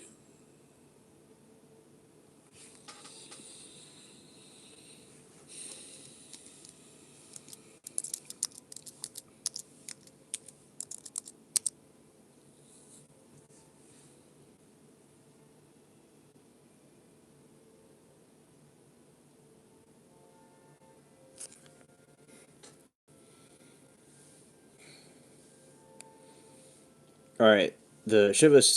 Okay, so human sacrifice hoax. In 2016, a video surfaced showing a mock human sacrifice being performed by figures in black cloaks for in front of the Shiva statue. CERN investigates the confirmed it was a prank by visiting scientists who had snuck in the grounds at that night.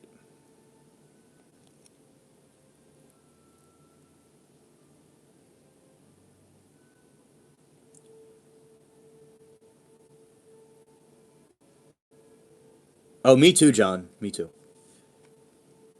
Yeah, like Doctor Strange.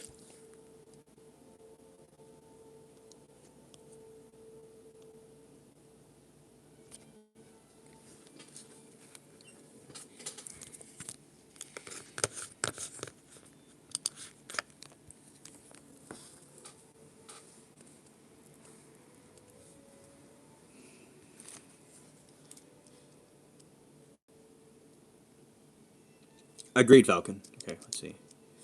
What did he say?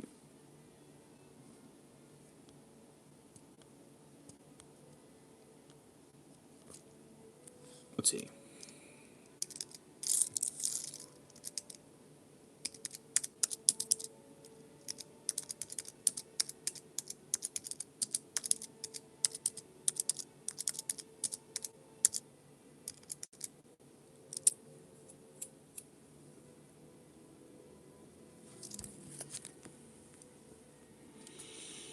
Everything is compartmentalized. Security for reason. In the military. Well, in the military. So you could be working on trying to figure out how to make specialized alloys by actually be working on a spacecraft. Oh, okay. I agree that no, yeah, I agree they're real. Yeah. In the world of both mainstream physics and conspiracy, the relationship between dark matter being faster than light speed is a major holy grail.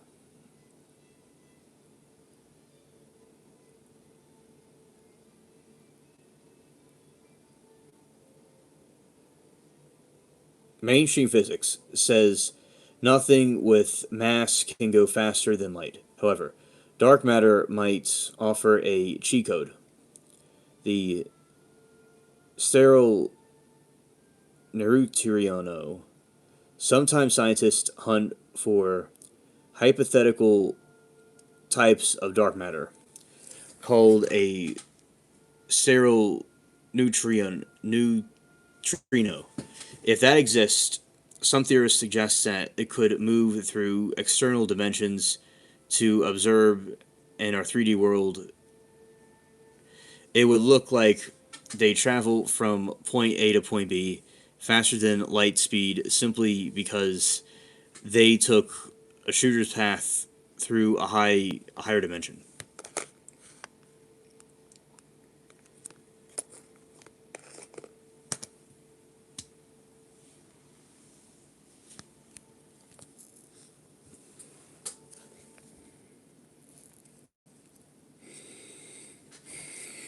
Warp drive fuel. As we discussed with anti gravity, the Archiver drive requires negative energy density. Warp space, some theorists speculate that if we could flavor or manipulate dark matter, it might provide an exotic matter needed to create a warp bubble.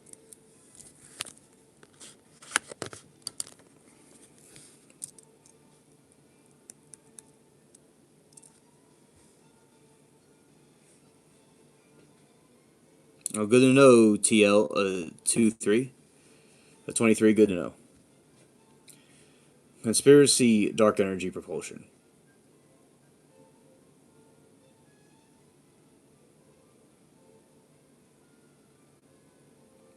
In conspiracy circles, it is often claimed that military has already mastered dark matter engines.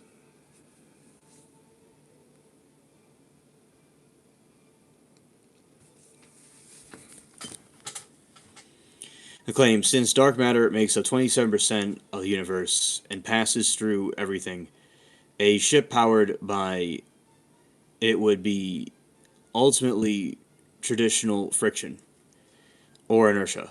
The black triangle. UFO theorists often claim that these crafts also use magnetic field disruptors to neutralize 89% of the craft mass. They argue that this achieved by interacting with dark matter sea that surrounds us, allowing the ship to hit FTL speeds without passengers being crushed by G forces.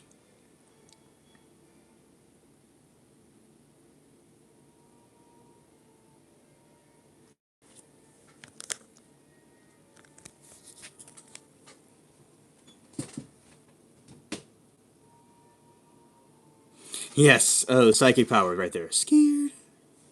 Good job, VD. A double.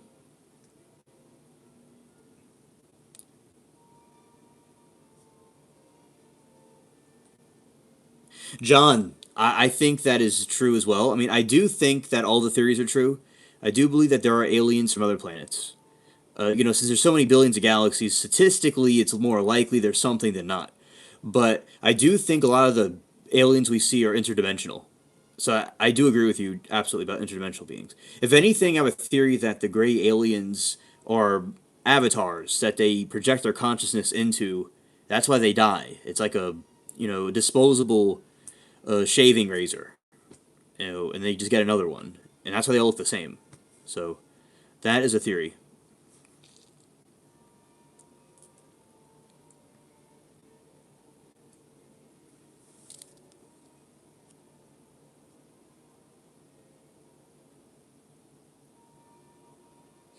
Yeah, yeah, Falcon, definitely.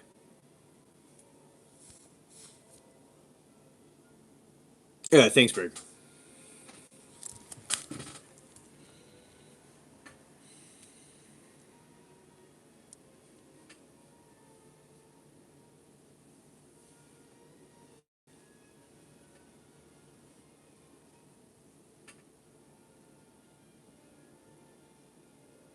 That's also a possibility, Brig. Good point.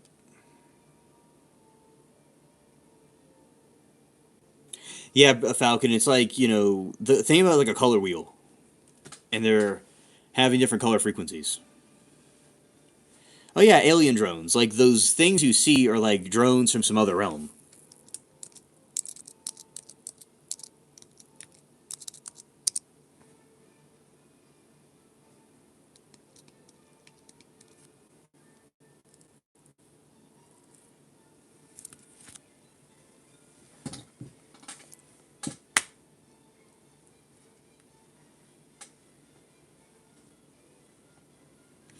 Uh, VD says the amber ring around my pupil gets large when I'm angry, or at least appears. And maybe I'm alien. Oh, like my eyes are hazel, so my eyes change colors. Yeah, my eyes could look green. They could look brown, green, or brown. They could look bluish, depending on the situation. So, and that could be some alien trait that was passed on to humans from something else, possibly. There you go. Yeah. There's even a part of my eye has a violet spot on it. If you look really like, if you got like a real close, that's there is some purple little dot there. So, and that's something definitely from somewhere else. But yeah, it's they're called hazel eyes. Very interesting. Yeah. All eyes are all eye colors are nice though. But just it's the kind of thing about me. It's like yes, we are mutants, right? It's like with me, uh, in my alien form, people don't always know what I am exactly. Then my eye color also changes too, so I'm just a mutant all the way. Yeah, and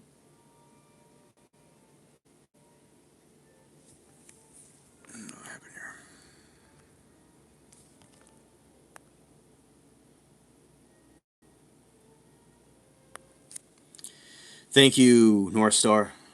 Appreciate it.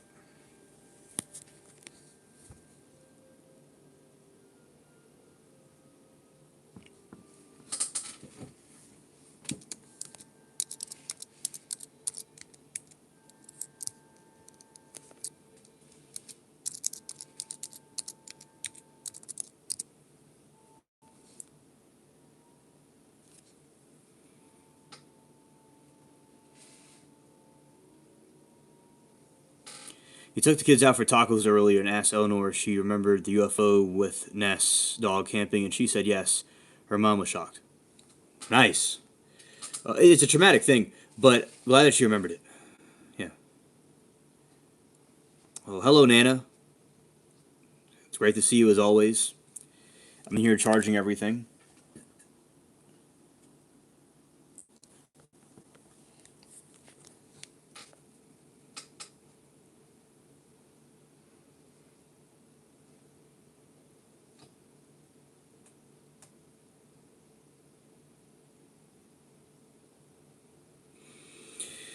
Aliens either eat nothing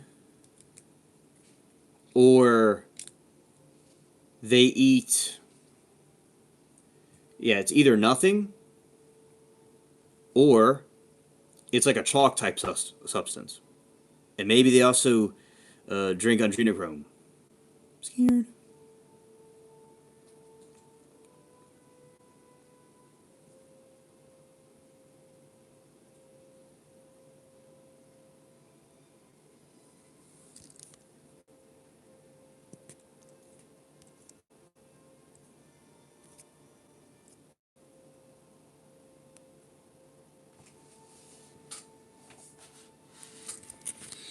All right, there's a Tratrion connection. The theory some fringe researchers suggest that dark matter is actually made of trions of dark matter. It would mean that majority of universe is already moving FTL, and we are simply trapped in a slow moving pocket of regular matter.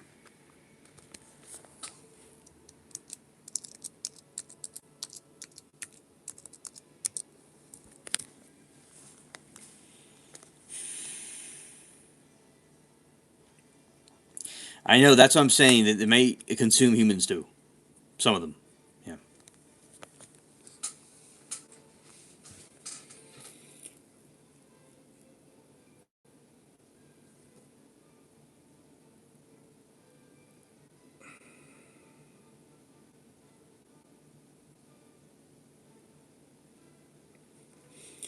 Why dark matter is perfect culprit. The conspiracy theories, the invisible, it can't be proved if it's not there.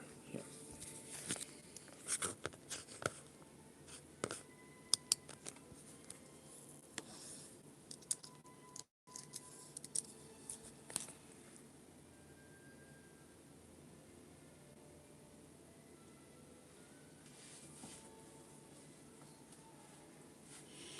You've never seen an alien eat a human. Yeah, it just,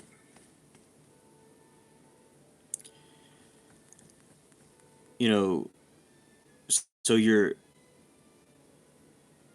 Well, I've seen alien movies. Nana has green eyes. Yeah. Yeah, it's not a dating show. That's true. Oh, I see that. All right. There we go. All right. So, yeah, it's not a dating show. Yeah. Thank you, Raccoon. And,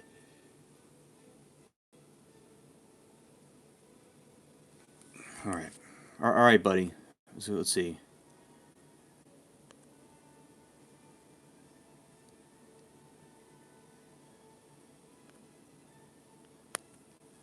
Okay. So, anyway. The Arbiter Warp Drive TR3B Black Manta represents two different approaches to the same goal, moving through space without being limited by traditional physics. While the Algebra drive is serious mathematical thought experiment, the TR38 or 3B is legendary black project craft that supposedly use exotic technology right now.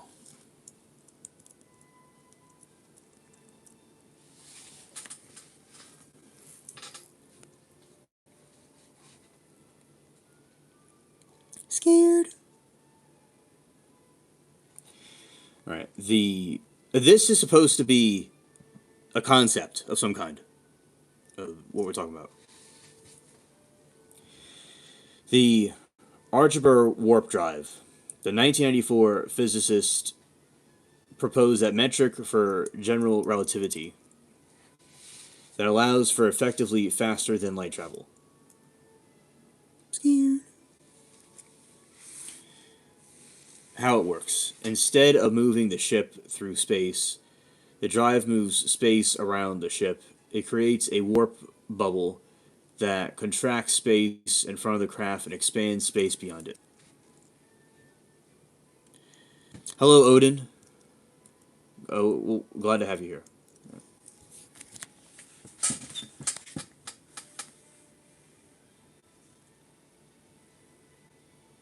I know AJ.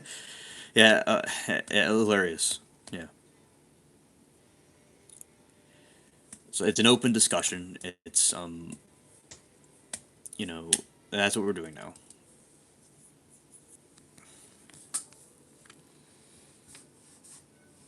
Physics, because the ship stays inside the bubble, a flat space, it technically never moves faster than light locally. It avoids dilation and force entirely. The problem, negative energy, the math requires exotic matter with negative energy density to sustain the bubble to reach FTL speed. Early estimates suggested you need the mass energy of Jupiter. Oh, thank you, Rig. We're talking about random things with conspiracy theories and cryptids, and right now we're talking about antimatter concepts. You know, like space, this type of antimatter and anti gravity that they have that could bring us to future heights.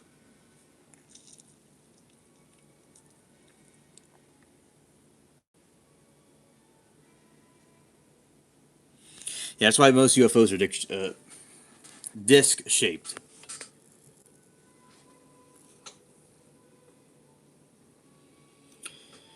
All right. Problem, negative energy. The math requires exotic matter with negative energy density to sustain the bubbles. To reach FTL speeds, early estimates suggested that you'd need the mass energy of Jupiter.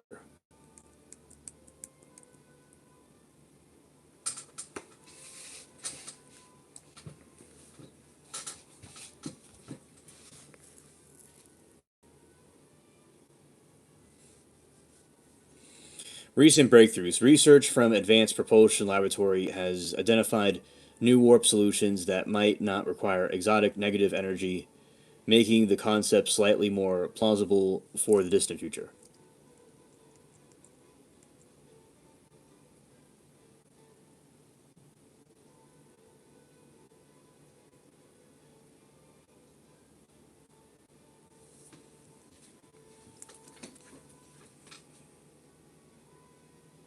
Oh, it's Diddy. Diddy, I got no pity for Diddy. He's a little thing, itty bitty.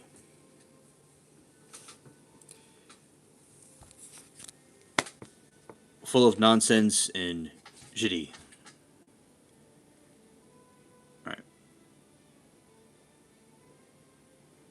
There's triangular ones, and there's also ones that are cube shaped. Because it's a type of drone technology from the aliens.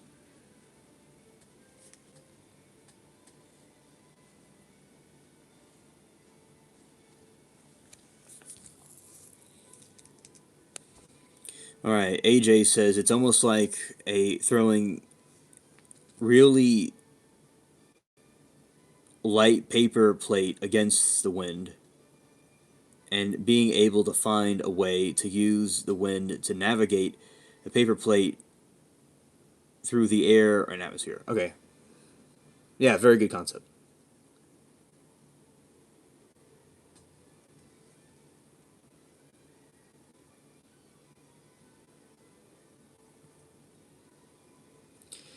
Alright, the anti gravity engine.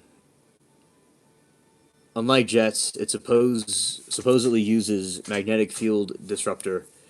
MFD rumors suggest it spins pressurized mercury plasma 50,000 plus RMP using nuclear power to create gravitational field.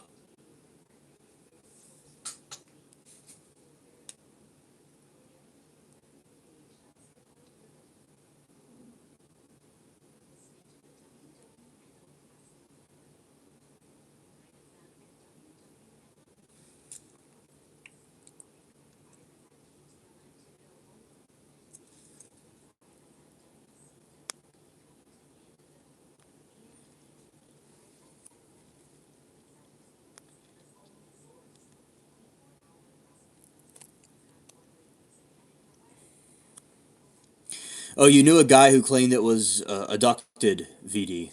Okay.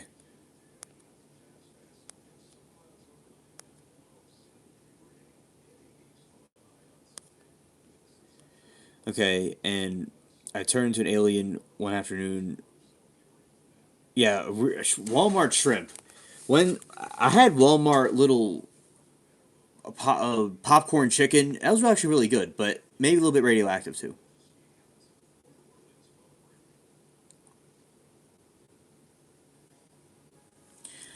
VD says they knew a guy who claimed he was abducted. Yeah.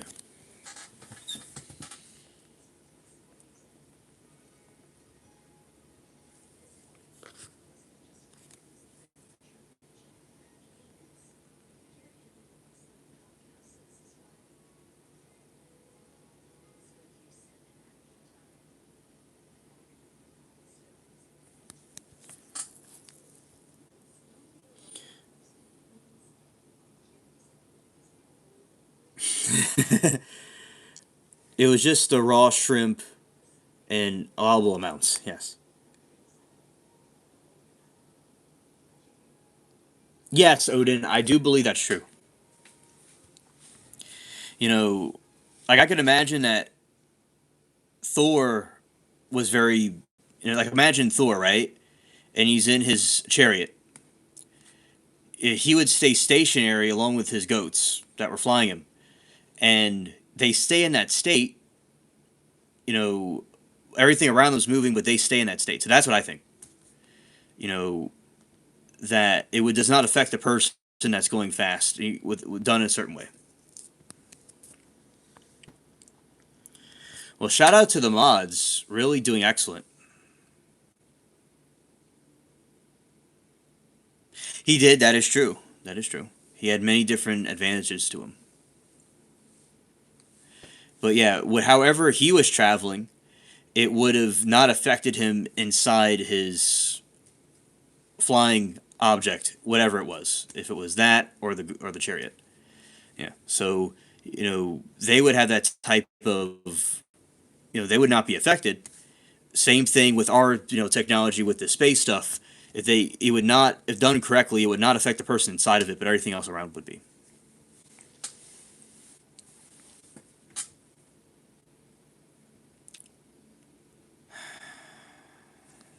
Okay. And they also said burn pits were allowable amounts, and all have cancer, including me. Oh wow, that is messed up.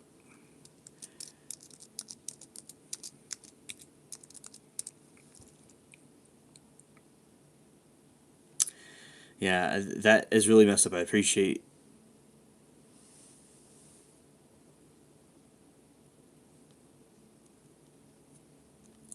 Yeah, Raccoon, wish you the best of health, and thank you for explaining that to us. All right. Yeah, you see, back they had Thor's hammer. Now we have mods doing it with cyber hammers.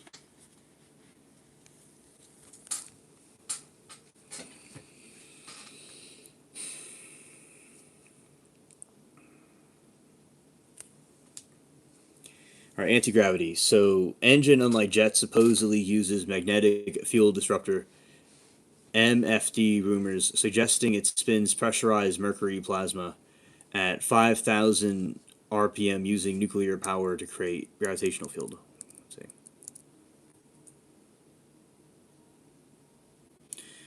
Hello, Donald.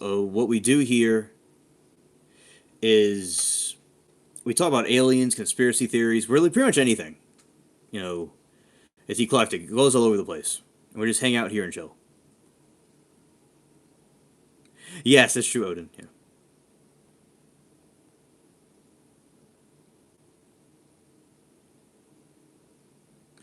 Hello, Australia.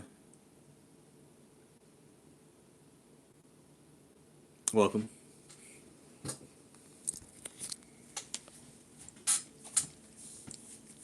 The system reportedly reduced the craft's mass by 89% to 90%, allowing it to perform impossible maneuvers like instant 90-degree turns without crushing the pilots.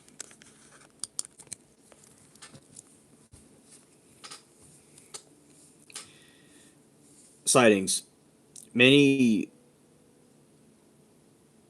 black triangle UFOs include famous 1989-1990 Belgium wave, 1997 Phoenix lights are often attributed to secret military program.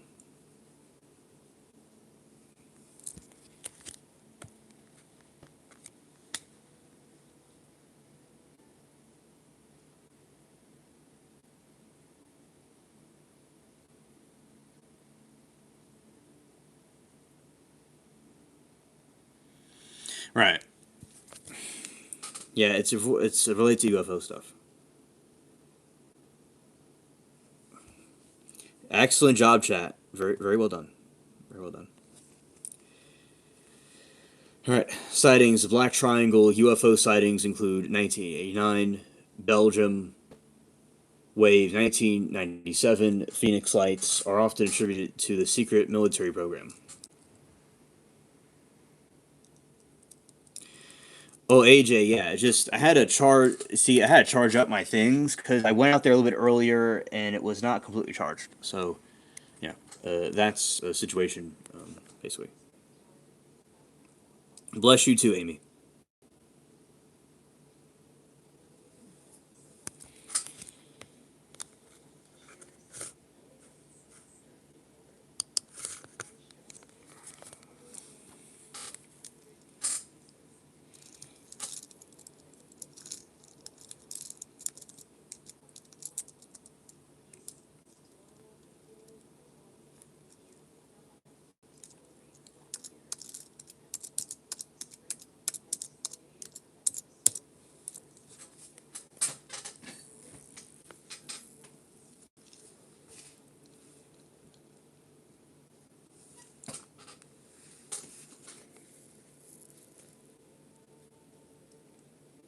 Yeah, tree maps looming in the garden. Okay, Raccoon said, talked about Warrens, but related to alien conspiracy. Not much about church. Makes sense. New people. Oh, floating pyramids in Egypt was upside down. I go live every day, every single day. The Tic Tac UFO refers to now famous aerial encounter by U.S. Navy pilots from the USS Nimitz off the coast of Southern California in November 2004. It is widely considered most credible UFO UAP and case in history because it was documented by radar and infrared cameras and multiple eyewitnesses.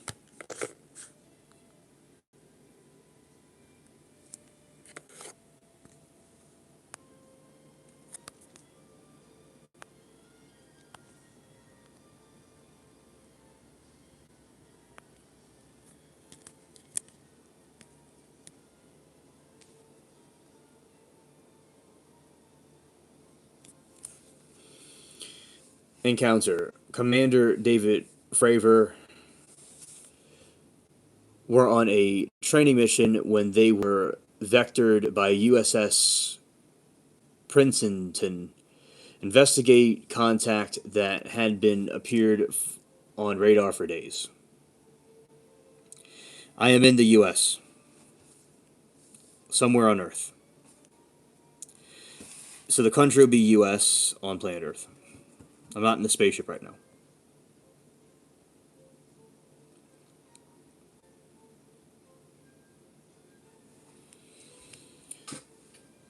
Object. They say they saw a 90-foot long white oblong object shaped exactly like a tic tac mint.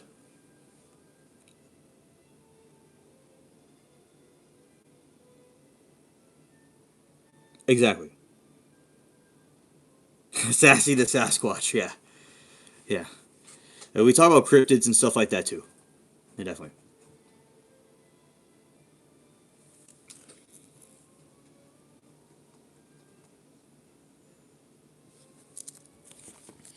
The movement. It had wings, no rotors, and no visible exhausters.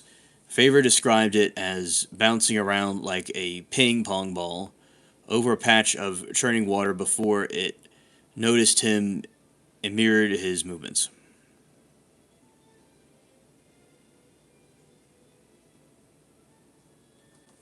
Oh, hairy aliens. And then he said that's they grow hair after they become homeless. Yeah.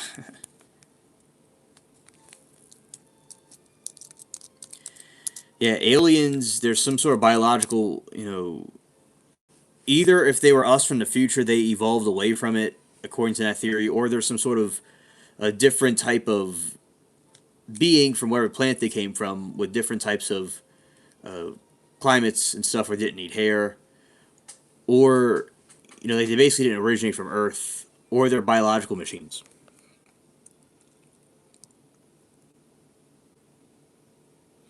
Yeah, hair creates drag. Yeah. AJ, the and Planet Serpo, they prayed to a god. They prayed to something on that story.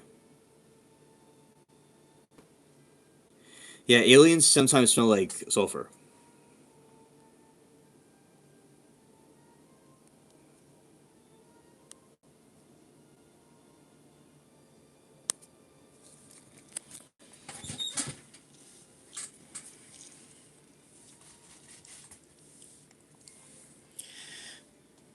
All right, movement. It had wings, no rotors, and no visible exhaust. Fravor described it as bouncing around like a ping pong ball over a patch of churning water before it noticed him and mirrored his movements. The warp speed. When Fravor tried to get closer, the object accelerated instantly and vanished. Seconds later, the USS Princeton radar picked it up, and the captain pointed to the pilot's secret reservist spot, 60 miles away. It had traveled that distance in less than a second.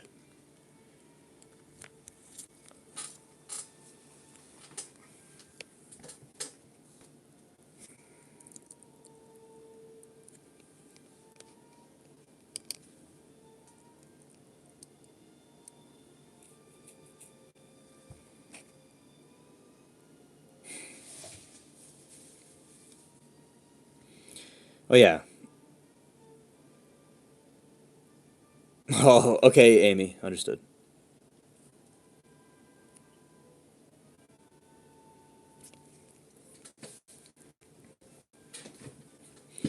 5 observables from Pentagon Intelligence Office Louis Elizondo used the Tic Tac case, to define the 5 observables of advanced UAP technology. Anti gravity lift. No visible control surfaces like wings.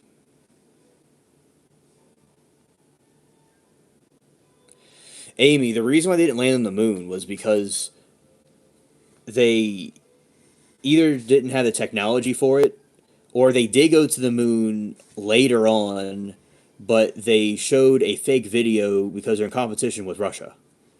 Or another thing I saw today is that they did go to the moon, but they found alien stuff on it, so they showed a fake video of what happened. So those are different theories.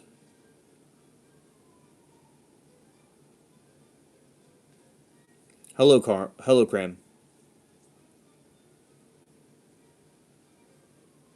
You know, there could be extraterrestrials. Right. Same thing with the Archimedes. They went around the moon, but didn't like land on the moon.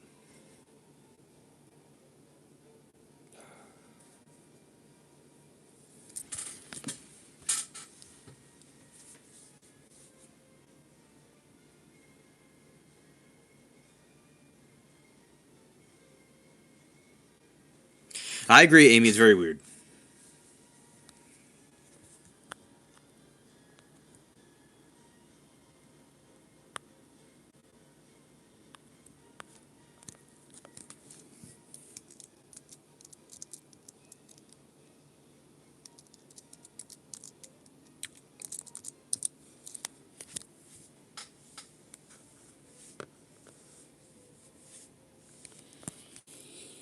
Anti gravity. So no visible control surfaces like wings.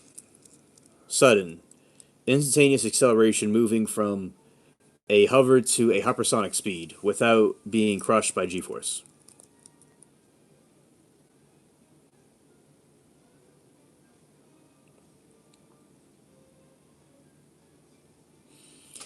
Because they don't want to have a panic, AJ. People would panic and freak out. Right. And also, they don't want us to know alternate places to go. Right. Hypersonic velocities without signatures, traveling well above Mach 5 without a sonic boom or a heat trail.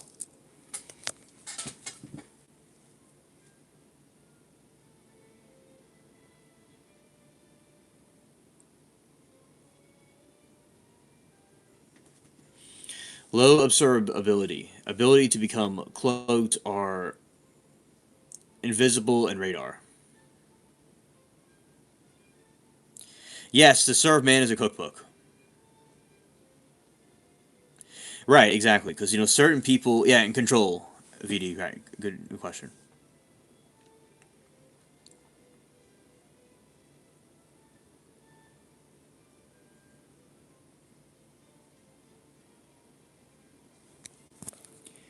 Right. Low absorbability, ability to become cloaked or invisible to radar. Transmedium, travel seeing the objects move from space to the ocean surface and submerge without slowing down.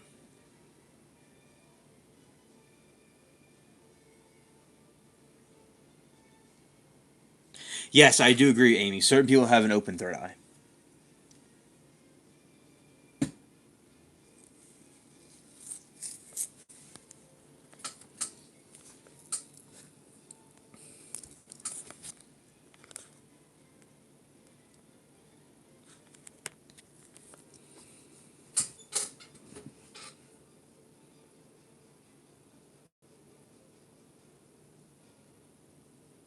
Yeah, there you go, Odin. That's another possibility.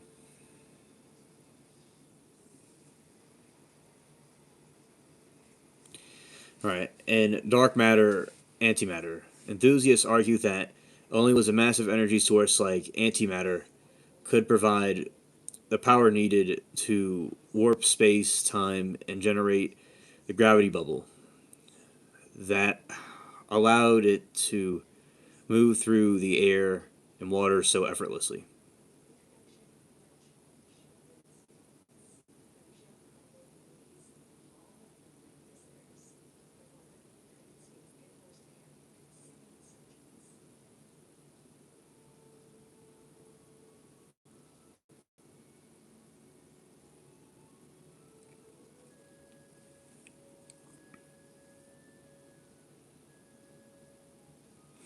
Yeah, they could be aliens. AJO. They could be demons claiming to be aliens. That's also true too. That's possible. That is a very hungry money dog. No, the governments that are in power care about the money. Underwater, there's all kinds of things that we do not even know it's there. I mean, there's someone that was fishing in the ocean. They found this crazy looking squiggly thing, right? I mean, there's so many things in the ocean that they haven't detected yet. And in the ocean, there is lots of people who have seen that. So many things are in the ocean that we don't even know about. So much of it is undiscovered. And guess what? There's lots of UFO.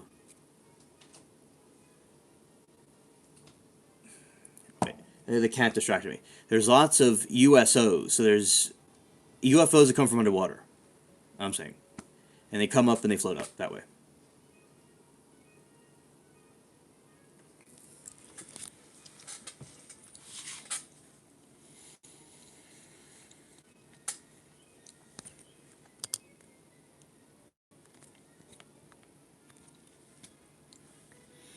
I believe it cause because you have to see and seen some of the motherboards and chips coded and wired down to where the naked eye can't even see it.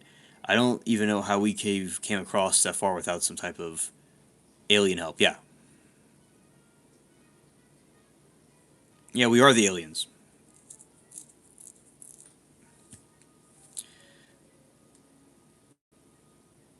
Yes, lots of unsolved mysteries under the ocean. I agree. I agree.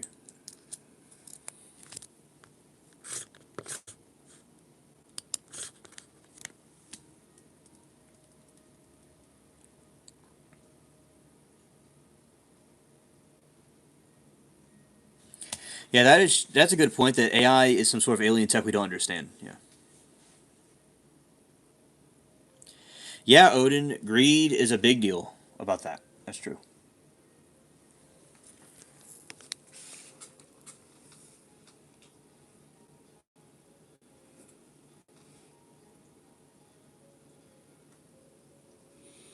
We have tamed the lightning and trained the sand to think. Okay? And Double says we can go much farther into the space than the ocean. Deep ocean would crush after a few miles. Yeah. So that's another reason why we can't exactly figure out what's under there. Nan says they seem to appear a lot around bases, and thinking we are either have a ship there or we're trying to communicate when we are just trying to fly one. Right. Greece Greece says the Fermi paradox is explained.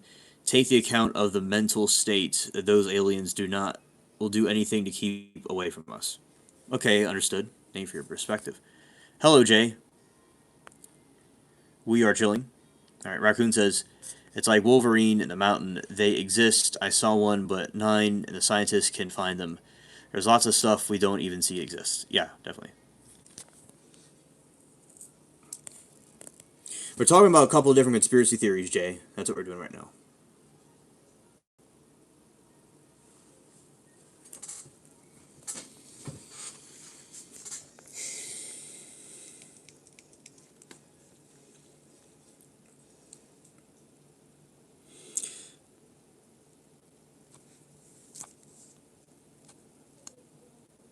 Yeah, definitely. I mean, I agree. Crazy how we have ships travel around, but the not the ships in the oceans of the sea. Right.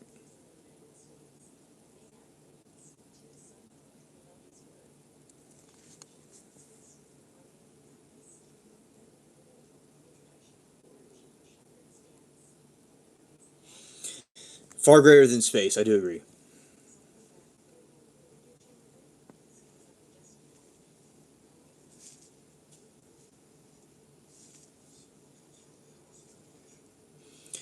Frank said, "I saw some shape shifting jellyfish like beings in a desert."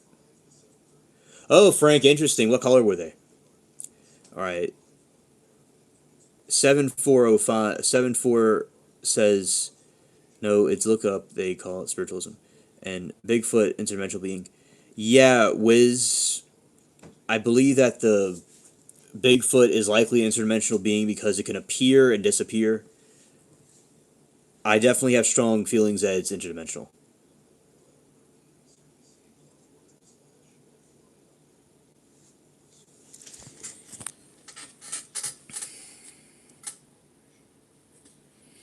Anti gravity mass reduction to move way it did. The Tic Tac must have been using a drive similar to the TR3B or algebraic theories neutralizing its own mass so it wasn't affected by inertia.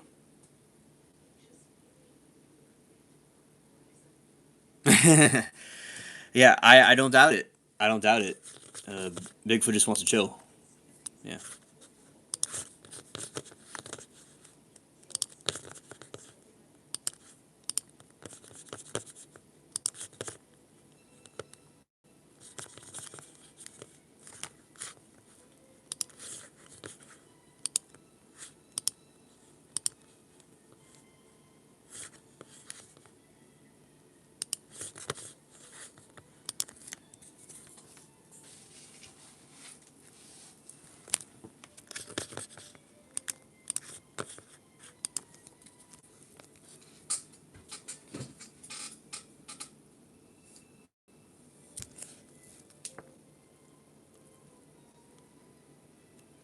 Clear morphed into the thing.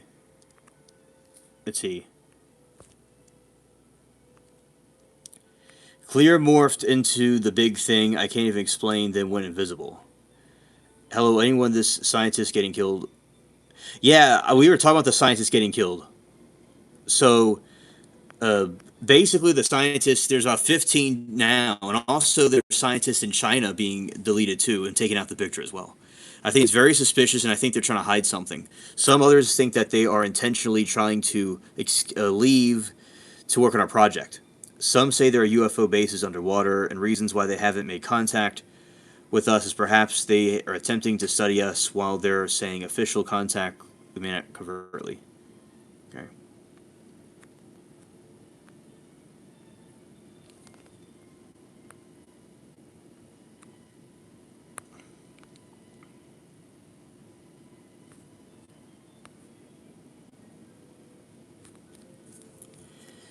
Yeah, there are about 15 scientists that are not around anymore because, they have been exposing that technology.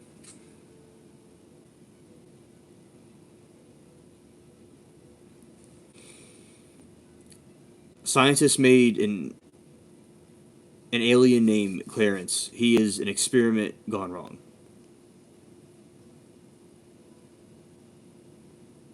Oh no, I think aliens' consciousness is way like think about the third eye people talk about. It's like way beyond abstract than we could ever be. Like they're so abstract from us, beyond comprehension.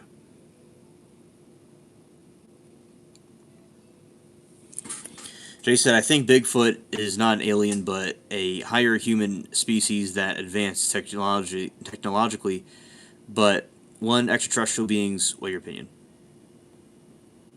I don't think it's an extraterrestrial being. It could be a human. I think it's some sort of entity of its own. It's a thing. Some other kind of creature that's from another dimension that comes over here. or it could be a humanoid thing, like some sort of hominid of some kind, but it has some sort of supernatural abilities.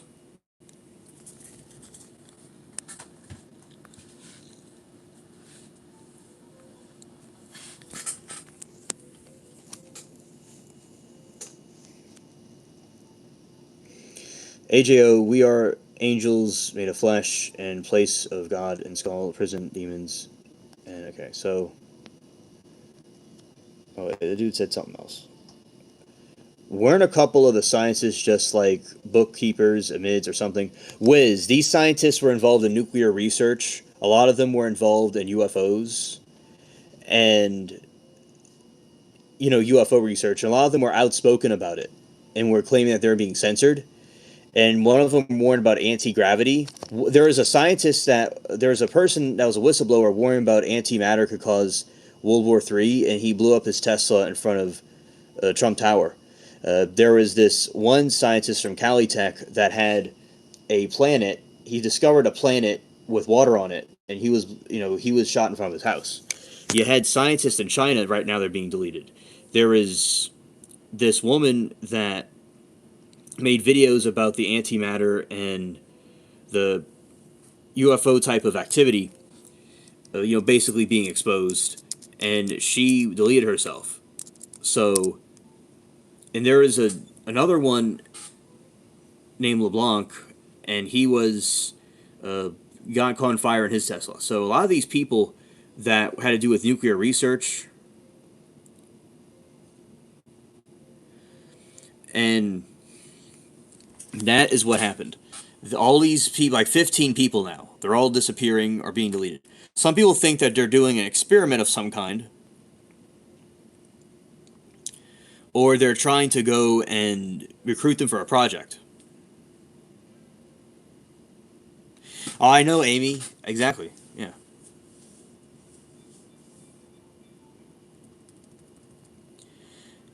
Yeah, definitely weird stuff. Didn't they do move antimatter from CERN recently? Yeah.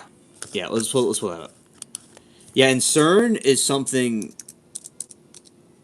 that is doing a lot of things with other realms. Let's see.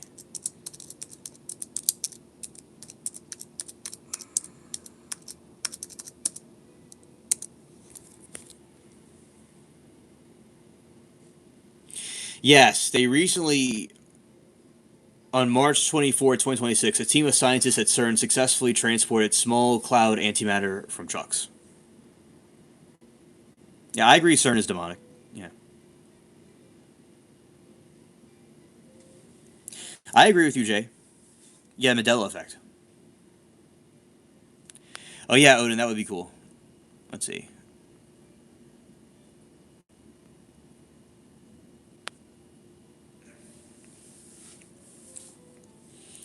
The historic text was conducted as part of a base step project, proved that these are high volatile particles can survive outside of the fixed laboratory environment.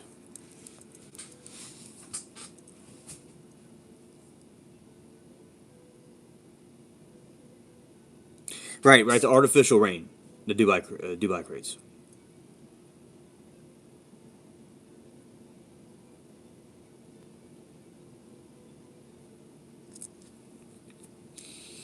Key details about the move. Cargo: the truck carried 92 antiprotons, while this tiny amount, roughly the mass less than 100 hydrogen atoms, is enough for ultra high precision measurements.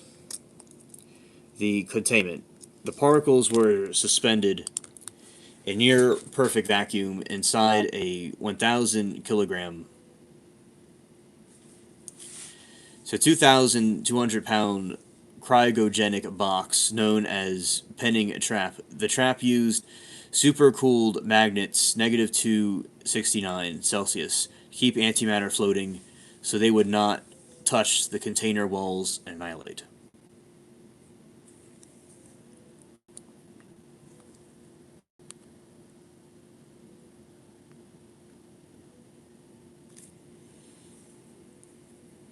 Since I heard from their attempt at recreate the God particle from the Big Bang, attempting to manipulate atomic vibration, attempt to eliminate transmutation. Yeah, makes sense to me.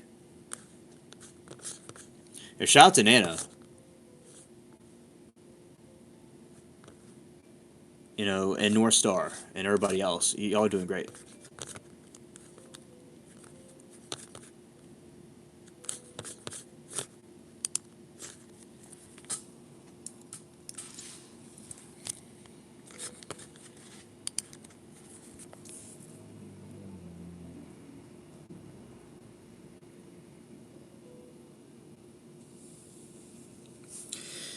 My pleasure, North. All right, so Carlos says differences between apes and monkeys is that they have tails, maybe an earlier mountain. Pretty trippy though. I wonder if there's more of it. Oh yeah, yeah. I definitely wonder myself.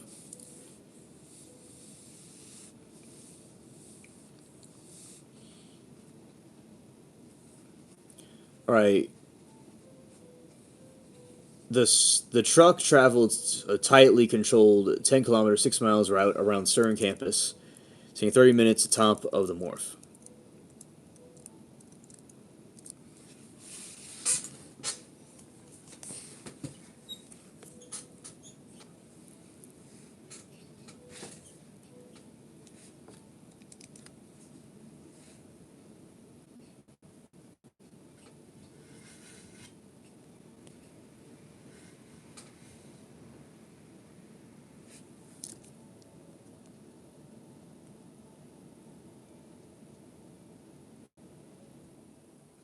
All right, Greece. So, what I think is that so. I think the last attempt on against Trump is a red flag campaign or escalating campaign. So I don't know Greece exactly what all that's about. Some people think it could be a red flag. It depends on. It seems like it's confirmed it's somebody within our country that work with NASA. Yeah, thank you, Nana.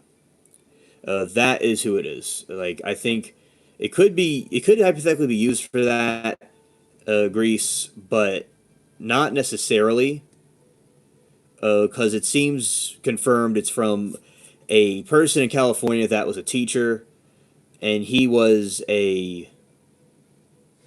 what's it called? He is worked for NASA, so he's like more of a deep state operative of some kind than something from another country. But we'll see what happens. I'm doing good, Poppy. I like the good morning to you.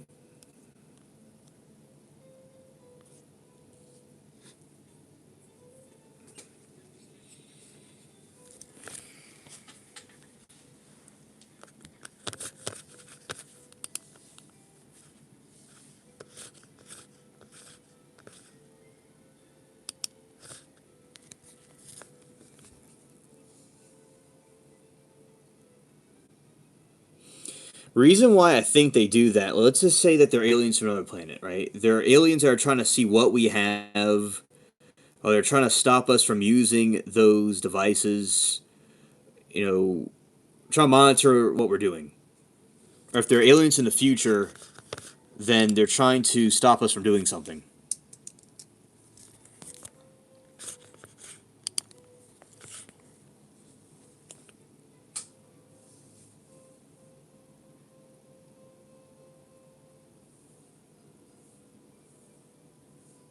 Yeah, sure, Randy, absolutely.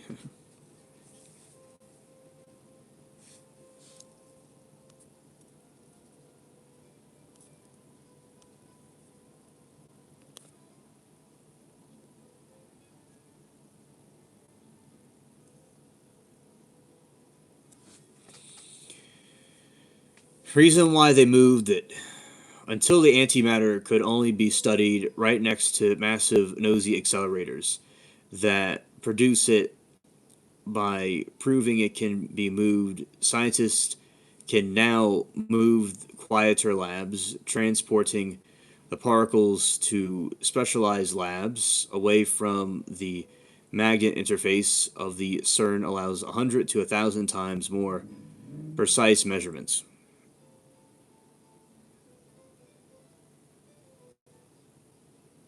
They could be interested in our technology. It's possible. I've heard about the Pyramid Planet. I don't know much about it though.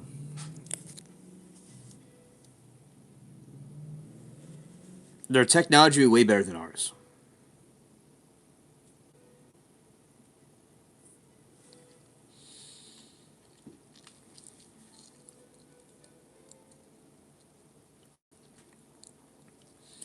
Until now, antimatter could only be studied next to the massive, noisy accelerators, moved to quieter labs. Transporting the particles, specialized labs that magnetic interference CERN allows for 100 to 1,000 times more precise measurements.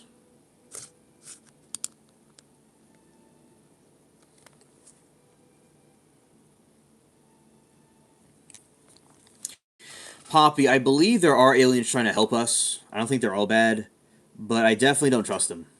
You know, I wouldn't really completely trust them, though.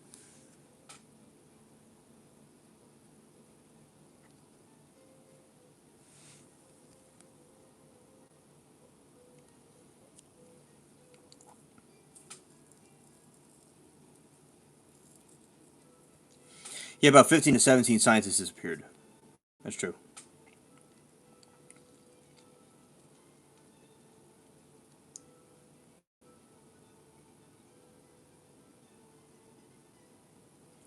I've heard about that, Amy.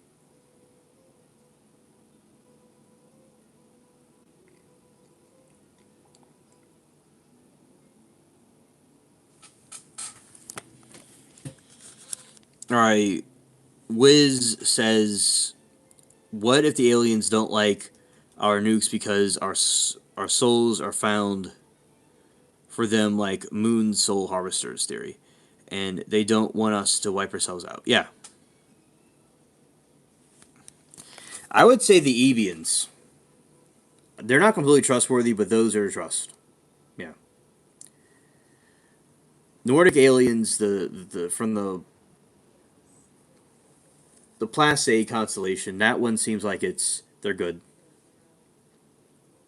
I really don't trust them though. I'd say the Evians I trust.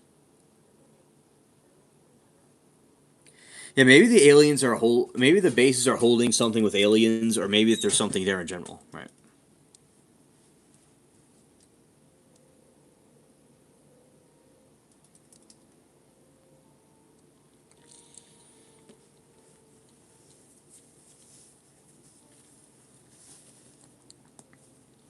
Oh, the Ebians are from the Zeta Reticulians.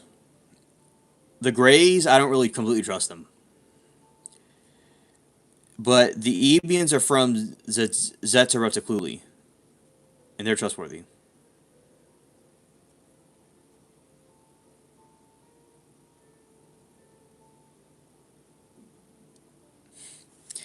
Yeah, VD, it's possible that they're doing that.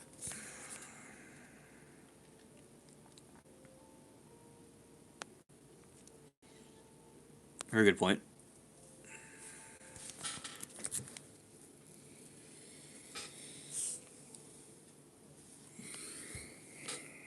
All right, so Cow. All right, Cow. So Cow says, "Yeah, alien encounter yourself, or was it ghost encounter?" I had both. One time I was looking at the horizon, and I saw an alien. I saw a UFO,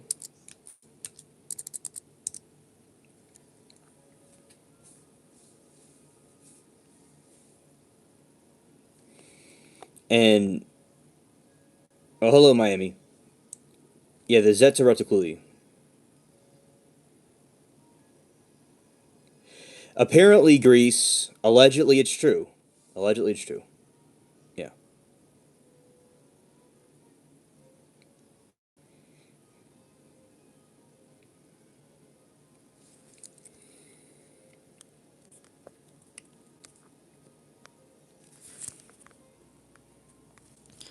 Let's see. Oh yeah. Okay, I'll say about Ghost Encounter. Okay, well, let's see. What else people are saying? Thoughts on the scientists being forced to work on Project Bluebeam? I think that the Project Bluebeam Yeah, exactly, Grease. Project Bluebeam is extremely. Either they have no empathy about it, they're either whistleblowers that have been exposed that were trying to expose it and they got deleted, or like so either the scientists were trying to expose it and they took them out that were involved with that, or the scientists don't care, or they're just following orders. So yeah, I just think that's really messed up that they're doing that with the Project Bluebeam.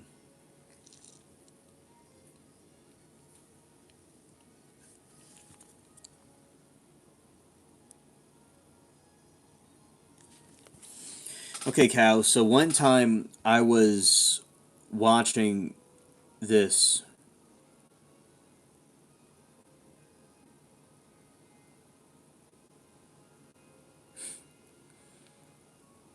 Oh, Amy. So I'll get to you in a moment, Cal. Okay. And Amy says, "Do you do a lot of shrooms, LSD? Maybe when do you become passionate about aliens?" Okay, Amy, I am. I don't need to take drugs because I am drugs. I am LSD and I am shrooms just naturally. So I don't need those, but I do it naturally. In my I'm just like that naturally. So the thing about what you're speaking about is that when I was around third or fourth grade, I saw videos about aliens on I knew about them in movies and I saw them on History Channel. I had a friend, a classmate of mine, that was obsessed with it and these different alien theories, and he went around and told everybody.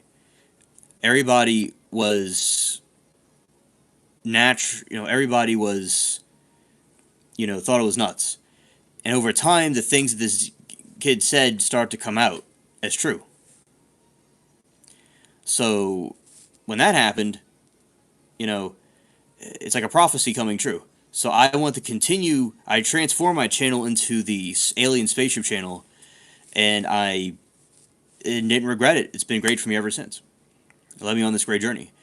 My video, I did a music video, not a music video, I did a sound effect track called Sound Effects of the Greatest Most Fascinating Alien. That's what it's called now. But it used to be called Alien Spaceship Sound Effects. And it's going viral right now, ever since 2017. And it has thousands of views. So I named my channel after that track that was successful.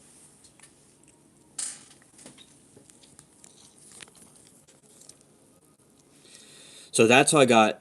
Oh, thank you, Raccoon. I'm glad you enjoy it. So that is how I got into aliens. And I just felt it was like a duty to just tell people about this. And I felt like people that go through an alien encounter, like, what if it's real, right? What if they go through something? Like, what if it is real? You know, why should it just be completely discarded like that? So, and there's aliens being talked about from thousands of years ago. So it's just something that's very important.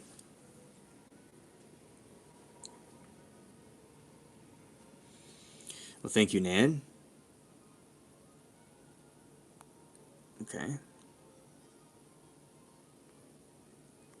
So, and Cal, I want to get back to you about my encounters in a moment. Let's see.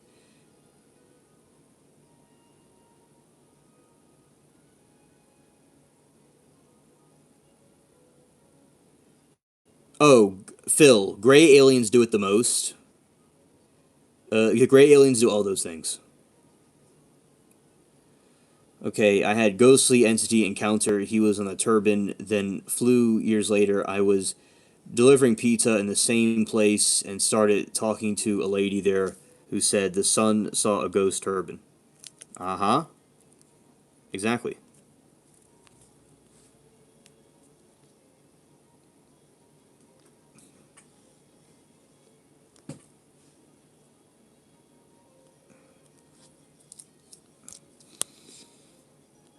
Okay, I saw a light in the sky zip horizon and forth, light up, shoot off, and disappear. Right.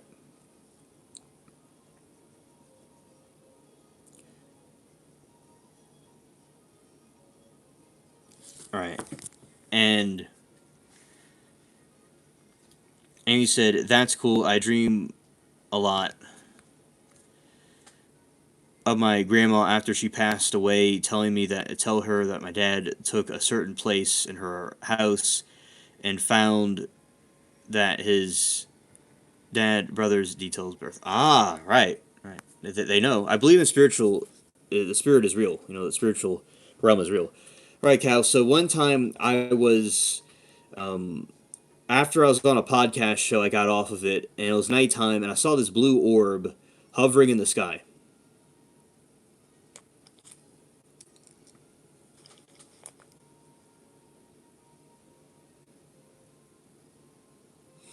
And then it hovered up, and it went higher up in the sky, and it was very strange, unnatural. And I thought that was very trippy. And it was like an orb. If you look up closely, it's an orb. So uh, it was a crazy experience I had, and that was the UFO encounter. So the paranormal encounter, I was in the side of the yard at night in the other garden, and someone tapped me on my shoulder, and there's no one there. I look around, there's no one there. It was at nighttime. Another time, there's like a bottle, like a bottle will go fly off the table for no reason, right? Or something that just flies off the shelf. Right. Another thing that happened was quite disturbing, where I was going in the cat room. So y'all seen the garden before. There's another yard, y'all may have seen it a little bit, where there's a bunch of like a kind of more of a brighter light and some plants. There's another area even beyond that, where there's a cat room, a big warehouse. It's we call it a garage, but it's really a warehouse, right? It's just a great grandfathers put cars in there back in the 50s and 60s and stuff. It's a long time ago. It was there. It looks like an old castle, but it's designed like an old laboratory, like Frankenstein's laboratory. That's what it looks like, and cobwebs and stuff. So there's a cat room in there that's nice and good for the cats. And one night I was there around 3 in the morning or so, and 3:23, right? And I was in there watching some Judge Judy clips because I think it's a funny show and it's interesting. I like trial stuff too. And I was sitting there, cats, and I heard a knock coming from. Okay, you see above me, right there. This is not the same room, but you see how there's like a window, and there's like a top part right there. So that top part there's an air conditioning unit right there. So I heard a knock coming from the top part right there, and there's not supposed to be anybody there. And no, how would anyone even get up there? It wouldn't make any sense. And there's there's a crawl space up there, but it would just be awkward. I mean, either someone's in there with me, or there's some spook in there, like a ghost. And beauty fades, dumb is forever. Yeah, she's funny. So that's what happened, and all the cats are looking at it. And I'm just like, I'm here by myself in 3:23 in the morning in this big warehouse, and there's a knock coming from nowhere. Great. I just the perfect thing could just happen sometimes like that. It's like the scenario could just happen on its own, right? So that was a paranormal experience that I had.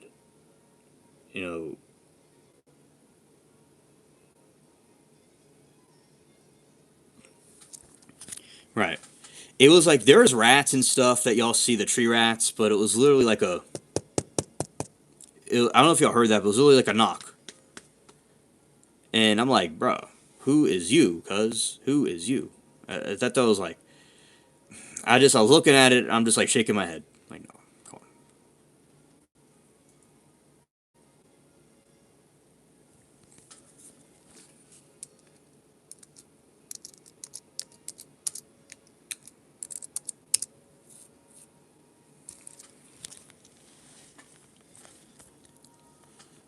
No, you'd hide. Yeah.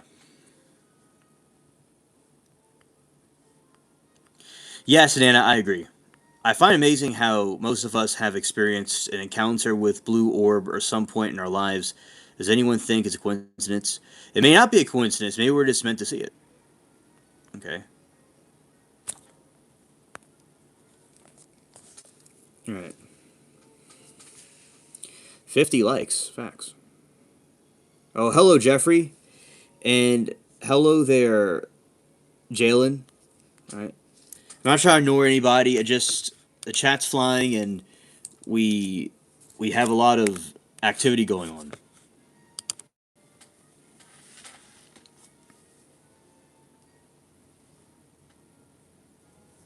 Jeffrey, I am doing well. I was in my garden earlier, and now my devices are charging. Um, this thing would be ready to go, but the other thing isn't quite ready yet. So that's why we're just not in the garden right now. It was my pleasure, Cal. It was, and by the way, this place is very old. This house is built in the 1900s. That's why that yard's so big, and it looks like a country estate somewhere, but it's like a little yard, because that's how they designed them back then. And there are people here for hundreds of years. Before these places were even built, there were these big, nice houses that were here a long time ago, and something happened, and they were abandoned, and it was like a lot of people used to work on them, and then they got torn down, and some of the bricks and stuff can still be found underground, along with the different bottles and stuff people would bury.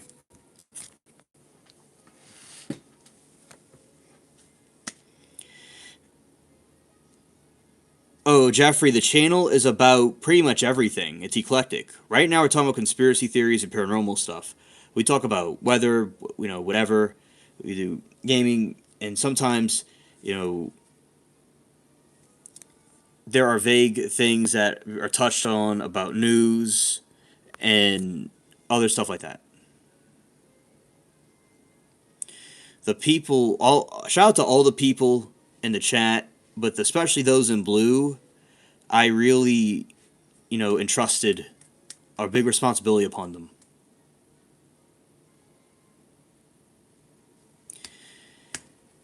Only thing that's dangerous about me is my looks is the most dangerous thing about me. All right. So anyway, the yeah, I know, Carm. Yeah, and so that's what the channel's about. You see how these trolls try to distract us about what we're trying to do, Jeffrey.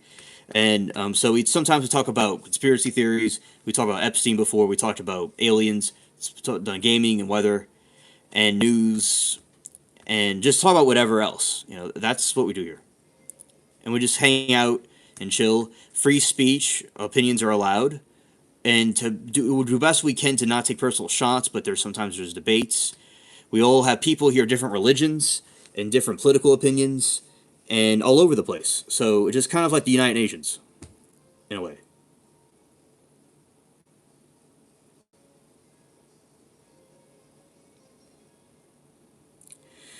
Jeffrey, welcome to the channel, by the way. And I think it is a true story, in my opinion. Although I do think there are hoaxes and stuff like that, it is certainly clear that to me, it seems real. Yeah. Oh, Crimson Desert. Yeah.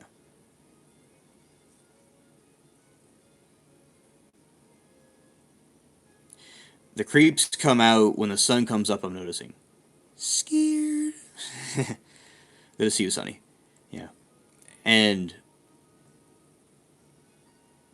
I wonder if these trolls work or the government and don't like the science discussion. Oh, yeah, I wouldn't be surprised. And I'm telling you, you could have like one person behind a computer. Yeah.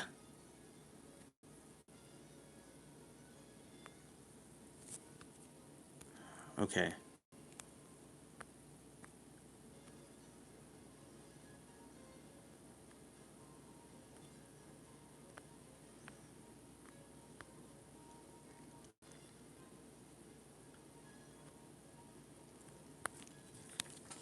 Okay. So here we go.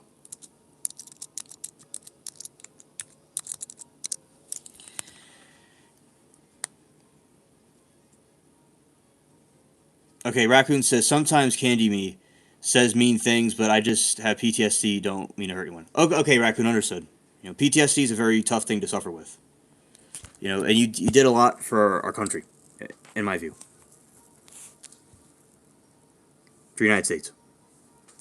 Also the world in general, too, because it was an international problem going on over there.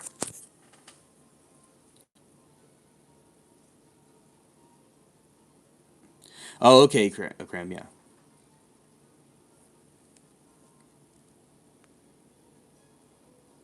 The human brain, Amy, is so complex.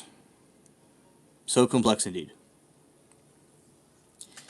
And Wiz says crop circles are interesting how the stalks are like microwaved and fused together. Oh, my pleasure, Wiz. Definitely.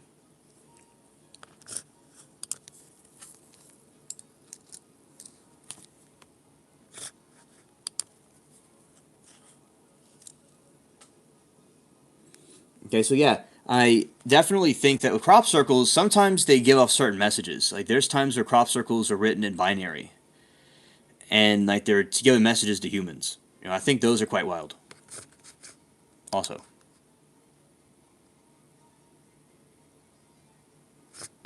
let's see.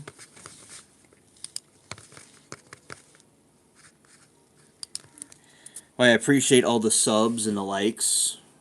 It means a lot to me.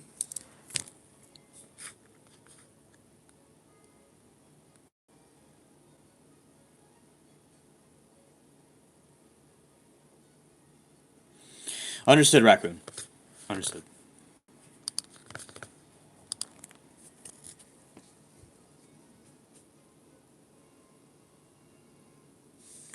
Yeah, those are truly the best hard drives.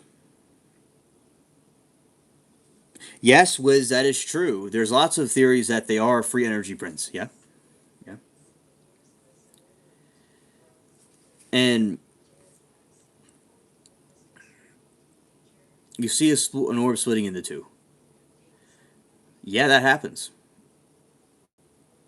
Yeah, so let's do this.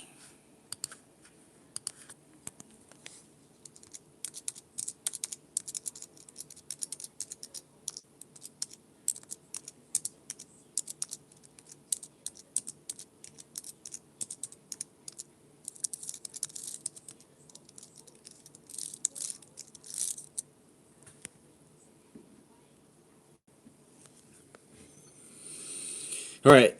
So if we look at the hypothetical reasons behind crop circles, let's see. The interstellar warning labels. Many theorists believe crop circles are complex mathematical or geometric equations transmitted from space.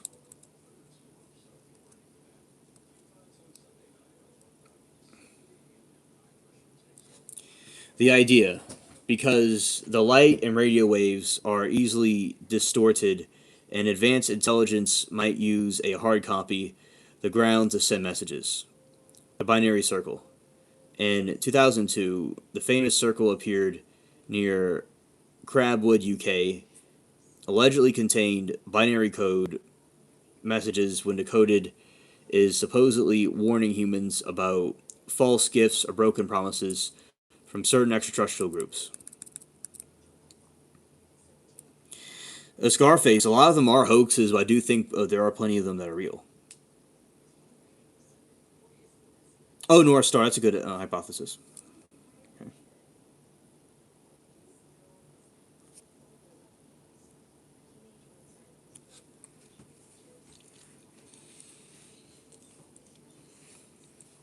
Space time waypoints navigation. Research suggests that circles are messages for us, but they're markers of them. Some look like scared geometry. Some look like constellations.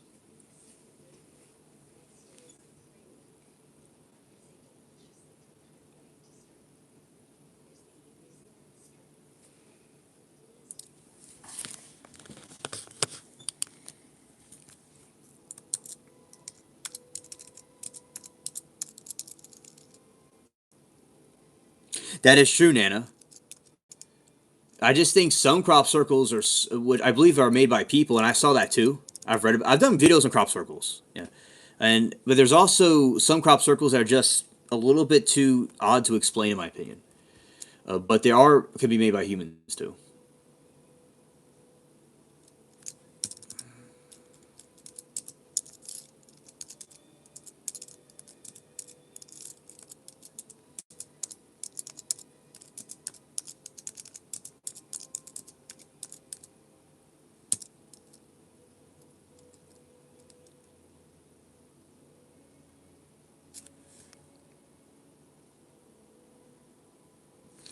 Scarface, they could be interdimensional beings too, or us from the future.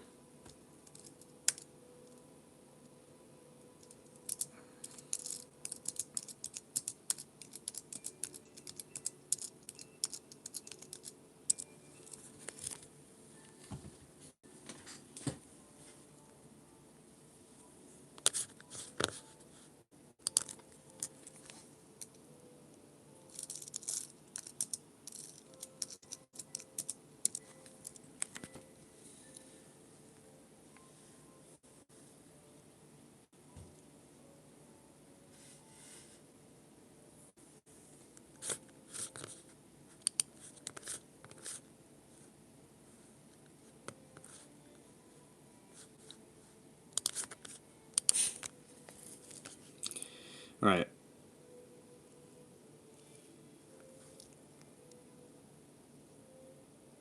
Oh, the ghost behind, yeah, sure. And all right, space waypoints. Let's see. The theory explains that ley lines, hypothetical energetic veins of the planet, are said to intersect at specific points. Crop circles often appear at these intersections. Purpose. The circles might act as gravitational anchors or GPS pins that help UAPs, like the Tic Tac or the TR-3B, navigating the planet's magnetic field without using active radar.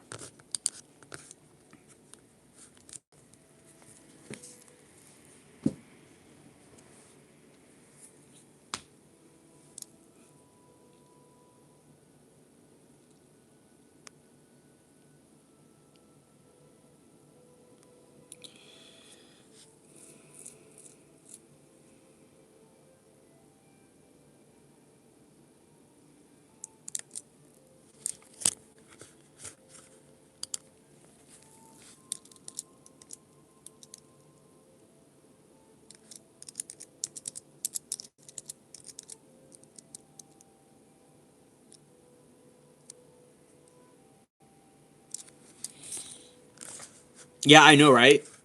It's very interesting.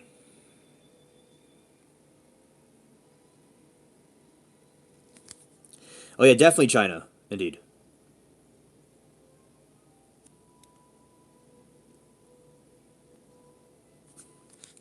Yeah, China definitely is not. They do all kinds of things with farmland. Like, look at this chat. Check this out. So China was controlling a lot of U.S. farmland. They were buying farmland, and they were a lot of food was being sent over to China. A lot of big companies were having farms burned down allegedly. So that was going on with China. So definitely they're trying to control the United States food sources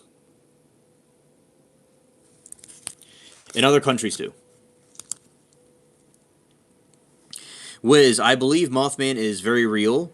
One of my friends saw a Mothman. One of their a friend of a friend saw a Mothman, and in a tree cam. It was very scary looking. So that is why I definitely believe it's there. Australian farms too, maybe. Wow.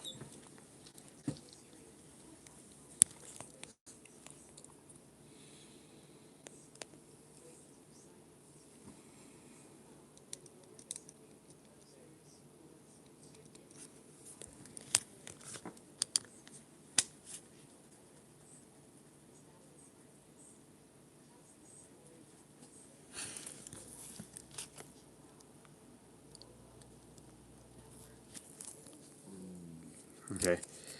And let's see the stone landing. Yeah, so they're trying to buy out the farmland and these big companies like there's Cooks, there's in the United States, and they want poultry, they want chickens. As I said, there's farms that burn down all over the place, and also over in Europe too. So that's why they do this because they're trying to control the food, control the people. So that is unfortunate, but I'm glad to know that the Chinese are trying to infiltrate them too. Yeah.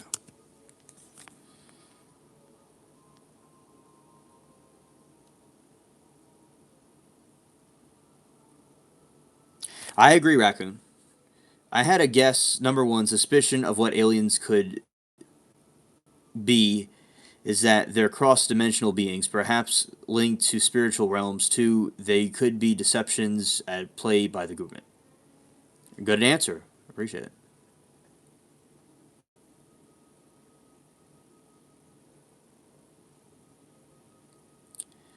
Oh, that is good, Amy. About your beef is good. I would assume it is, but a lot of food goes to China, and then China sends food to the states. So that's why we got to make sure we're getting your food from. And all right, Amy. So there are different theories, and I'll say a religious theory that you could take with a grain of salt. I don't know what you believe, but it's accept it how you ever want to accept it. But I'll also give you a non-religious point of view too. So there's allegedly a planet called the Draconian constellation where they have some lizard aliens, and they seem very wicked, and they have dominion over the Earth, and they had offspring that they put here, or even shapeshifters, alleged according to this theory, and they have been behind a lot of things for many centuries that weren't good. Another thing is that there's some sort of fallen watcher being from the Bible or from the religious, and there are these like demonic type entities from these other dimensions that project their consciousness into this dimension to do wicked things, and they also seem to be like vampires. I'll just say that, and a lot of different old religions or occults, not necessarily old religions, but occultic practices like you know things with Baal or evil sacrifices and stuff have to do with them. So,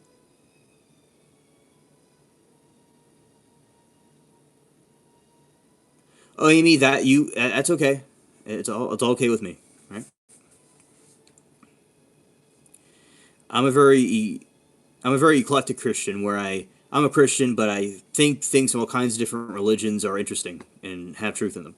So, yeah, that's okay. So you understand what I'm saying. So, kind of like how the devil, the serpent, you may have heard about the demons. Those are those reptilian things, and there are these other realms, right? And they come into this dimension somehow, and they like pharaohs, kings from a long time ago were descendants of these things, and like say about the Illuminati, that type of order, the wars and stuff is, and they absorb the darkness of the human negative emotions, kind of like a vampire.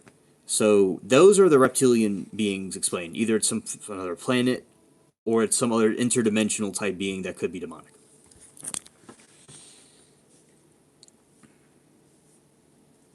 I hear China has been poaching fish in dark zones, and countries' water, turn radar, and mass fish. I believe it, Riz. That's true. That's what they're trying to do. Yeah. In Hindu mythology, the Draconians are depicted as a snake-like deities known as Naga people. Okay, well there you go. Different cultures and civilizations have talked about these other types of beings before.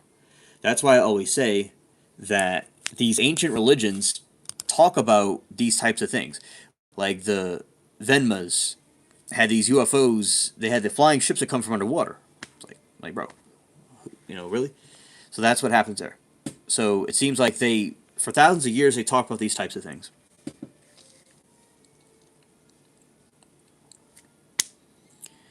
Okay. Oh, understood, Amy. Gotcha. Okay.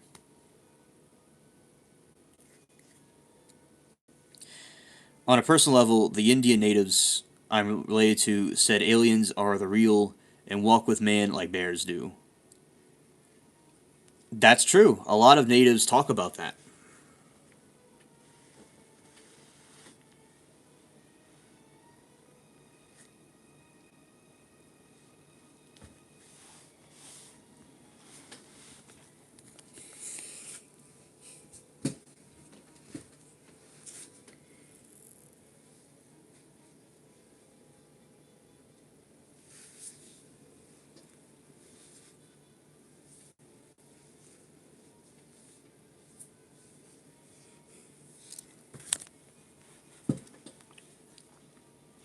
And on a personal, yeah. So I definitely, they also see cryptids a lot too, as well. Imagine your great great grandfather, who is the wisest person you ever met, is sitting by your fire, and you're telling you to be careful at night because of aliens with walk with us. It'd be something different, but then again, we cannot argue with that type of wisdom because they may know something that we don't know.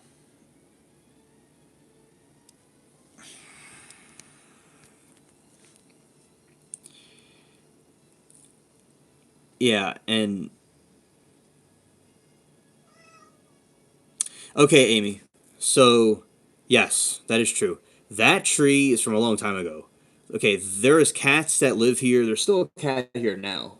There's cats that live here that like the tree lights. They get sad when the Christmas lights get taken down. So we decide to keep them up all year round. And it's good. It lights up the room at night.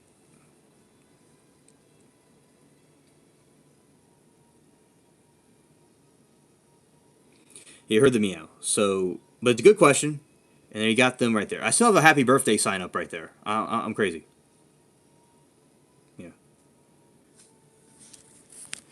Do you think the Seraphium decided depicted in Christianity and Judaism, winged fiery snakes like deities, also point to these different draconian deities from different?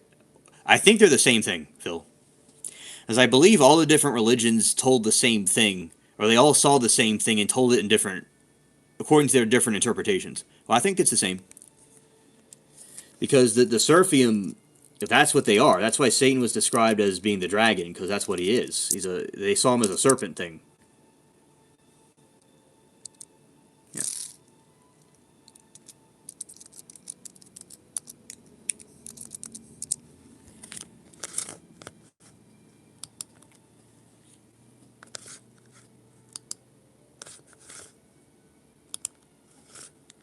Scared.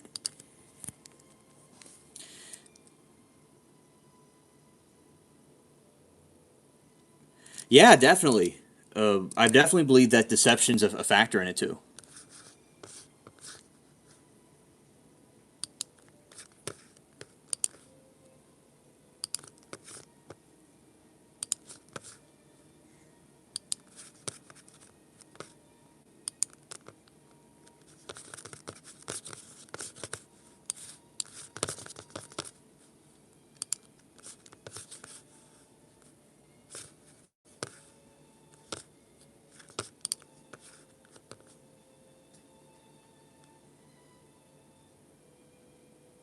Yeah, it's all about good versus evil.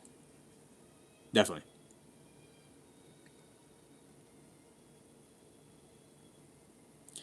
Yeah, only weird until they're right. Right. Raccoon says, "I know it's super weird to see grown men with years, decades of experience talking about aliens like they're real." Yeah. Oh, absolutely. It could feel goofy, but there's definitely some truth into that.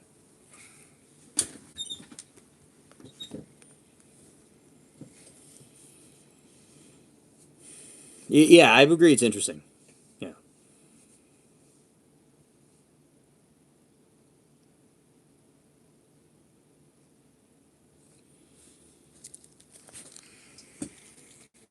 Oh, 60 likes. Shout the chat.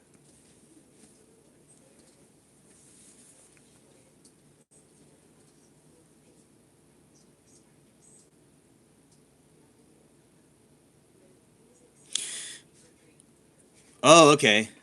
Yeah, right on, Amy. Facts.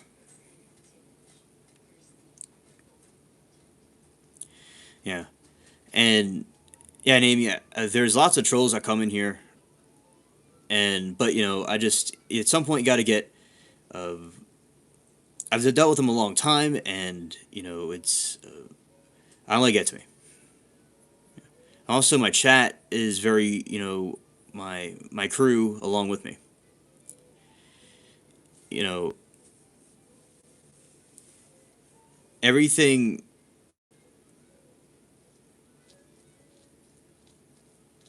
Yes, yes. I appreciate things, and it is.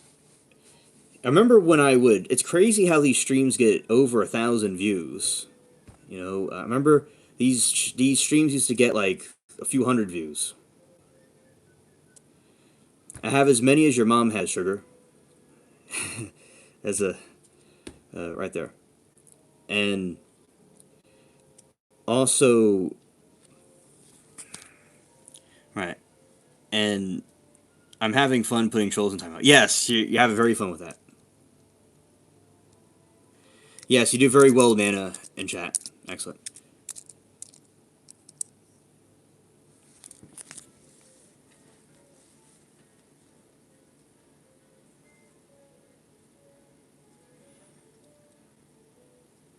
Right.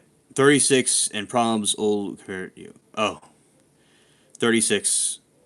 I am 28. Yeah.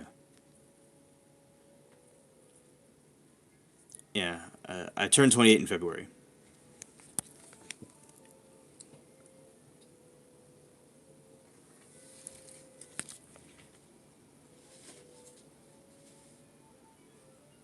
Oh, Oprah. Yeah. Yeah. So I appreciate the compliments, Amy. And my pleasure. Yeah, I've been on different shows before, and no, not February 14, February 25. Yeah, I've been on different shows like call-in shows and stuff. Yeah, it's as I said, I appreciate all of you and the viewers too.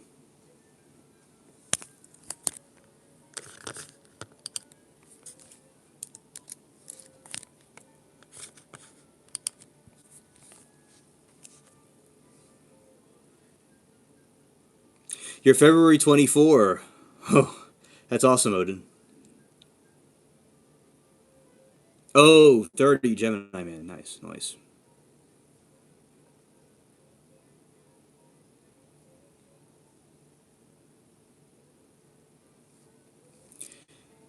Oh, nice, 29.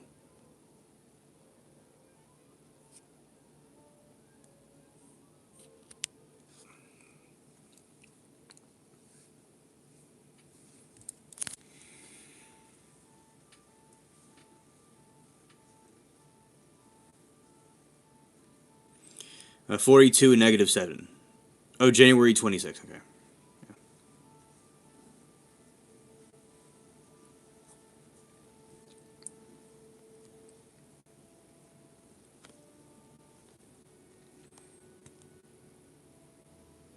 Oh yeah, my mom's a Gemini, and also Moki is one too.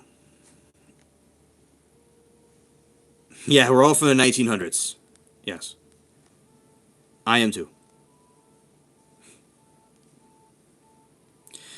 Oh, VD's over 9,000. Yeah.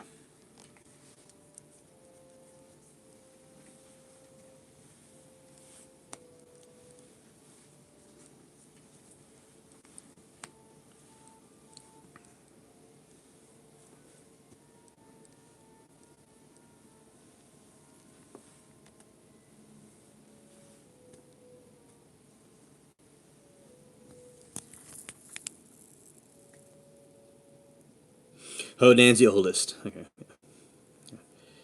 And you know, I I need to continue the mission of doing this. And yeah, I mean, a lot of times like with trolls and stuff, they wish they could be an alien for a day, but they can't.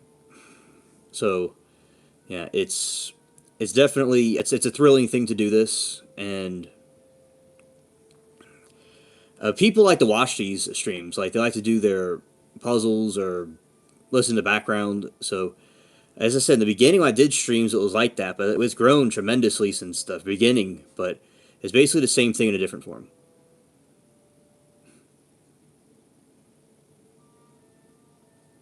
Yeah. So yeah, definitely appreciate everybody.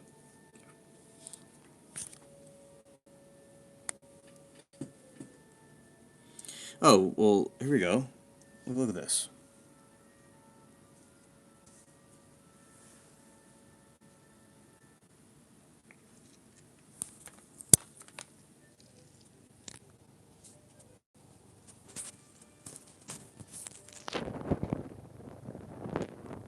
Got a cat on my lap.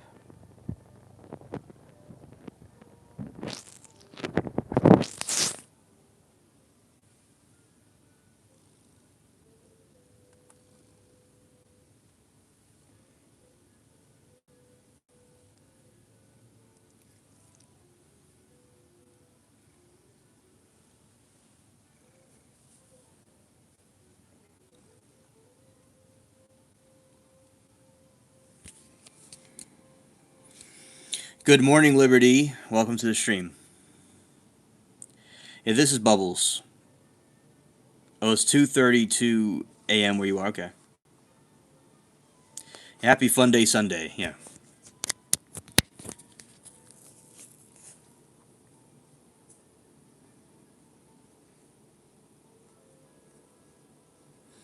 Yeah, it's the brother of the cat that's outside. Okay. So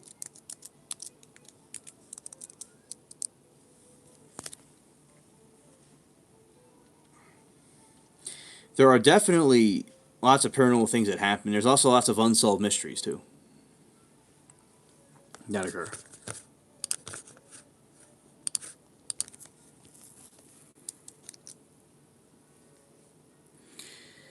His name is Bubbles, also called Snowball too.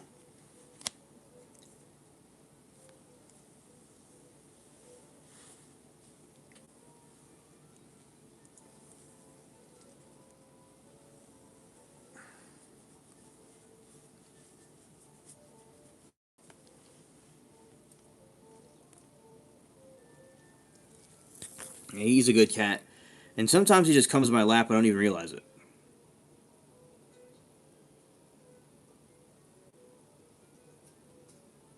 Yeah, Bubbles the flea bag. Yeah, yeah, he does get a lot of fleas.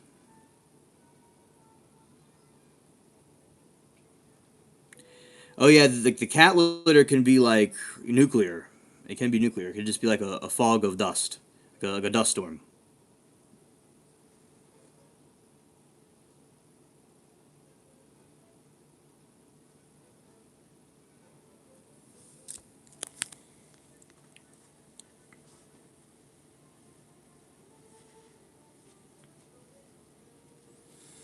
Yeah, and cats definitely have ways about them where you never know with them. They can go and be cool 1 second, and 1 minute they could be mischievous, but they're doing it in a cute way though. They definitely want their food when they want their food though. Well, his cat's name's Meow Meow. Nice. No, I'm not in New York. I'm in the central zone.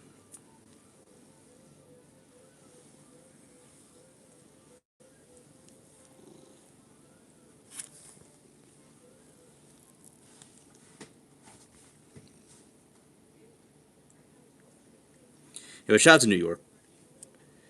I met a lot of cool people in New York on YouTube, and I've learned a lot about trial stuff from them and other things with the various conspiracy theory topics. Cool people. And got Alaska. Yeah, we got people nationwide and international. Yeah, shout out to the Bronx. Yeah.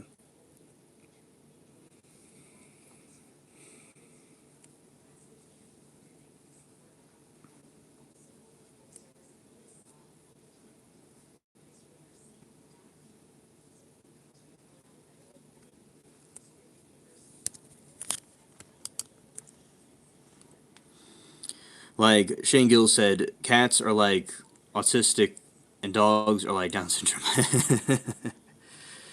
Yeah. They're they're family, yeah. Yeah, and he is just enjoying this alien conversation. Bubbles loves aliens. He always liked alien conversations the whole time.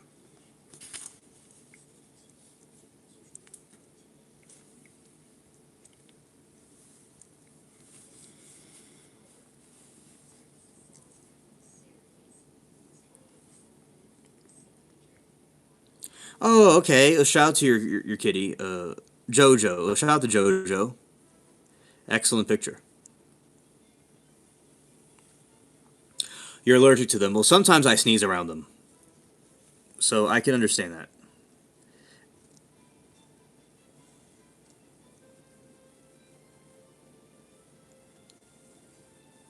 Oh, nice chatting with you, Wiz. A very cool conversation.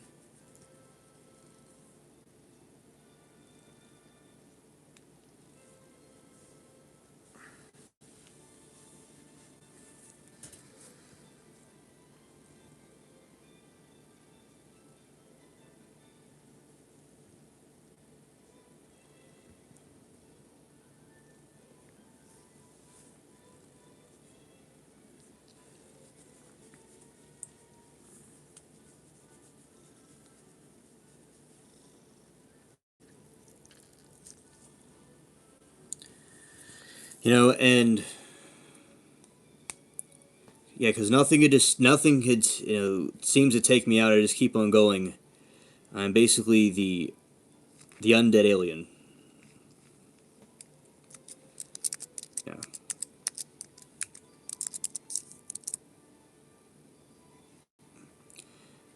Why so many mods?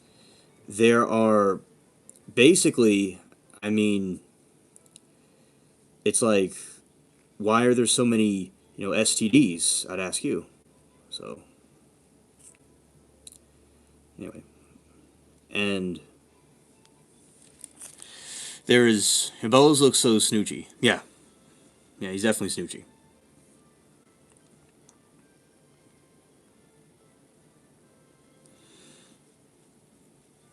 Yeah, and also, you know, oh, it makes sense, Amy. Yeah, yeah. There's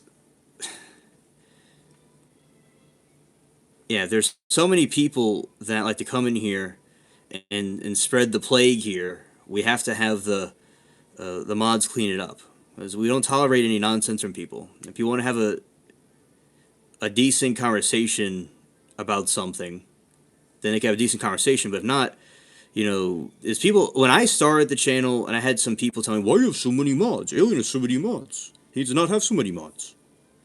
It's like, come on. And it, when you have like a chat room, I've been on. One of my friends has 1 million subscribers. Like when you have a chat room that's huge and it's flying, I mean, you need some moderation. And I get scared, and the mods protect me. Yeah, scared. It's also an honorary thing, like when people get a when people get a wrench, it gives them a sense of honor and duty. A lot of people like it, and a sense of belonging. And it's a job to do. I don't make all of them a mod though. Some of them aren't mods, but they're all seen by me in a positive way.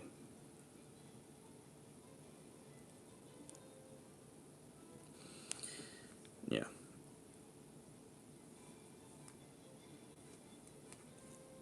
I was trying to eat the thing again.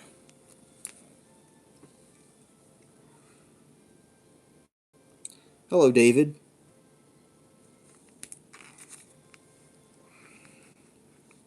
He's always trying to eat this. Okay, okay, okay.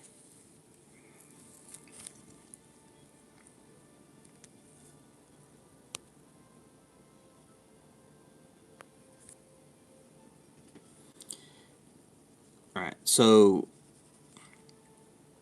that is what we do. You know, all the mods. So, and I like the chat room looking blue. Yeah, I don't. Me either. So, and that is the thing about all these things. You see, look right here.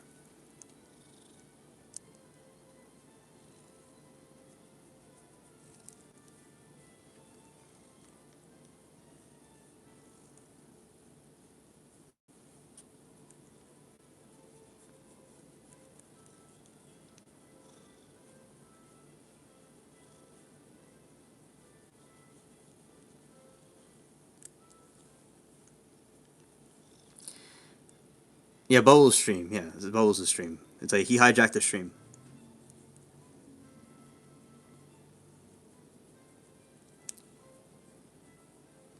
Yeah, Bubbles take over.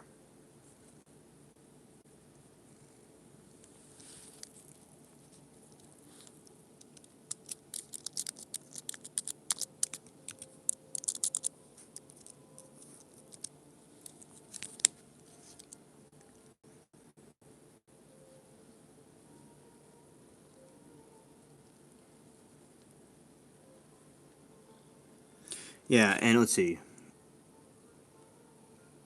Oh, Amy, I think it's okay if you smoke. I don't smoke personally, but it's okay if you do. Oh, Amy, I completely agree with you about Big Pharma. And there's a lot of people here in the channel that smoke. You know, There's other people on the channel that smoke weed. You know, there's quite a few people that do it here. And basically, with Big Pharma, I think that they are certainly trying to steal the system, and they are trying to corrupt everything.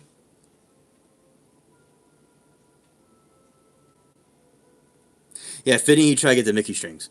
So that is what I agree with you on about. I don't like that either with the Big Pharma. It's definitely a big industry and they make a lot of money from it. Exactly, North. And fitting that he'd be trying to get Mickey strings. Yeah.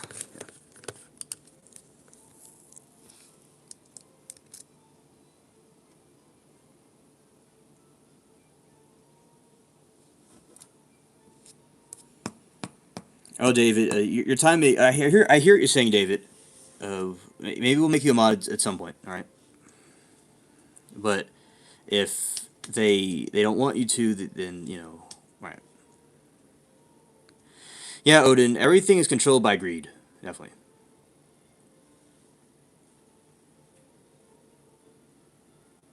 Exactly, Amy. It's all about making more profits, and gas and oil are going up.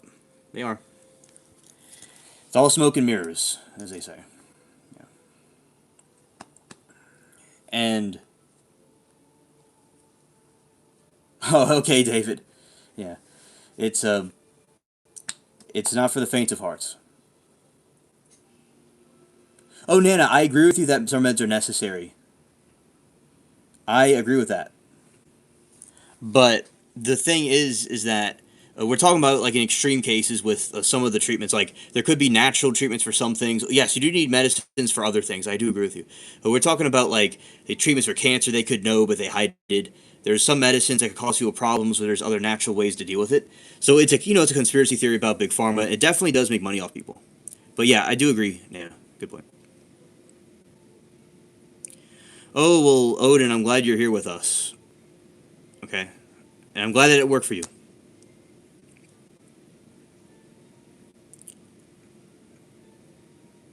Oh, it's a fungus, right? Yeah, penicillin's a fungus. Oh, nice, nice, nice. Scared.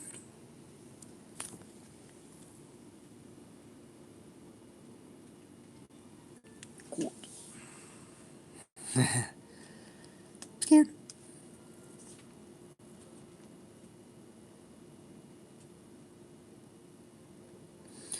UAP anomalies with the UAV. Yeah, and what I think is very interesting is there are so many people out there that believe the smoke and mirrors that it's good we have people here that are red pill about what's going on. And also, aspirin's part of a tree. It's from a tree.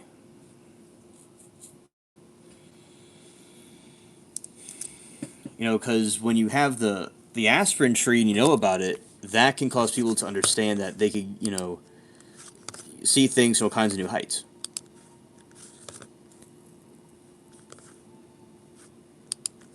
So yeah, a willow tree. Okay, gotcha.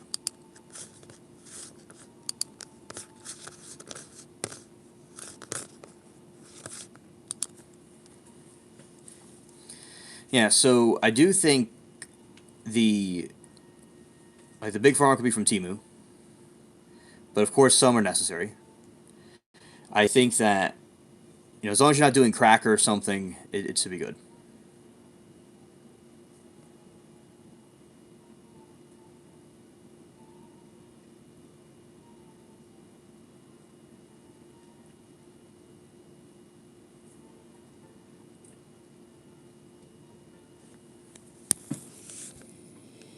All right, very true. You can make your own aspirin too. I don't know how though. Yeah. Yeah, 23. Oh. Um Looks like UAP's message got deleted by Nana by mistake. Yeah, UAP was an accident. Yeah, UAP. I thought it was from the aspirin tree too. Okay.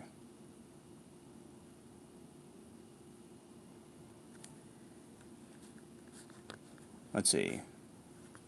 Okay. Yeah.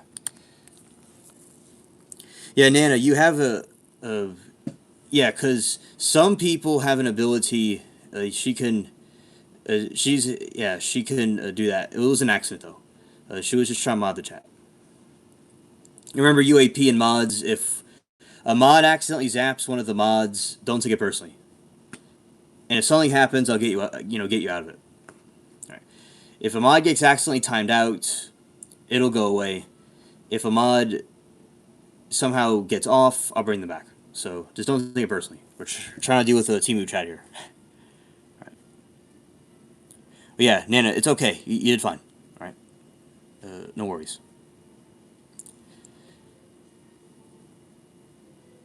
You never even noticed.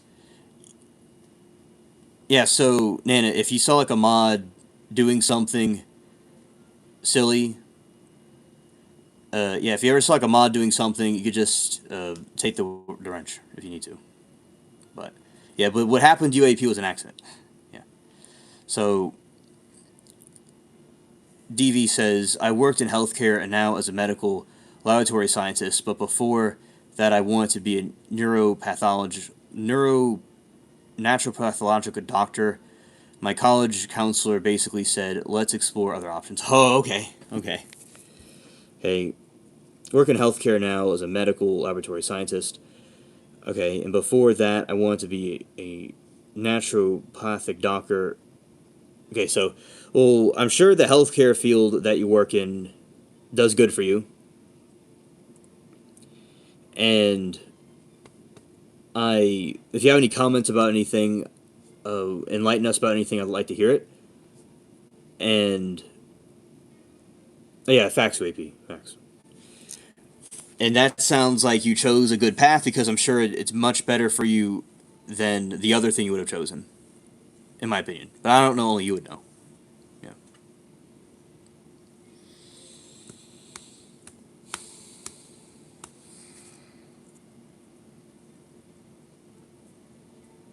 Oh, thank you, Odin. I'm glad you like the community.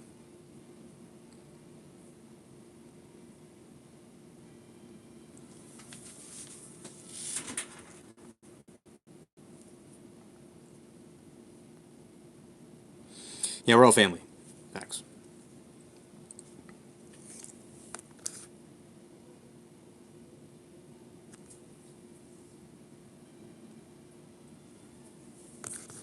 Let's see. Let's find out.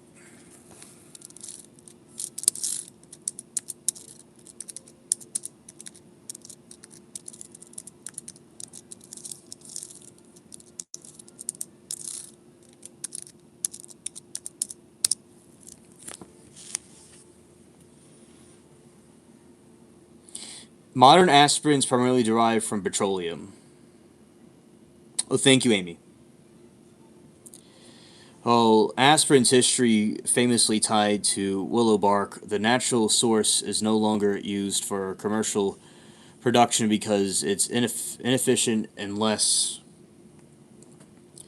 cost effective. Instead, modern aspirin is chemically synthesized through a multi step process.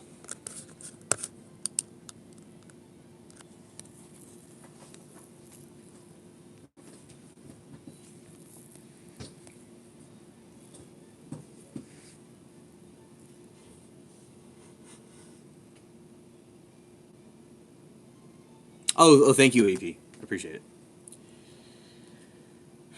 Wow. Time went by. Whoa. Okay, petroleum. Process begins with benzene, hydrocarbon obtained through distillation, refining crude oil.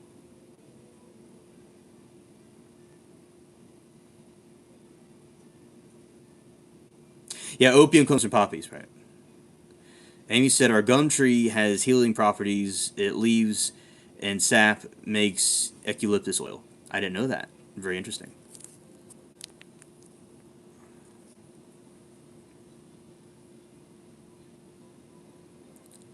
Yeah, exactly. They imagine how much trolls we'd have in here if we didn't have a bunch of mods.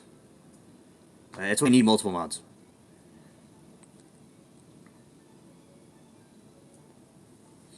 Yeah, they just want to judge, not learn.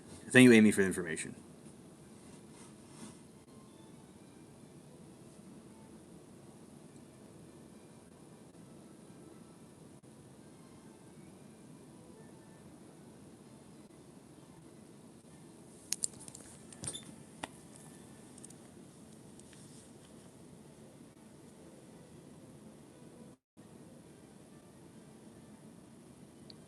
Tank said, birch tree leaves can make natural soap if water is shaken.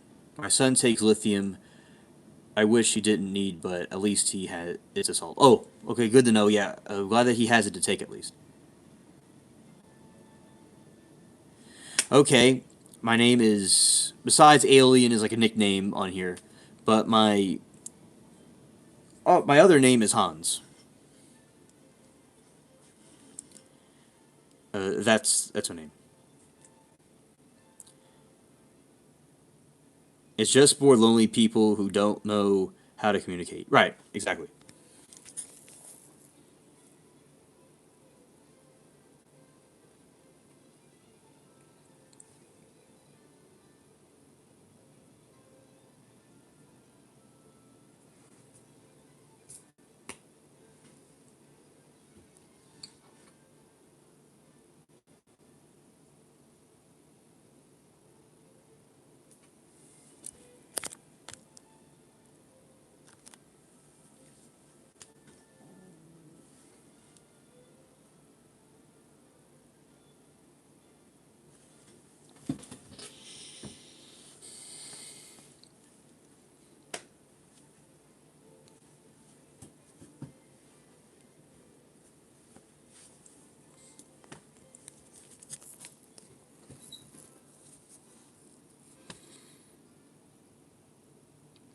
Yes, I explained. Yes, I am German, and I and my ancestry is pretty much all of Europe, right? So I'm a mutt. I'm related to different countries all over like northern and southern Europe. I'm related to both, and United Kingdom. Like my father's side's from England, and also I'm with my mom's side in America. That's the one I grew up with, and both sides are a combination of different things. And oh, nice, nice. And yeah, Amy, the uh, my ancestors came from Germany from a couple of different bloodlines on both sides, and but I have my mom's side's name. So yeah, I am related to these different things. Of but yes, my name is German, and I am German ancestry. Yeah.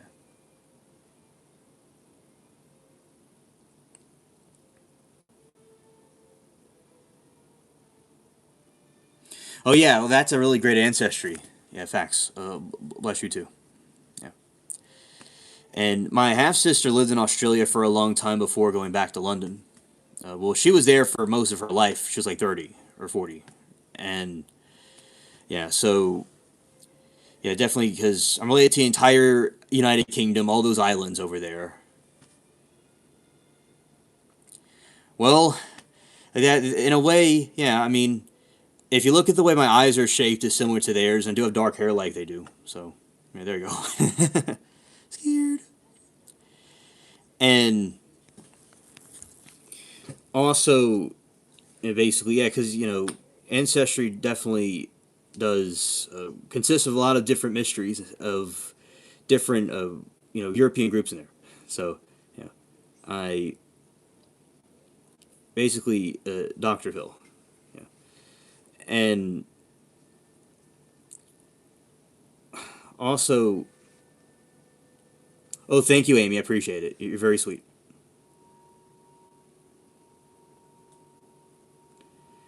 I think it's something like this, something like that. I've seen it before, but I may not be remembering it correctly. But yeah, I remember I've like people told me before, like I when the Queen was younger, her and I look share similarities, like feature wise. But yeah, and so you never know. There's all kinds of different things to be related to. Yeah. And you know, my dad's side, yeah, they were from London, but they live in another part of England now. Yeah. My grandfather looked kind of like Prince Harry, also. So, actually, he's a cool guy too. He's still alive. My grandparents are there alive. They're much older. I think they're in their 90s now. But they're still there, and families over there, and I live here. I was also born in America, by the way. Yeah. So definitely, maybe I have some lizard alien besides Nibiru. Maybe I'm part lizard alien too.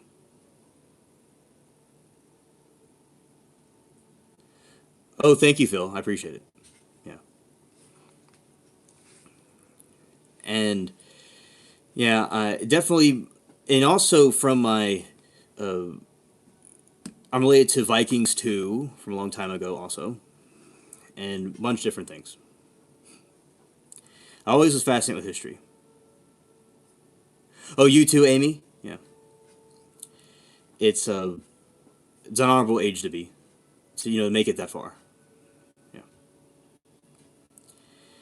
The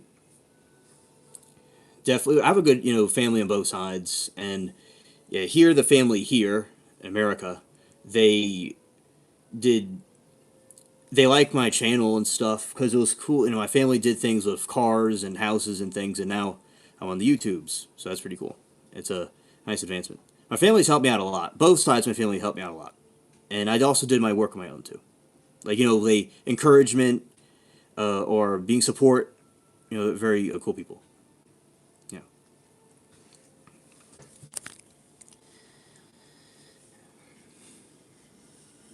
and yeah, I is definitely was always fascinated with ancestry and stuff. So that's something I've gone down. I go like by myself. I go down rabbit holes about it. Oh, that's cool, Nana. 88. Yeah, that's a good age. My mom's parents are in their 80s. My grandparents in England are in their 90s. Yeah. Things have changed since when they were my age. Indeed, a lot of things have changed, and even the technology too. Like the technology is a little bit tedious, and I can understand it's like an alien technology. Like we always say, it's alien technology. Like it's definitely can be from there. Yeah. Oh, Amy, absolutely. Uh, there are lots of Viking treasures under there and pirate, like in the Caribbean. I'm sure there's tons of treasure under there that we don't even know about.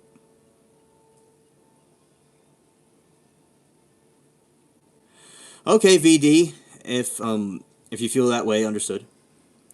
And I VD, you're a really cool person to be here, and nice talking to you. And the past is past us, so understood. Understood. There's people that do feel that way. Yeah.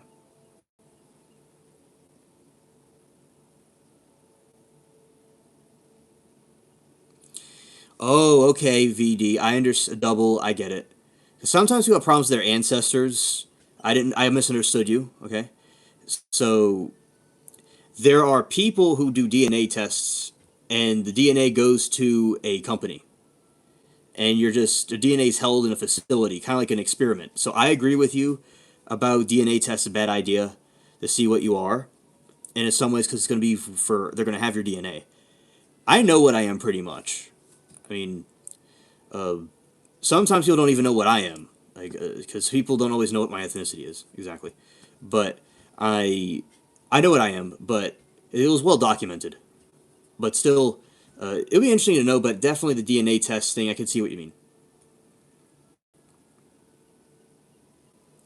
And I've seen a lot. We had no remote controls, no cell phones, no internet, and music cars best in a day. Oh yeah, definitely.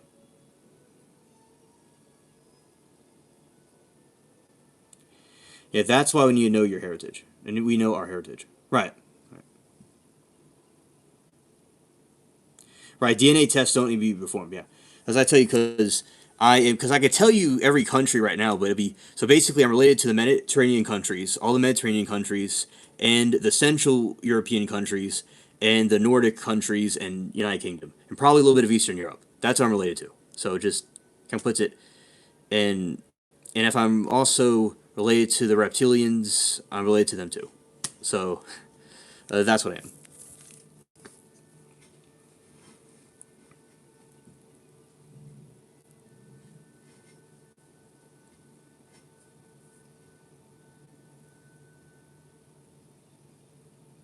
Exactly. Talk to your family.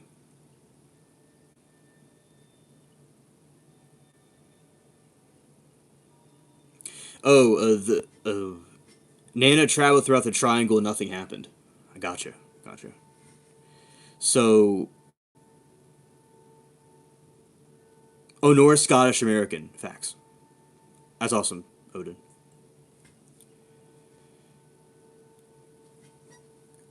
A Viking name I'm related to is Ormiston. It was a Viking name, Omir, and it means a snake or a serpent. It was like a warrior of some kind. And then he went to England, and he like was with an English woman, and someone around down the line changed their name to made their name like England and the Viking people. I'm related to a bunch of different Viking lines all over the place. But of course, I'm also related to Italy and Spain and France and Germany and Scotland and all these other different places. So it's all over the place. Yeah.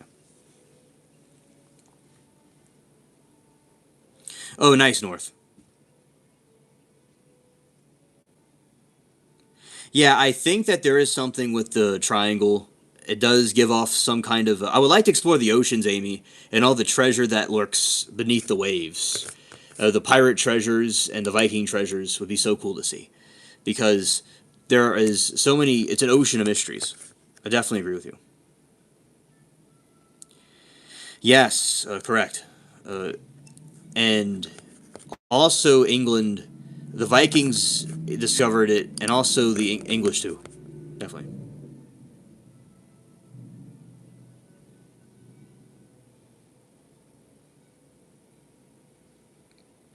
Oh yes, Nan. A very good point. Absolutely.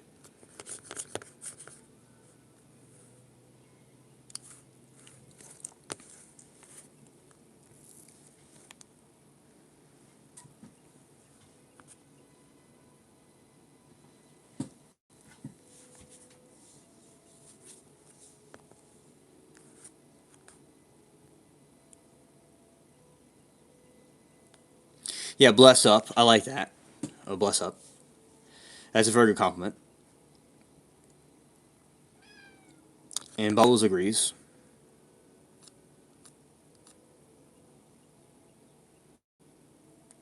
Oh, most of the olders have passed on. Okay. Yeah.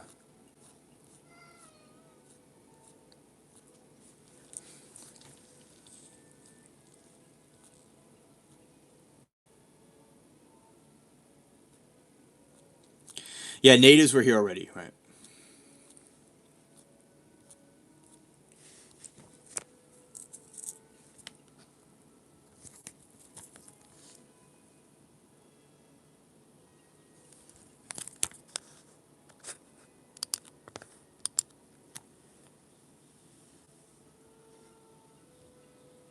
Oh yeah, you've lived through many things, Anna. Definitely.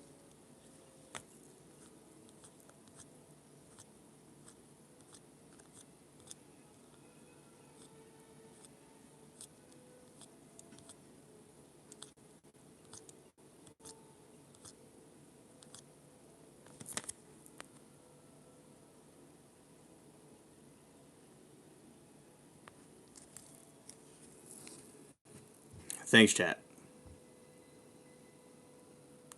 Yeah, the caveman came across the ice bridge. That's true. Also. Let's see.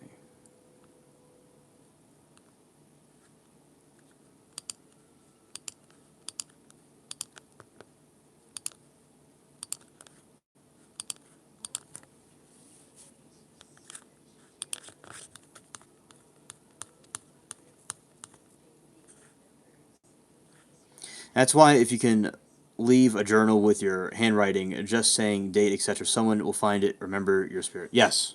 Yes, I agree.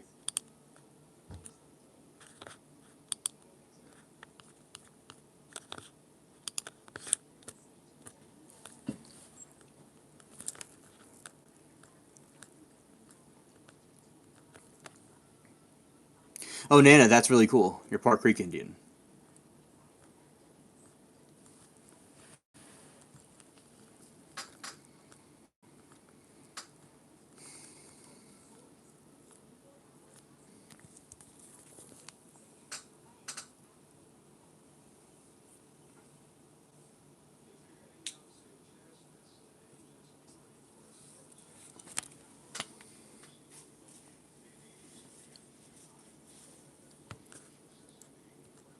Yeah, because there's so many fascinating history to know about throughout our times, and I believe everybody is related to all kinds of different things if you go back far enough. Cavemen came, so it is. That's why I like the ancestry stuff. It's so much history to it. History is one of my favorite subjects, by the way, and I think that is cool.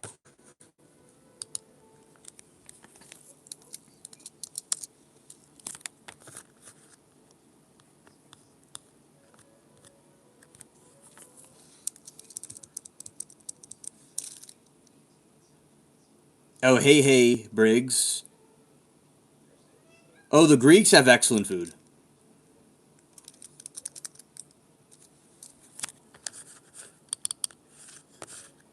Now look at this. So if this is like underwater, right? And you have that all underwater. Oh, Groyo is delicious. Okay, and see that's a ship that sunk right there, somewhere waiting for us to explore it. Of all those sea creatures, and yes, it's Gerald the dolphin.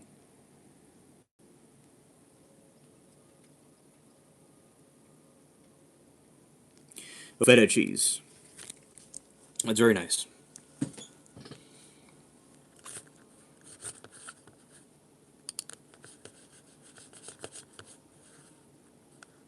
Yeah, the Great Barrier Reef.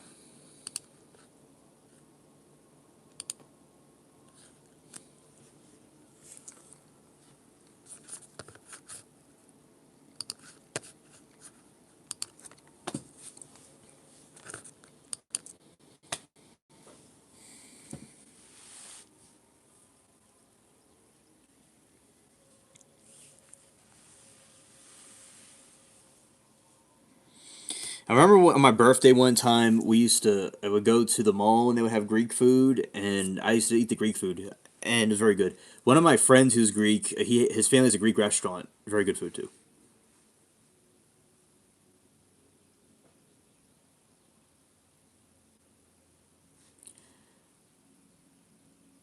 Oh, very cool, Nana. Very cool. Oh, hummus and chili sauce. Okay. Yes, retro. I heard about that. Yeah, it's really crazy how they could live for so long. Yeah. Oh, yeah, I love olive oil too.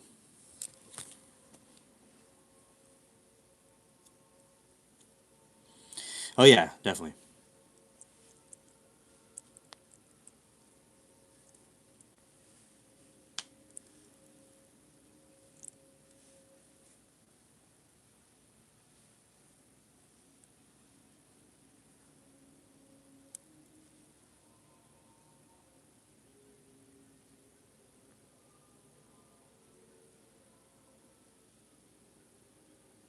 Oh, the great whites. Those are very scared.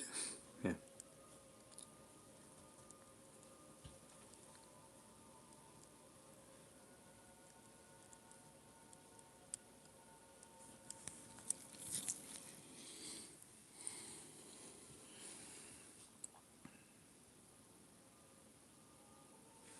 Yeah, Greenland shark.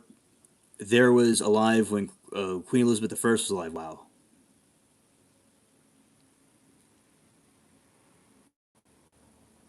Oh, okay.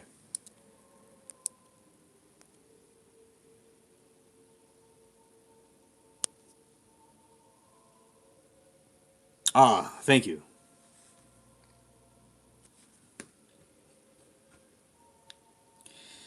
Okay, America's a very big place, Amy, but it's something that's not really in the mainstream. But there are Americans that eat lamb, but it's not really that mainstream, like the other types of meat.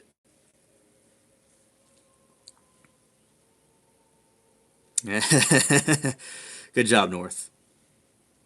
Yeah.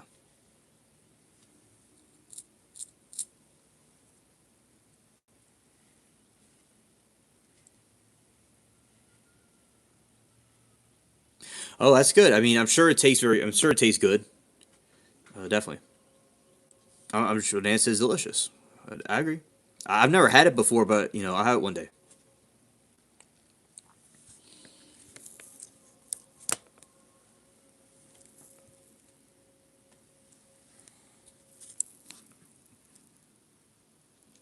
Well, I'm glad for the good reviews. Definitely.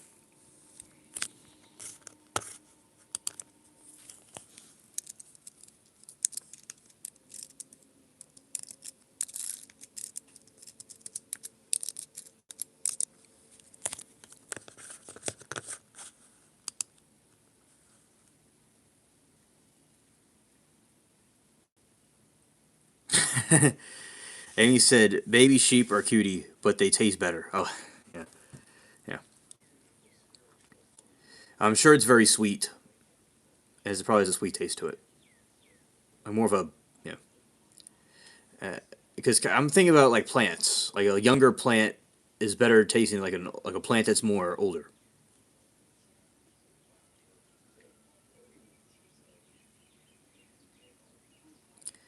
Oh, okay. Well, pill bacata. Yeah.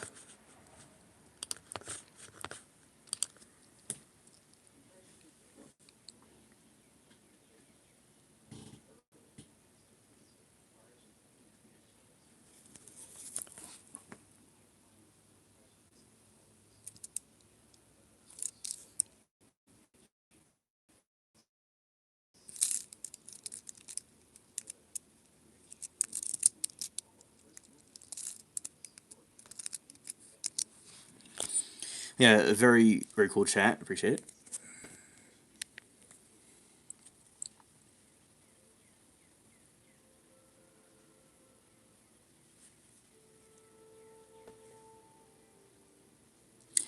Brig. Mr. Biggs. I think that definitely there's stickery truth to it. Yes.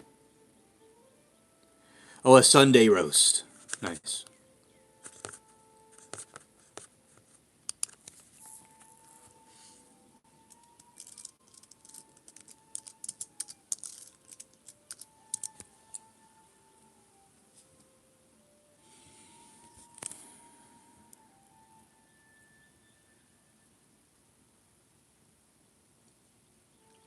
Yeah, that looks like it's very good. Back to the 15th century, originated eaten after church services when a large cut of meat was left roast while family was away.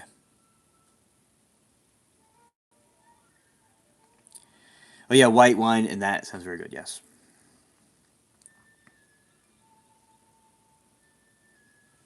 Oh, okay, Nana. Tinned beans.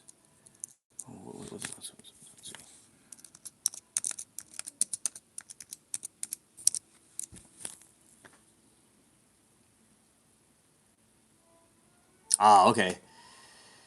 So beans are very popular in the United States, especially in certain regions. Like there's Monday, they eat beans. It's something that was here, and they like to eat them. Oh, green beans. Those. Yeah, yeah. Oh, it was something that was in the Americas that they ate. Yeah. Let's see. We'll give you more detailed analysis.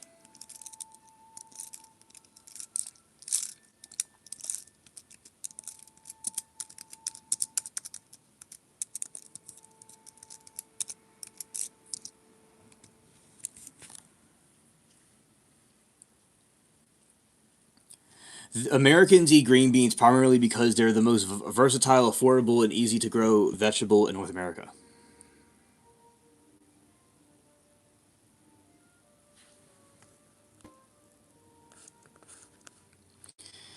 In 1955, Riley Campbell Soup Company tests the kitchen. It was designed a quick, cheap meal using pantry staples.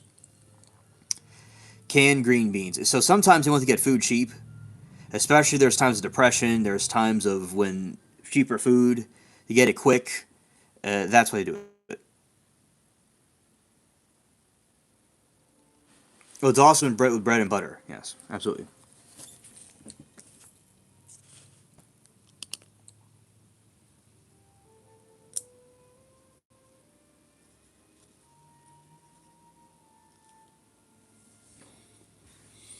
Cultural status. It is now mandatory dish for most American Thanksgiving tables, with Campbell's estimating 20 million households serve it every year.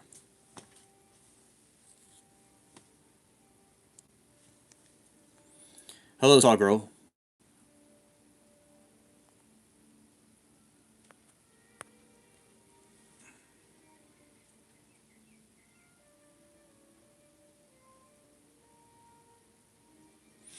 Uh, good points, raccoon.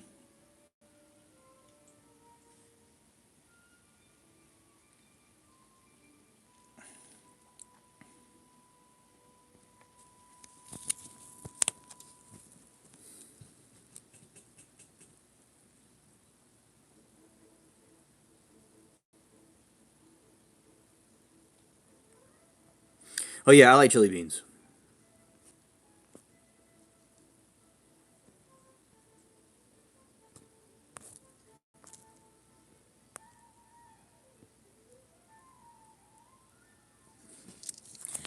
Oh, it's been raining all night. Okay, well you're getting some rain. It looks like it went over to your direction. Okay, I see. Oh, in the winter months. Okay, I see. That's cool.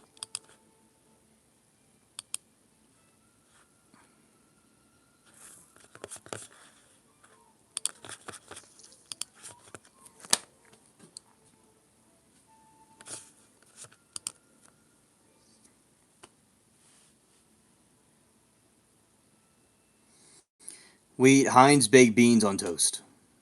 Oh, good, good.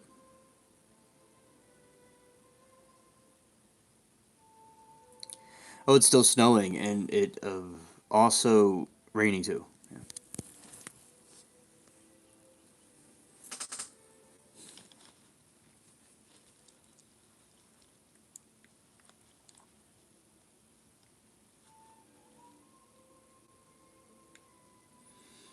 Use water bath and homegrown vention. Right.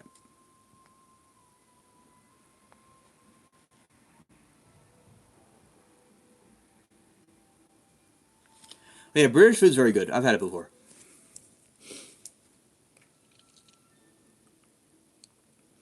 And said same with peaches. Every growing here, but cold and snowy during the winter. You don't put everything in jars and just garden. You don't have anything except potatoes in winter. Okay, thank you.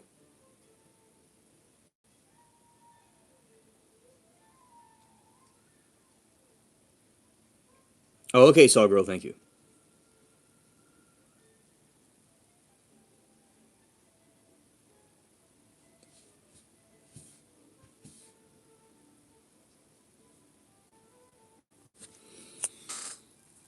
Oh yeah, I'm sure.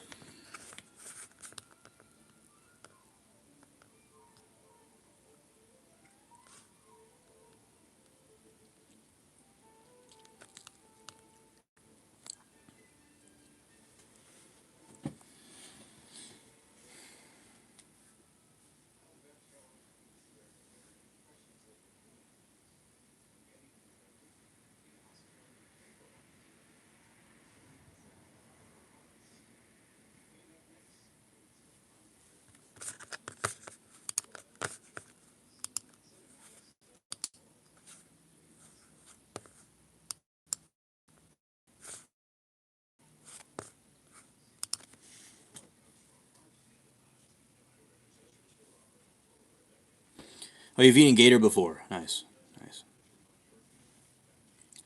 They don't get that there in Australia. Let's see.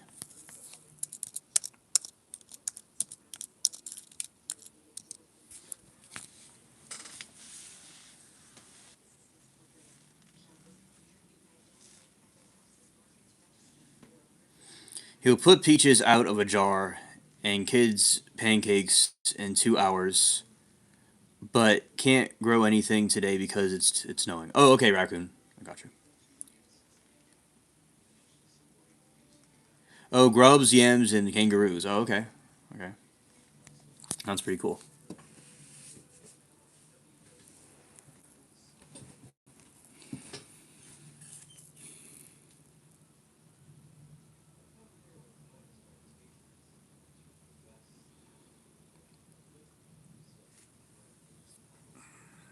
Some moose lean wild game meat and usually prepared ways that either highlight its rich, forest-like flavor or tenderness, though muscle fibers depending on the cut of the meat.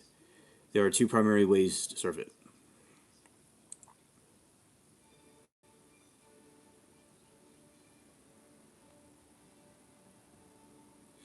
Oh, interesting, Amy. I wonder what that tastes like. Interesting. I didn't know they eat kangaroos either.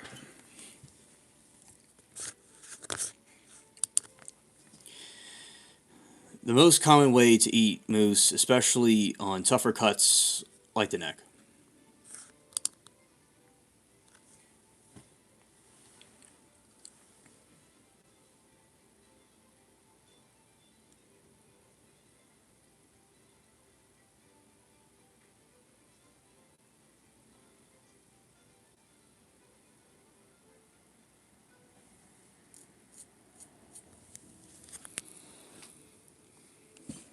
Okay. The flavor it tastes like more intense, cleaner beef. Method: cubes of moose are seared, then raised for several hours in red wine, beef stock, and root vegetables. The secret: many hunters and juniper berries are a bit like balsamic vinegar in a pot to claim it slightly gamey notes of the meat.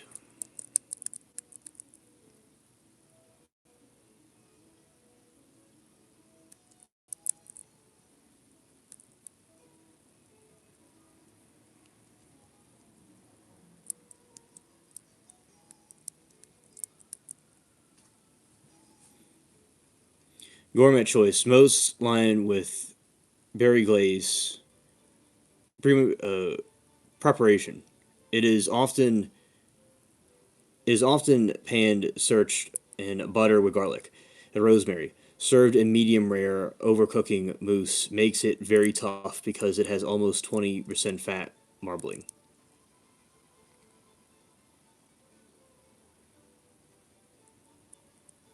I never heard that rumor, Nana. That's wild.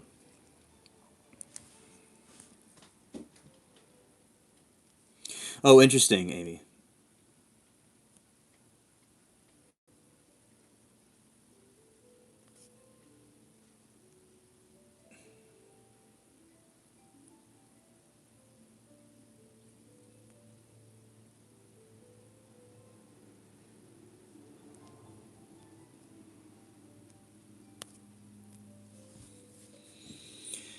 Alaskan comfort food: moose, meatballs, and burger. Because moose is so lean, it frequently ground and mixed with a bit of pork and fat or beef tallow, and added moisture. Moose burgers, a staple in North Canada and Alaska, often topped with caramelized onions and a sharp cheddar.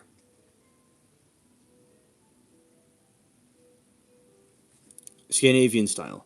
In Sweden, Norway, moose meatballs are served with mashed potatoes and green gravy.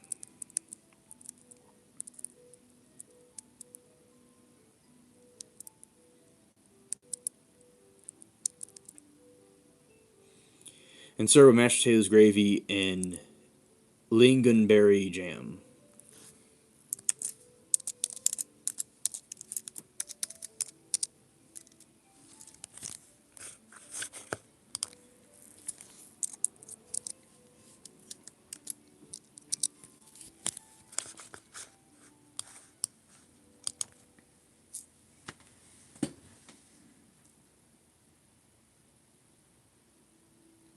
Oh, delicious, Amy.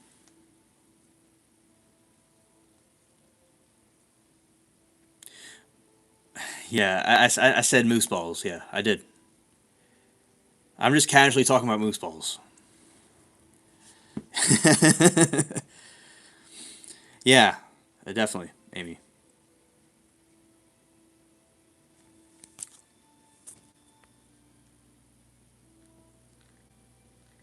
Montana people shoot moose and eat them, but prefer not to because the deer tastes like lean beef. Okay.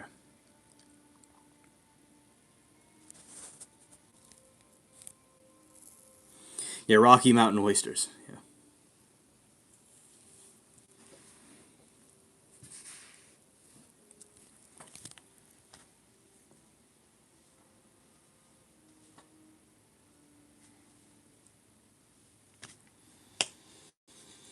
You're cooking moose steak. Never go past medium, 57 Celsius or 135 Fahrenheit because it lacks the fat. The meat will go tender. Interesting.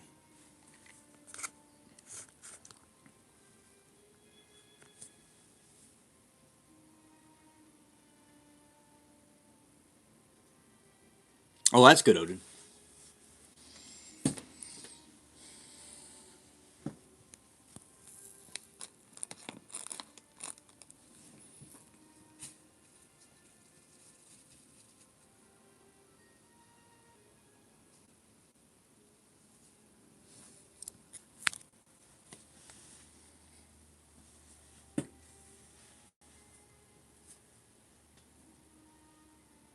Oh, bear's delicious. I got you.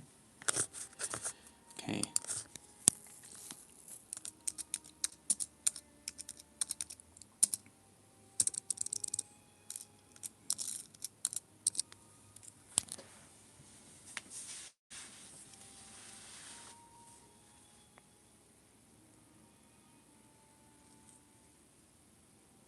Oh, that's cool, Amy.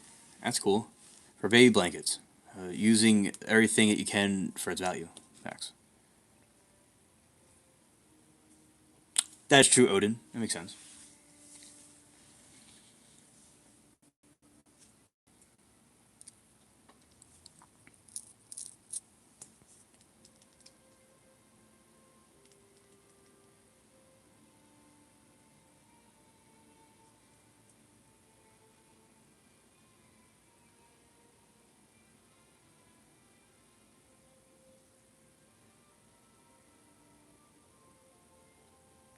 I never knew that, raccoon. Interesting.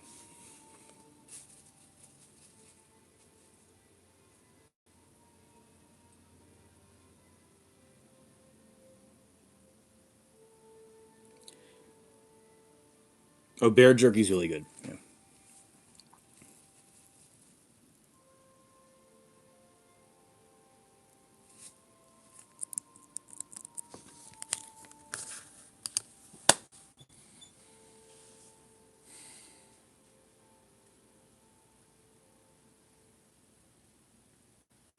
Oh, okay, Odin. Interesting.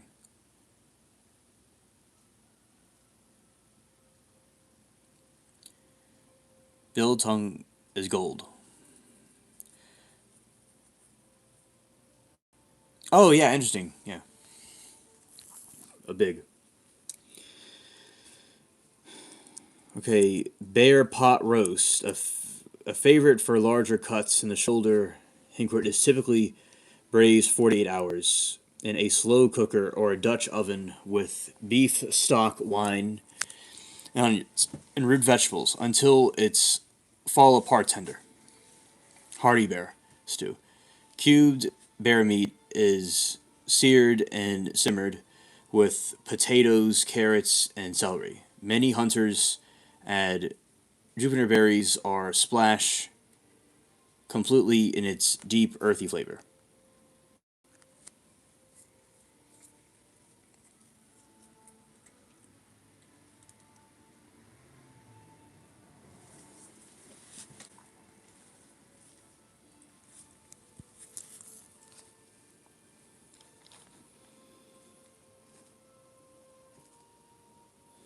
Bear sausage and jerky. Due to its natural fat content, bear meat makes excellent sausage and savory jerky.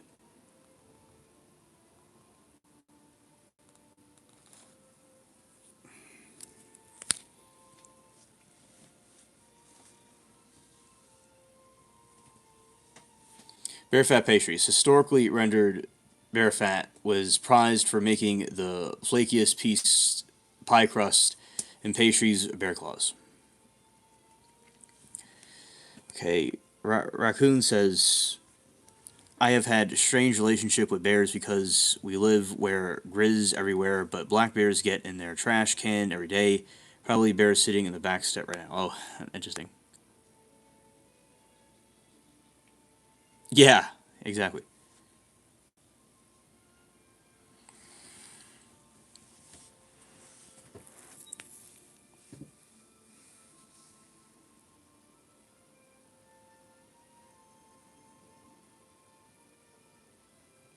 Hello, John.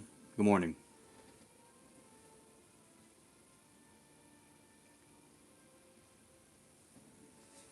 Oh, interesting, Nana.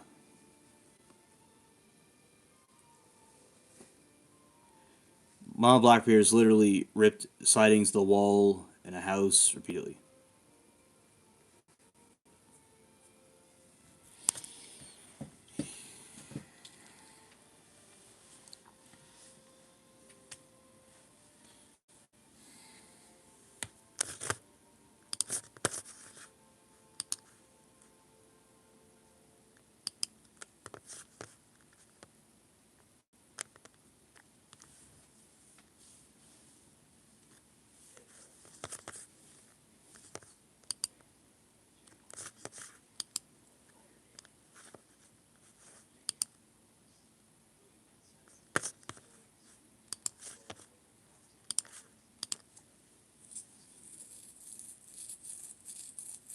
Only 1 hour of sleep. Okay.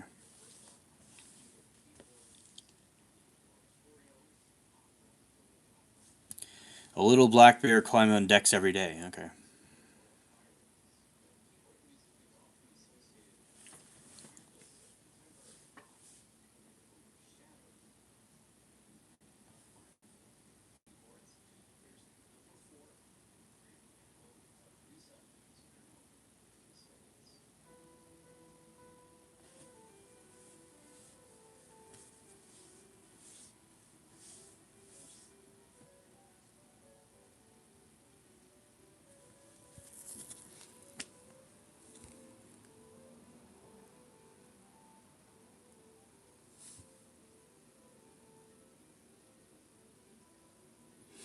North had no sleep. Little black bear climbing up the deck every day. Oh, it has to be wild. It has to be crazy. Wow.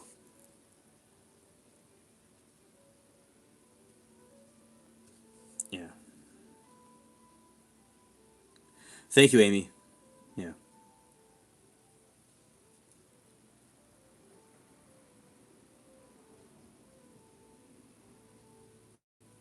Yes, Mr. Biggs. I've seen that before.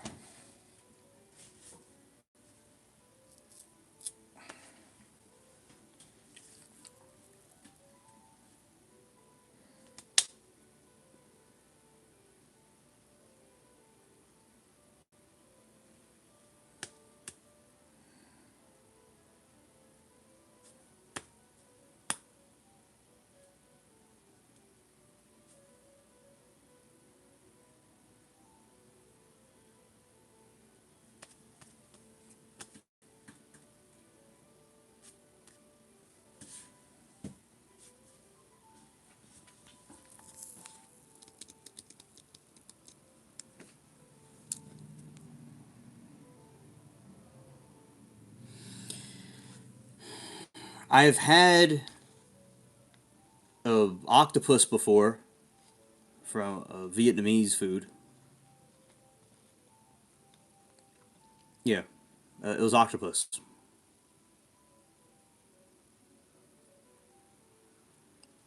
Well, gumbo's. I'm just going to mention gumbo too. It's a you know a seafood dish. That was really good and exotic. But to really like get to what you're saying is that exotic food would be octopus. No, it was actually squid. Correction, it was squid. It was squid, and maybe octopus too, and squid. Both are very good.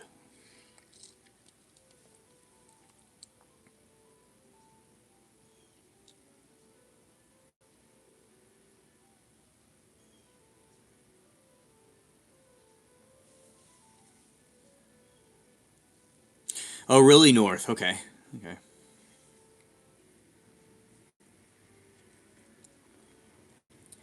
He eats calamari all the time. Oh, calamari. Oh, that's cool.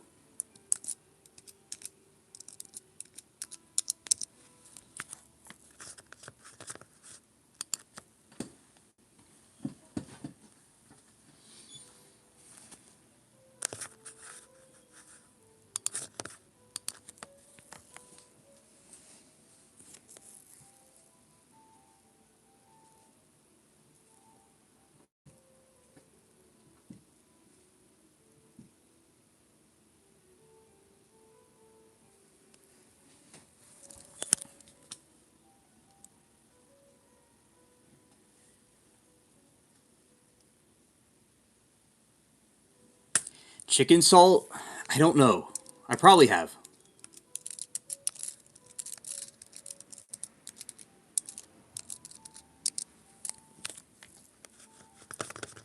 Yeah, I probably had that before. Yeah.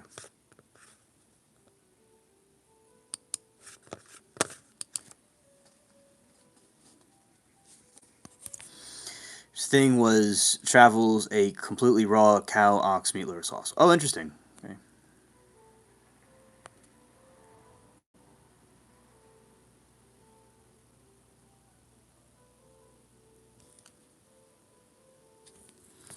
Yeah, and where we are is a different type of possum in the states.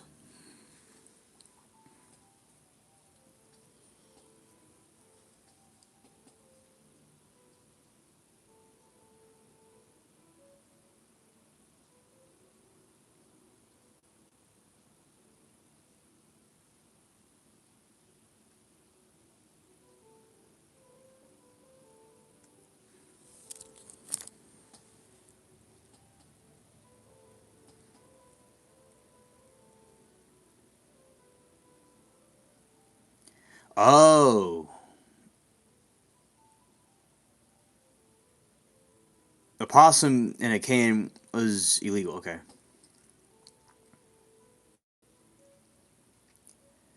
Yeah, our possums are the same way, Amy. They're friendly too. I take videos of them on my streams.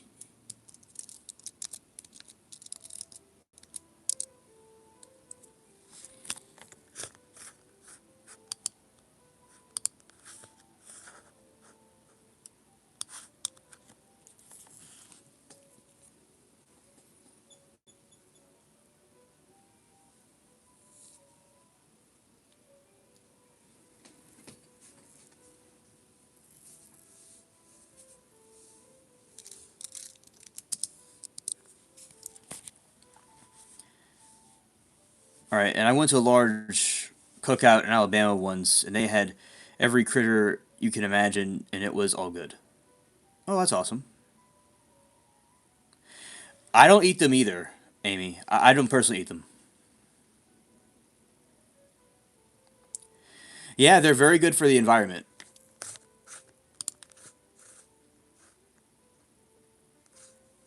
Okay, this is the U.S. This is the U.S. possum, the United States possum. Different than the possum from Australia.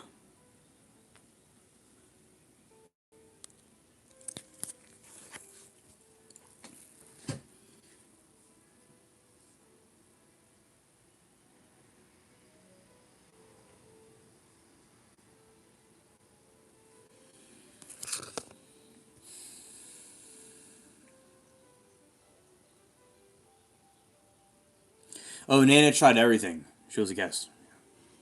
That sounds very cool. Very interesting dishes that chat's talking about. Oh, hello, John.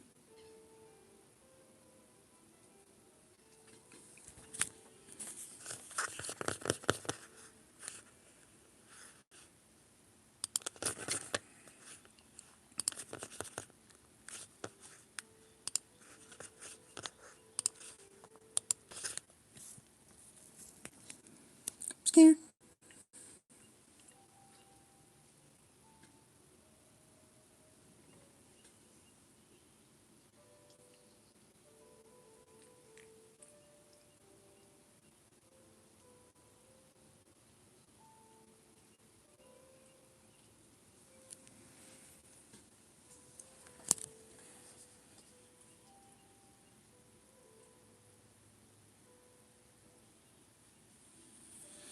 Yeah, the body temperature of marsupial animals isn't conductive for rabies virus, so it's very rare.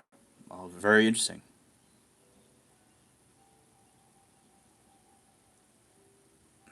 Yeah.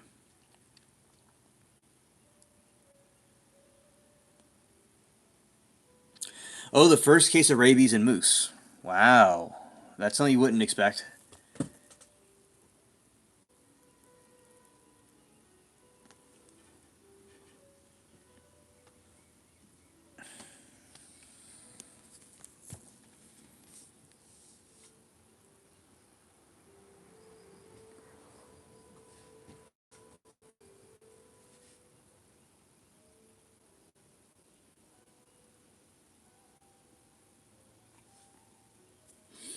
Okay, that's why I don't import meat from U.S. I got you. Okay.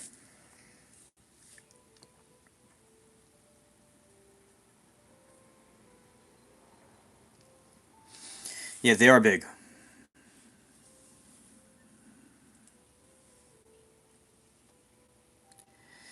Oh yeah, the raccoon with rabies. Where I am, the rabies is rare, but definitely they do have some of them with rabies. Yeah, they can be very messed up.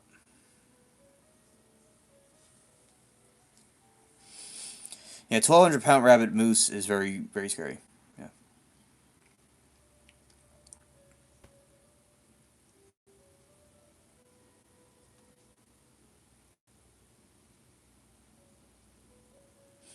Oh, that's good to know about the beef.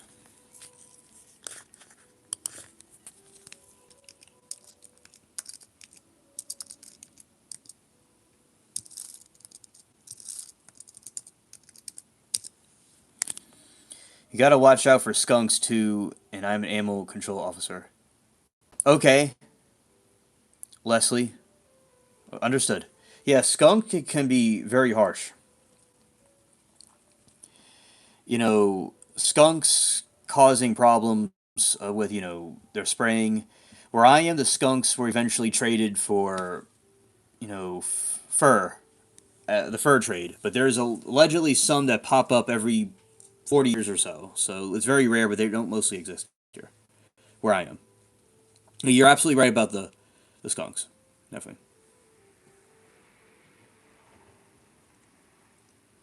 Oh, really, tigers? Scared.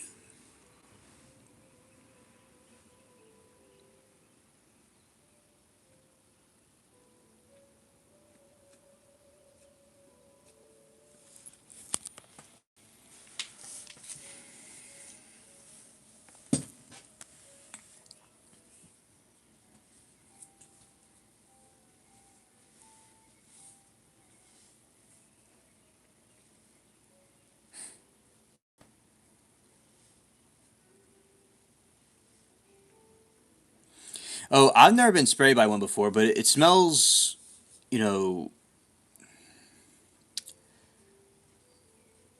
like what's the word? It could smell like chemicals, like sulfur. Not necessarily sulfur, but something like chemicals.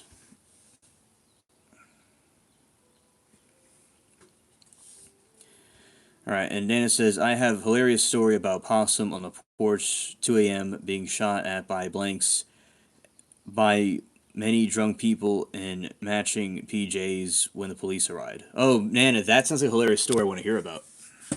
All right, we're going to talk about what they smell like. The skunks. Okay.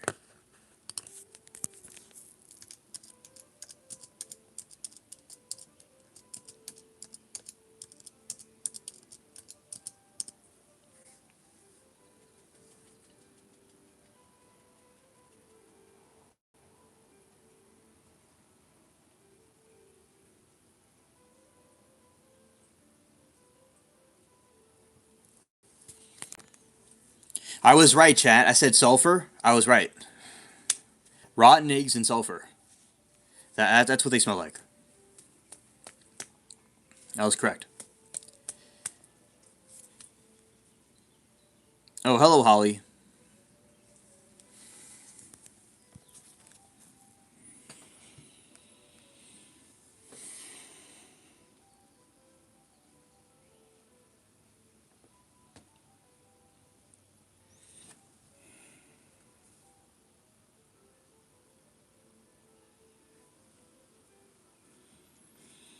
And they smell like burning rubber or plastic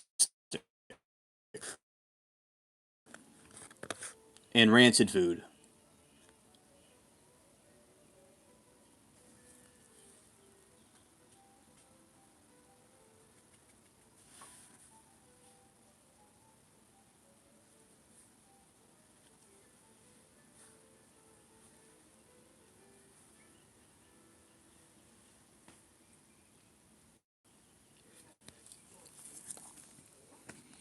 So yeah, that's what the skunk smells like.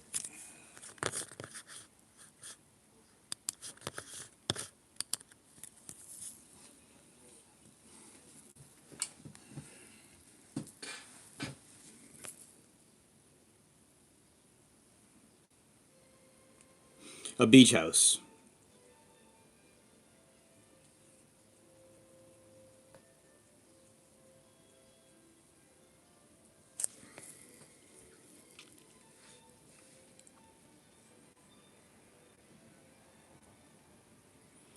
Australia is beef. Australian beef is world renowned for its strict quality standards and diverse range from lean, natural grass-fed options to high marbled premium wagyu. Wagyu. Australia is the world's second greatest exporter of beef, recently shipping record of 154 million metric tons.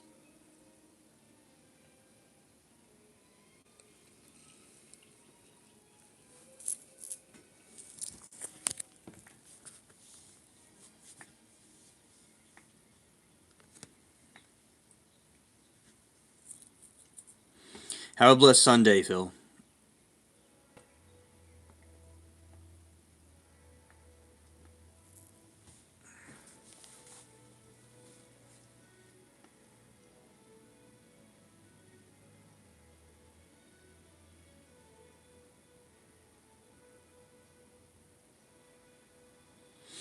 Yeah, they even have grass. Okay. Unlike U.S., where most cattle are grain fed, vast majority, around 97% of cattle in Australia are raised on expensive native pastures, grass fed. The standard for Australian beef is typically leaner, high omega 3 fatty acids, and have robust earthy flavor profile.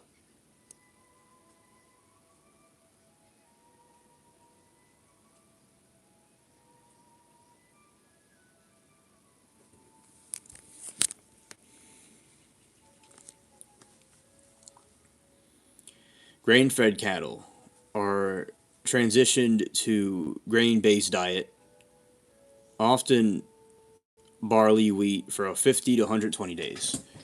Increases marbling and produce a more consistent buttery flavor and tender texture.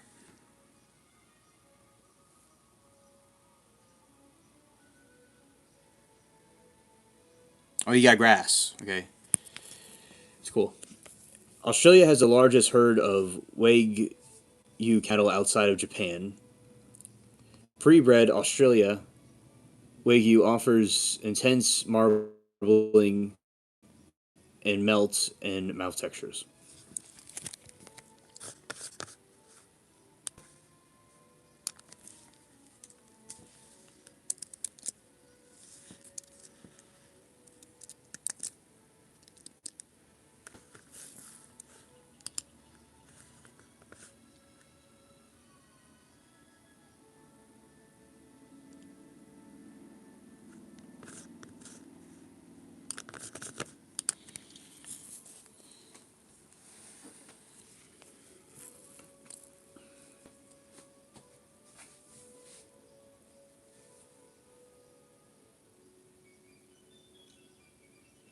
You never felt natural warm water. Scared.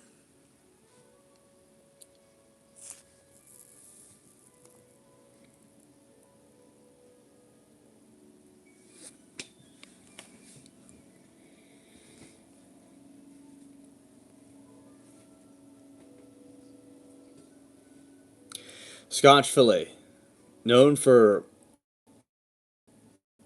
ribeye in the U.S., prized for its marbling juice.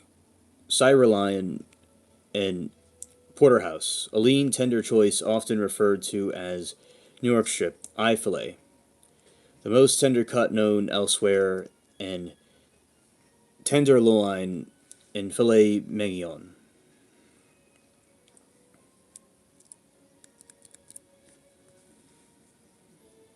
Aussie beef pie, cultural icon and slow cooked beef and gravy commonly served at the sporting events, beef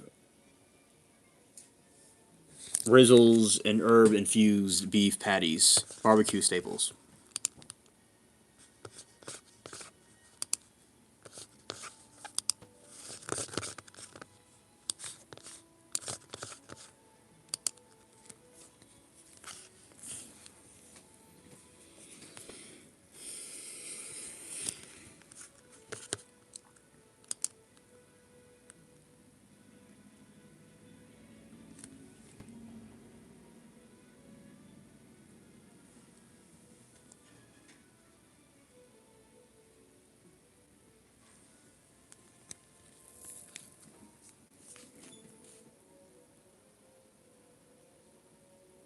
Yeah, manufactured heat water. Right.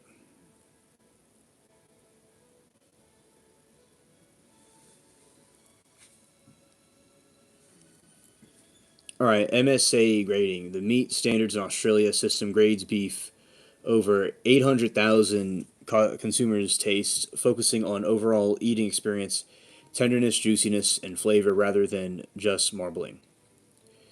Traceability. Every animal is tracked from birth to processing, ensure the standards of animal welfare and biosecurity. Wow. Yeah. That's wild. Yeah. I've gotten more natural water before. Yeah.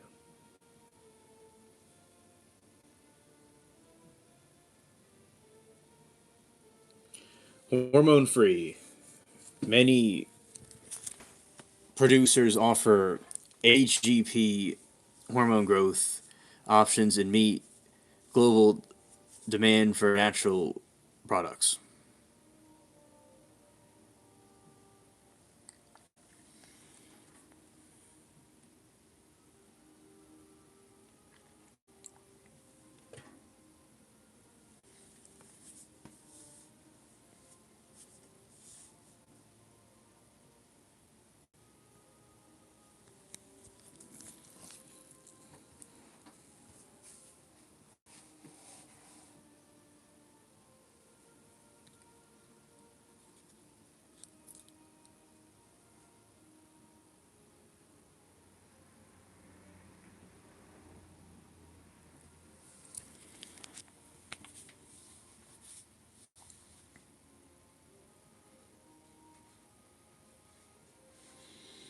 All right, hormone free. Many products. Well, that's good. It's hormone free. The Australian meat. You know, it's good. It's hormone free. They pump everything with hormones here. All right. Free. Many products offer HGP free hormone growth. Prominent free, opting for meat demand natural products.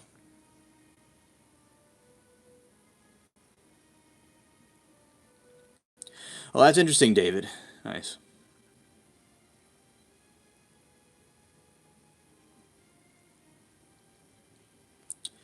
Scared.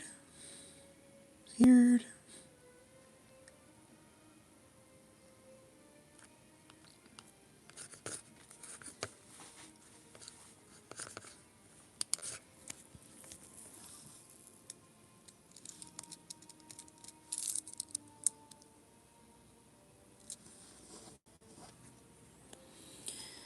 There's a Florida if you earth and simple foil works, but not as a strong hack to connect to the battery. Okay.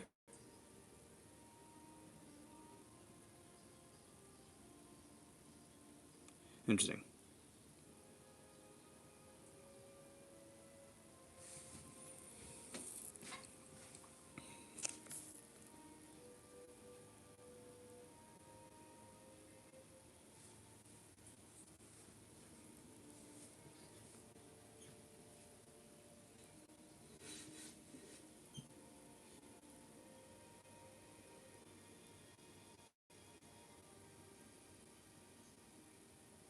Okay, David, interesting.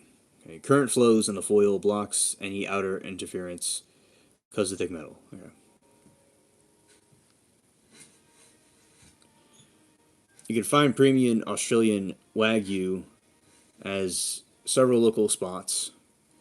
This beef is famous for being grain fed for up to 400 days, resulting in rich, buttery flavor and extreme marbling.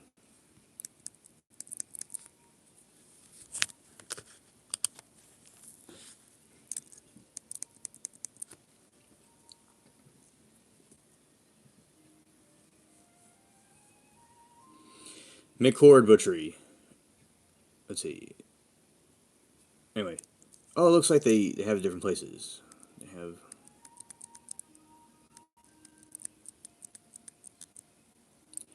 Okay, Aussie pie recipes. Let's see.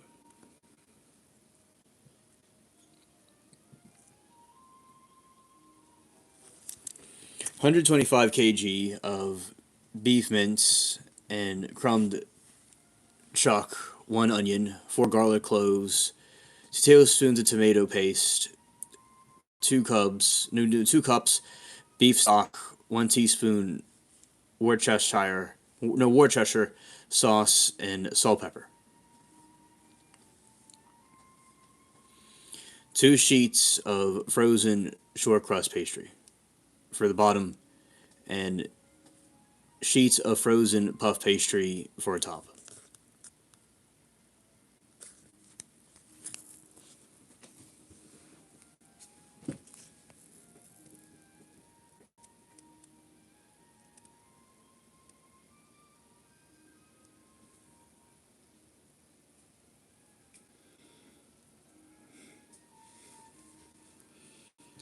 And brown the meat. Saute onion, garlic, then brown beef. Stir the flour and tomato paste to thicken. Simmer in gravy. Add stock, Worcestershire. No, Worcestershire. Okay, I read that. Assembly. Line your tins.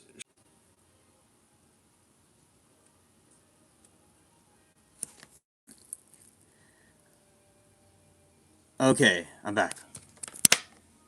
I'm back. All right. Selena Girl says, "Look at YouTube. Freeman. What if aliens found a way?" Okay, I'll look it up. Most of those Florida men are from different states. Yeah.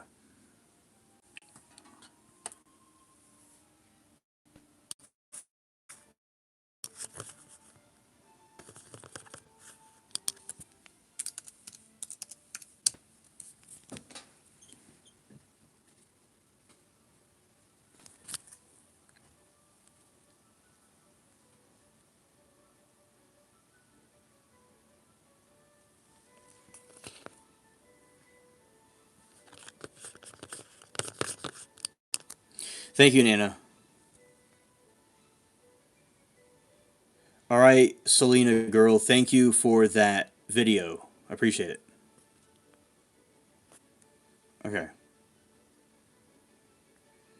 All right. So back and how's that? Death. Okay. So let's see the bake brush with egg, wash bake 20 Celsius in minutes, deep golden brown. Okay.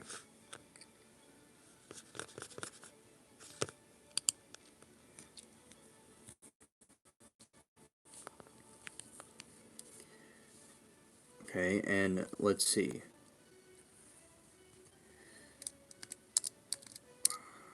Let's see this.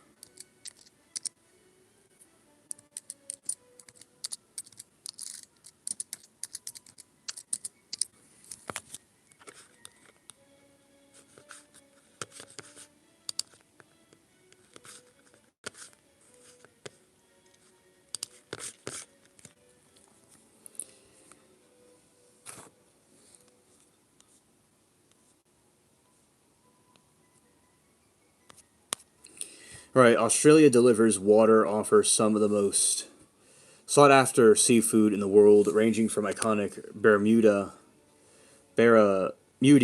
in north to cold species like King George whiting in south. The seafood culture is deeply rooted with both commercial availability and strong reactionary fishing tradition.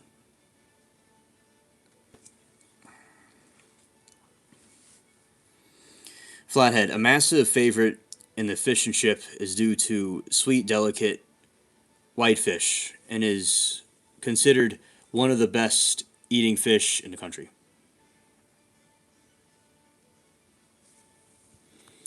Australian snapper, one of the versatile skinned fish and popular baking hole. King George whiteling, highly praised in southern United States. It is considered a top tier table food for flaky texture and clean taste.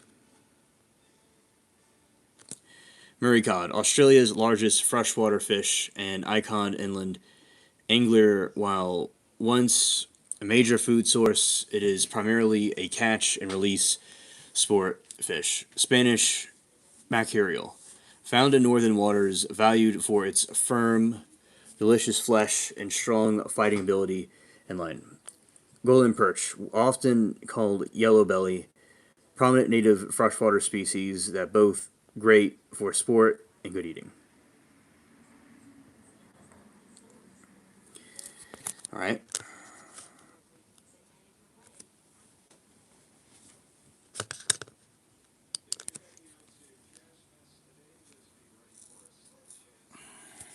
All right, let's go here.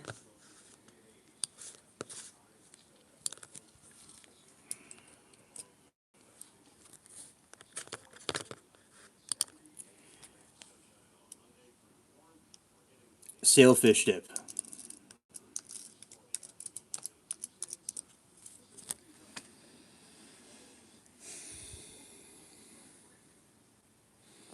Sailfish dip is a classic coastal appetizer, most commonly known in South Florida and Florida Keys, because sailfish is lean, firm meat and is almost always smoked before being used in a dip to add deep, savory flavor and prevent it from becoming mushy.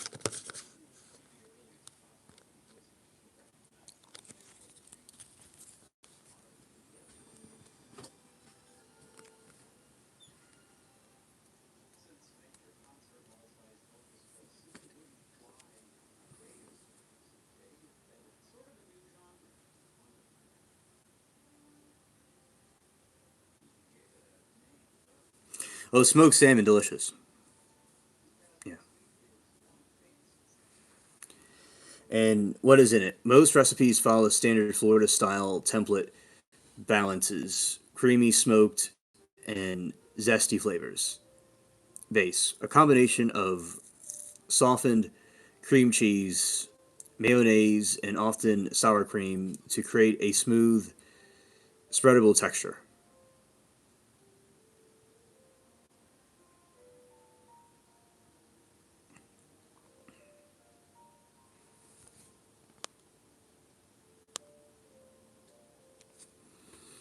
All right, and base of combination of softened cream cheese.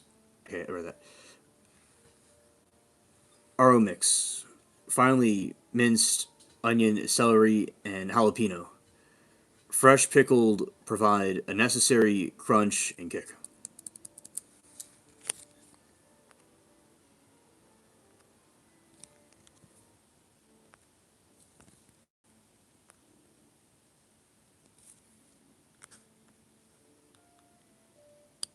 Thanks, chat.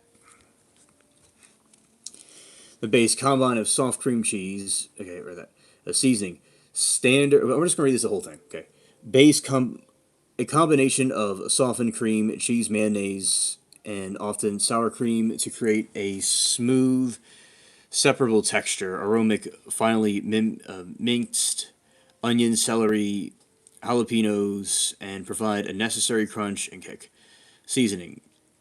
A standard sample include Old Bay, Worcestershire sauce, lemon or lime juice, and a, a few sailfish crumbled or flaked, folded in main texture.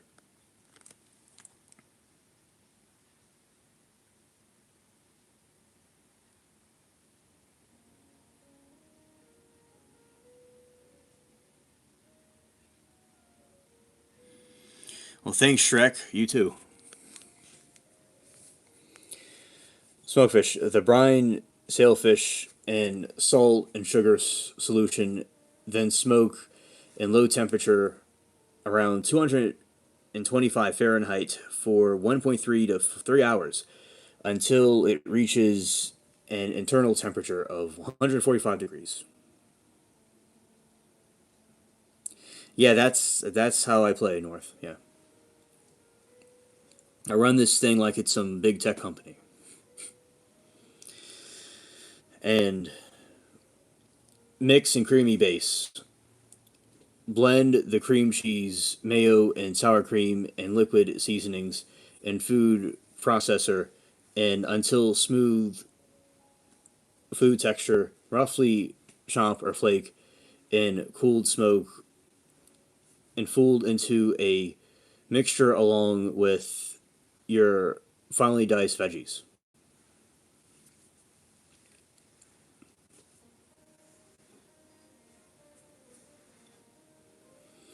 This is the most critical step, and let's dip sit in refrigerator for at least 1 hour, ideally overnight, and let the smoky flavors fully meld. I'm not from. I'm not from. I mean, I'm from America. Father's from London, but technically, the part of Scotland that I'm related to is southern Scotland. That's where I've ancestry from. Yeah, close to a Viking settlement.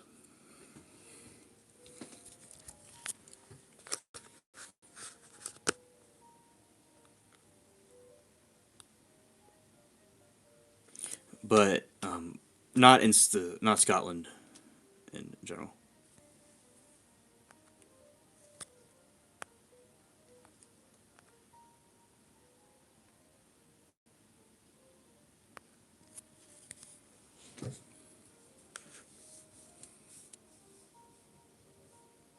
Oh, Scott. By the way, nice cat picture. By the way, I got a cat next to me. Looks just like that picture. All right. Okay, so that is sailfish dip.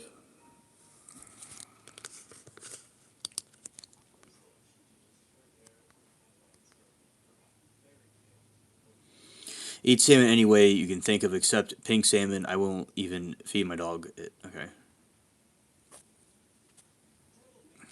Oh no, chaos! I didn't.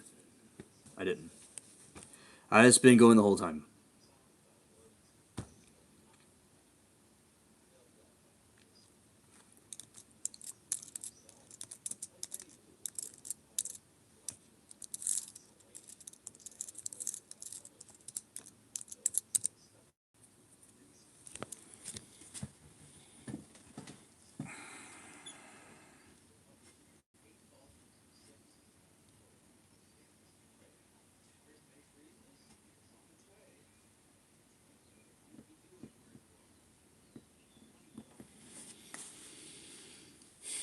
A classic smoked salmon dip is the ultimate crowd pleaser. It's salty,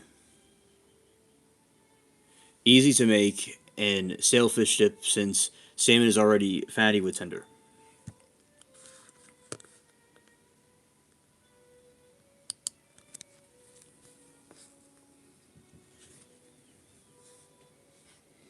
Standard everything bagel style. This is the most popular version, often found at high end delis and brunch spots. The base: a softened cream cheese, 1/4 cup sour cream, salmon 4 to 6 ounces of cold smoked salmon, the silky translucent kind chopped and small.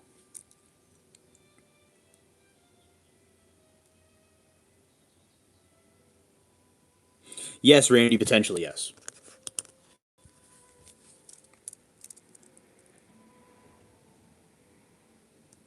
Oh, that's cool, man. That's cool. Base 8 softened cream cheese. Okay, salmon 4 to 6 ounces of cold smoked salmon, the silky translucent kind chopped and small.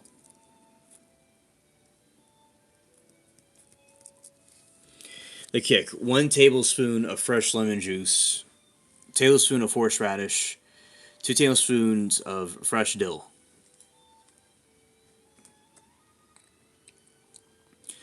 Top with caper red onion and sharp salty pop.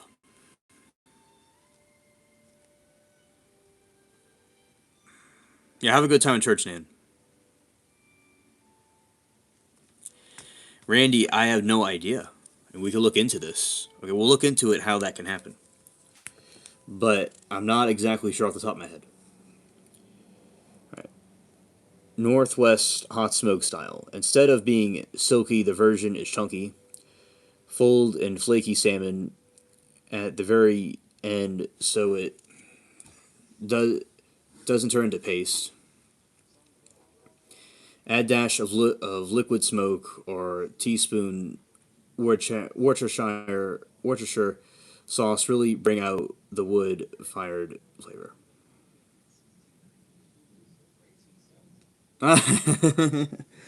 Hilarious, man, hilarious. It would take days. Yeah. Okay, let's see how potentially it's served. Classic bagel chips are cumber slice. Aussie twist. Serve with dough toast, sprinkled everything, and bagel seasoning. Oh, very delicious. I like that. Okay, so let's see. Potential ways of buying 115.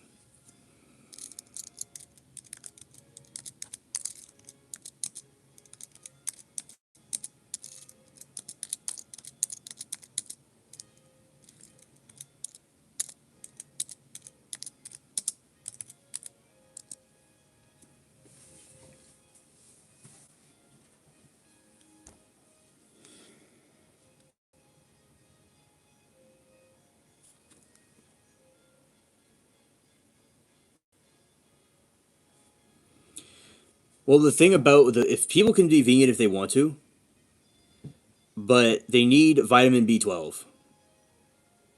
So it actually would harm someone if they didn't have the vitamin B12. So the way someone would do that is to take vitamin B12 supplements if they want to go vegan. But there's meat has things in it that it's for human survival.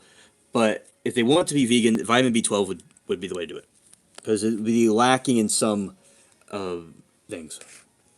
Unless when Jesus returns, it makes the world better, and then maybe we go vegan then. But for now, we're in the war we're in. Yeah, the protein.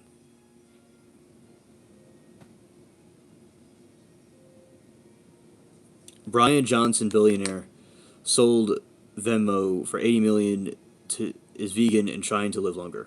Understood. I I don't know if it will prolong life or not, but if they do it, they need to take supplements to supplement the deficiencies they're going to have. Oh yeah, animals are so cool. Because I know about how they would do that. It's doing it that way.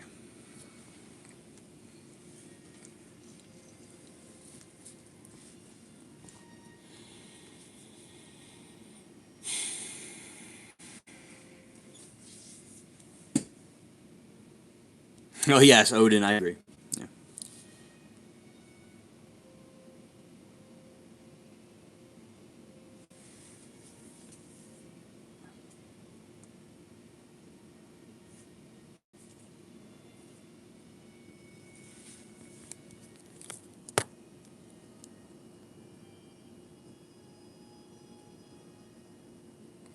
Oh, because I don't have any uh, farm animals there. It's just cats and raccoons and possums. I can get chickens. I know how to do chickens. I just was so focused on the trial stuff, I never really had any time to do the chicken thing. But I would have chickens. Right. And then I agree.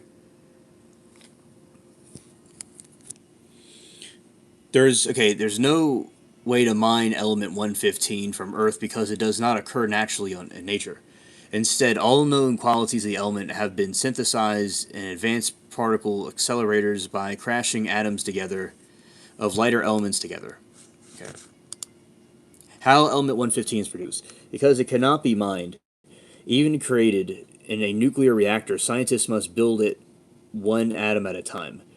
Scientists use a cyclotron type particle accelerator to fire a high speed beam of calcium negative 48 at the target made of americium negative 243.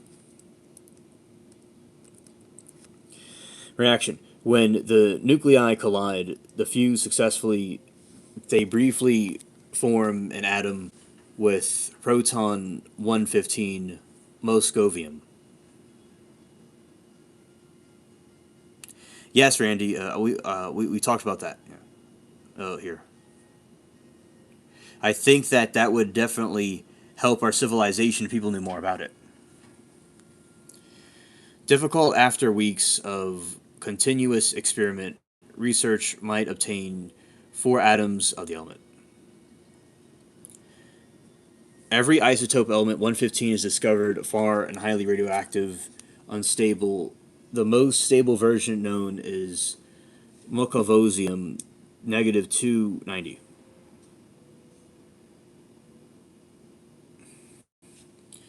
Okay, price of 1 gram antimatter. Let's see.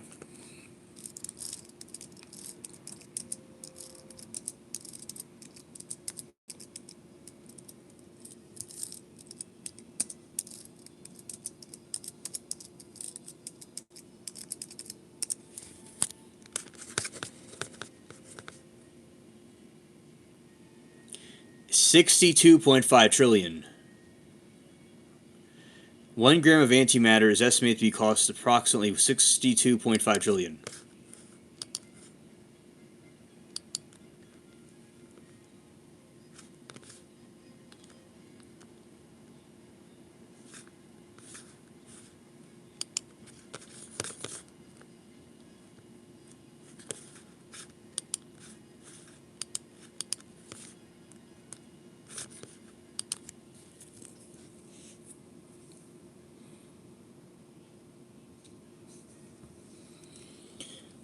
The staggering price tag, roughly half the value of the entire globe economy, exists because antimatter is the rarest, most difficult substance to produce and store on Earth.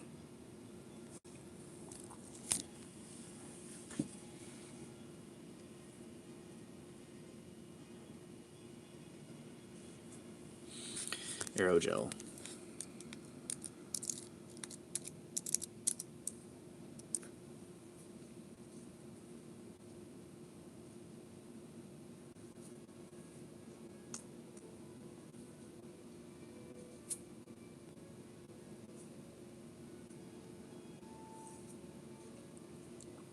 Aerogel is the lightest known solid material on Earth, nicknamed frozen smoke because of its translucent ethereal appearance. It is a synthetic proposal material composed of up to 99.8% air by volume.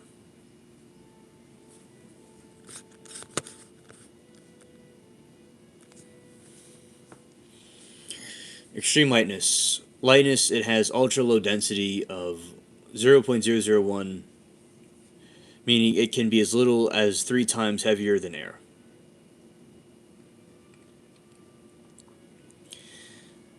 Suburban insulation is one of the world's best thermal insulators because its nano porous structure inhabits both convention and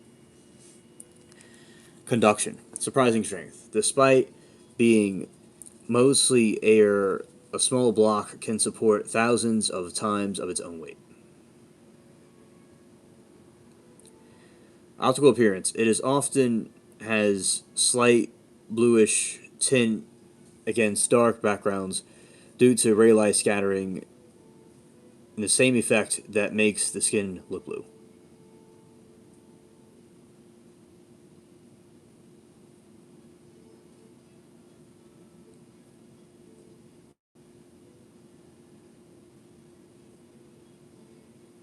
Oh, very interesting, Randy. Very cool information.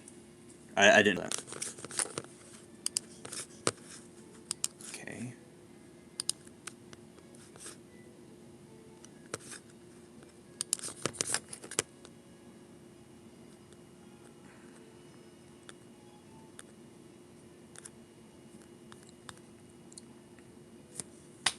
All right.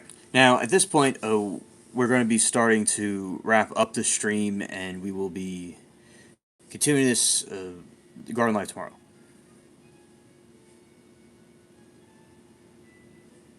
Oh, hello, Saba. Welcome to the stream. And glad to see you, Saba. Hope you're doing well. Okay. Let's see, how about this?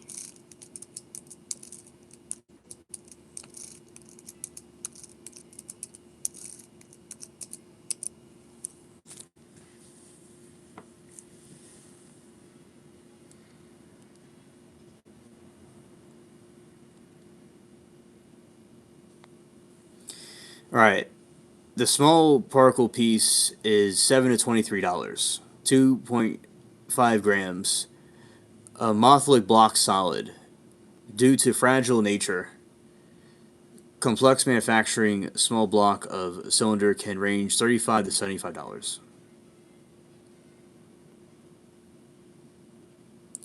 Amen. Thank you, Saw Girl and Nana. Okay.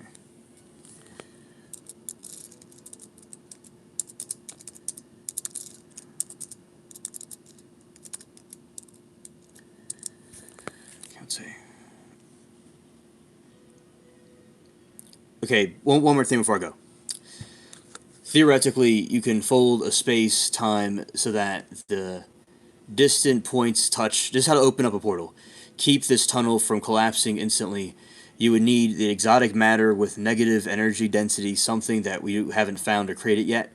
NASA has actually identified X points in the electron diffusion regions in Earth magnetic field.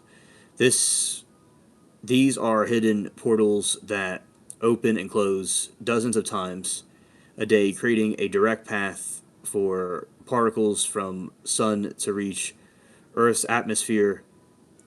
They don't transport the people, but they don't transport massive energy. All right.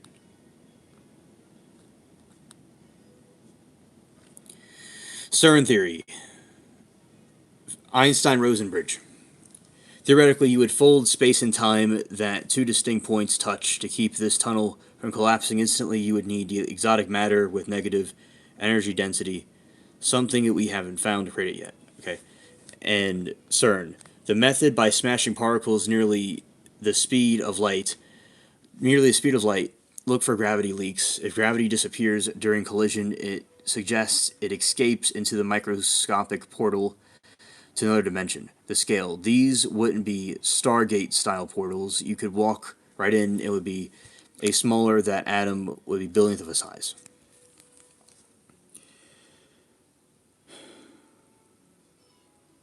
As gas field collapsed, the cavern of 1971 has been burning ever since, literally nicknamed the Doors to Hell. Skinwalker Ranch, a famous hotspot of UAP activity, where witnesses claim to have seen circular holes opening in the sky that craft fly through. Stargate, an ancient stone doorway that carved into the mountain. Okay. There's a spiritual mental portals, Project Stargate, and another one, theory you can vibrate physical spaces an exact right frequency using sound and electromagnetic lasers. You could thin the veil between dimensions, and this often links to Philadelphia experiment legend, where the U.S. Navy supposedly tried to make the ship invisible, accidentally teleported it. So that's how you open up a portal. Okay, everybody, thank you for watching, and have a great, blessed Sunday, everybody, and take care. Peace.